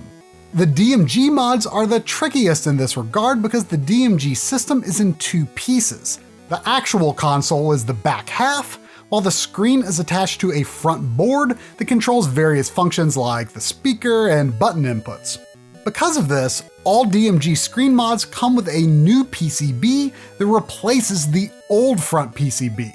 And I think this has something to do with why the buttons and D-pad just don't feel great. Something about how everything fits in there. Diagonals don't feel right, the buttons feel wrong, the way they mash in and out of the shell is just not ideal at all. The mods for non-DMG Game Boy systems do not require this board swap, but depending on what parts are used in assembling the system may still feel different to play. With my funny plain Game Boy Advance, I used a reproduction front half of the shell, original D-pad, face buttons and membranes, reproduction R and L buttons, and an original back shell. Of the ones I built, this one feels the best by far. It really feels great to play actually, no issues at all. The second GBA I put together with the unbranded IPS screen though feels less good. The entire shell and all of the buttons are repros. Even though I used the original button membranes, the actual buttons just feel less nice to use compared to real ones. The Game Boy Color I did is a reproduction shell, reproduction buttons, and original membranes, and feels good to use in most regards, but the up on the D-pad is very crunchy and inconsistent. That's probably because you have to cut into the area inside the D-pad pivot area as well as the D-pad membrane so that it will fit around the oversized LCD screen you're putting inside. I don't know if I cut too much or too little, but this is one area where a neophyte modder like me might struggle. On the other hand, I have no complaints about the systems Tito let me borrow. The Game Boy Pocket uses all original Nintendo shell, buttons, and membranes and feels perfect to play on. The GBA SP uses reproduction parts, but still manages to mimic that clicky feel of an OEM GBA SP. His Game Boy Color is the coolest of all, sporting a metallic body fitted for a rechargeable battery, along with a metal D-pad and buttons. I was pretty unsure about this at first, but I could definitely see myself redoing some of my mods with parts like these. The weight of the system is great and the buttons feel amazing to use, not to mention it seems he didn't struggle with getting the D-pad to work just right, unlike my green one. And you know, maybe he just knows how to pick better parts than I do, but I think there's also something to be said about the skill and experience of the person putting the mods together. If you made some bad cuts, or if you screwed the system back together too tightly or too loosely, these things can absolutely have an impact on how the system feels in your hands and how the buttons respond. And if I'm being honest, I found all of these IPS mods to be a stressful and frustrating process. Seriously, no one should watch My Life in Gaming and assume we're mod masters. We just know how to analyze and appreciate the results of the mods that other people usually installed for us. And all of this really reinforced that for me. Because to get the most out of Game Boy modding, I think you really have to be in it for the joy of the process more than anything. This may not even be your Game Boy's final form. Later on, you'll probably see another mod you want to swap in. So I don't want to discourage anyone from jumping into this because I can see how it really could be a lot of fun to continue customizing your Game Boys. But if you're thinking about doing these mods and are sitting over here with me and the rest of the modding dummies, here are a few things you'll need to be prepared to do. One reason I think Game Boy mods are so popular is that for the most part they require little to no soldering, but there are a few things that you may need to be prepared to solder, or at least get some help with. For instance, I went and got some help from Zach down at Video Game World in Huntersville, North Carolina to get my DMG speaker moved from the system's front board to the new board, which is required for any DMG screen mod if, you want sound without headphones. I mean, maybe I could learn something, it's probably a great starter project for soldering, but I just wasn't feeling it. Likewise, certain other mods, like for the Game Boy Advance, require soldering for adding brightness control to the R and L buttons while holding select. I decided to forego this to keep things simple and improve battery life. The default brightness on the Funny Plane compares very favorably to the max brightness on the AGS 101, so in my opinion, more brightness is not needed. I really appreciate that the Funny Plane Game Boy Color Kit has a pre-soldered touch sensor for brightness control that you can mount under the infrared plate, but I really had to work at the plastic to fit it in. Speaking of which, if you don't purchase a system shell that is built specifically for the IPS screens, you'll need to clear out a lot of plastic. I decided I would not use an original case for this since I'm so new to Game Boy modding, and reproduction cases are really inexpensive. While they don't necessarily have the same feel as the real shells, they often have Nintendo branding on them so you can pretend they're real. The first one I tried to modify was a red reproduction DMG shell, and it went okay up until I tried sanding down the nubs without protecting the front exterior, which scuffed it up a bit. So I decided to instead order what was called a prestige shell that I wouldn't need to cut up. When I did do modifications to my reproduction Game Boy Color shell, I protected the face with a soft cloth, and the process was overall smoother than I expected, in part because the plastic in these reproduction cases is extremely soft and malleable. You just have to be sure to not cut or bend parts that you need to keep intact. I found that it was quite easy to remove a lot of material by simply making small serrations with a utility knife and cutting out the sections bit by bit. But again, this is not a guide. Just an example of what a person with limited tools and a low level of handiness might resort to doing. While the soft plastic in these reproduction shells makes them easy to modify and probably cheaper to produce, one downside is that I found it very easy to strip the screw holes when putting my systems back together. With my Funny Plane GBA, I used a reproduction front half that was pre-fitted for an IPS screen and an OEM back half to give the screw something a bit more solid to work into. This resulted in by far the best feeling system that I put together. In addition to changing my mind a couple of times about what kinds of shells I wanted to use, another issue that caused me to make excessive redundant orders was how you mount the screens. These screens come with double-sided tape, but from what I've heard, if you screw up or if you decide you want to reshell your system, you're pretty much going to ruin the screen if you've taped it in. I was going to do this at first, but chickened out at the last second. Instead, almost any guide that you find about this stuff online will recommend buying a very cheap 3D printed bracket that will hold the screen in place. And this is definitely what you should do so that you don't only have one shot to align the screen correctly and screw it up. In fact, I found it to be easy to be confused and put the screen in upside down in a few situations. If you don't put it in correctly, your ribbon cables will end up backwards and it won't work at all. Sometimes it can be a little confusing, to me anyway, which way the ribbon cables should run, but once you see it, it makes sense. Since Game Boy Advance systems may have 32-pin or 40-pin ribbon cable connectors, GBA kits have both. So just make sure you tuck the other end away and have it oriented so that you can run the correct one the way it needs to go. Also be aware that there are little tabs that you should pull out and then push back in on GBC and GBA systems to unlock and lock the ribbon cable in place. You might also need to have some form of electrical tape around. I missed this step on a GBA tutorial and the system didn't work at first. After opening it back up, putting electrical tape in place, and fiddling a bit more with the ribbon cable lock, it worked. No idea if the lack of tape was actually causing like a short or something, but take that for what you will. By far the most out of my wheelhouse thing I did for these mods was cutting the excess metal from the through-hole solder joints on the Game Boy Color cartridge connector and upper battery terminal. These need to be trimmed down a bit because the GBC IPS makes the system really tightly packed, and I had absolutely the wrong trimming tool for this. It was way too big. Don't look at this. This is making you sick. It's making me sick too. But at any rate, after covering up the ugliness with electrical tape, the system closed up fine and it does work, so good enough for now I guess, but please try to do a better job than me. The final piece is the self-adhesive screen cover, or lens as I've also seen it called.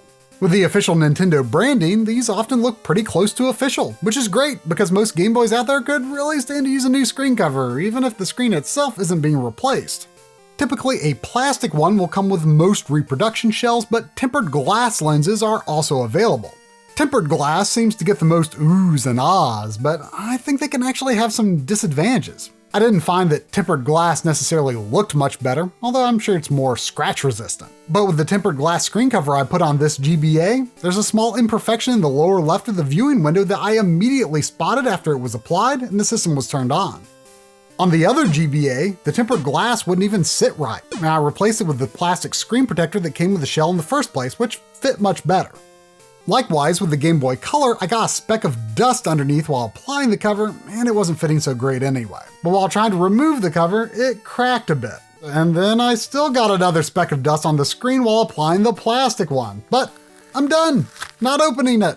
Not anytime soon anyway. For me, this was not a fun process.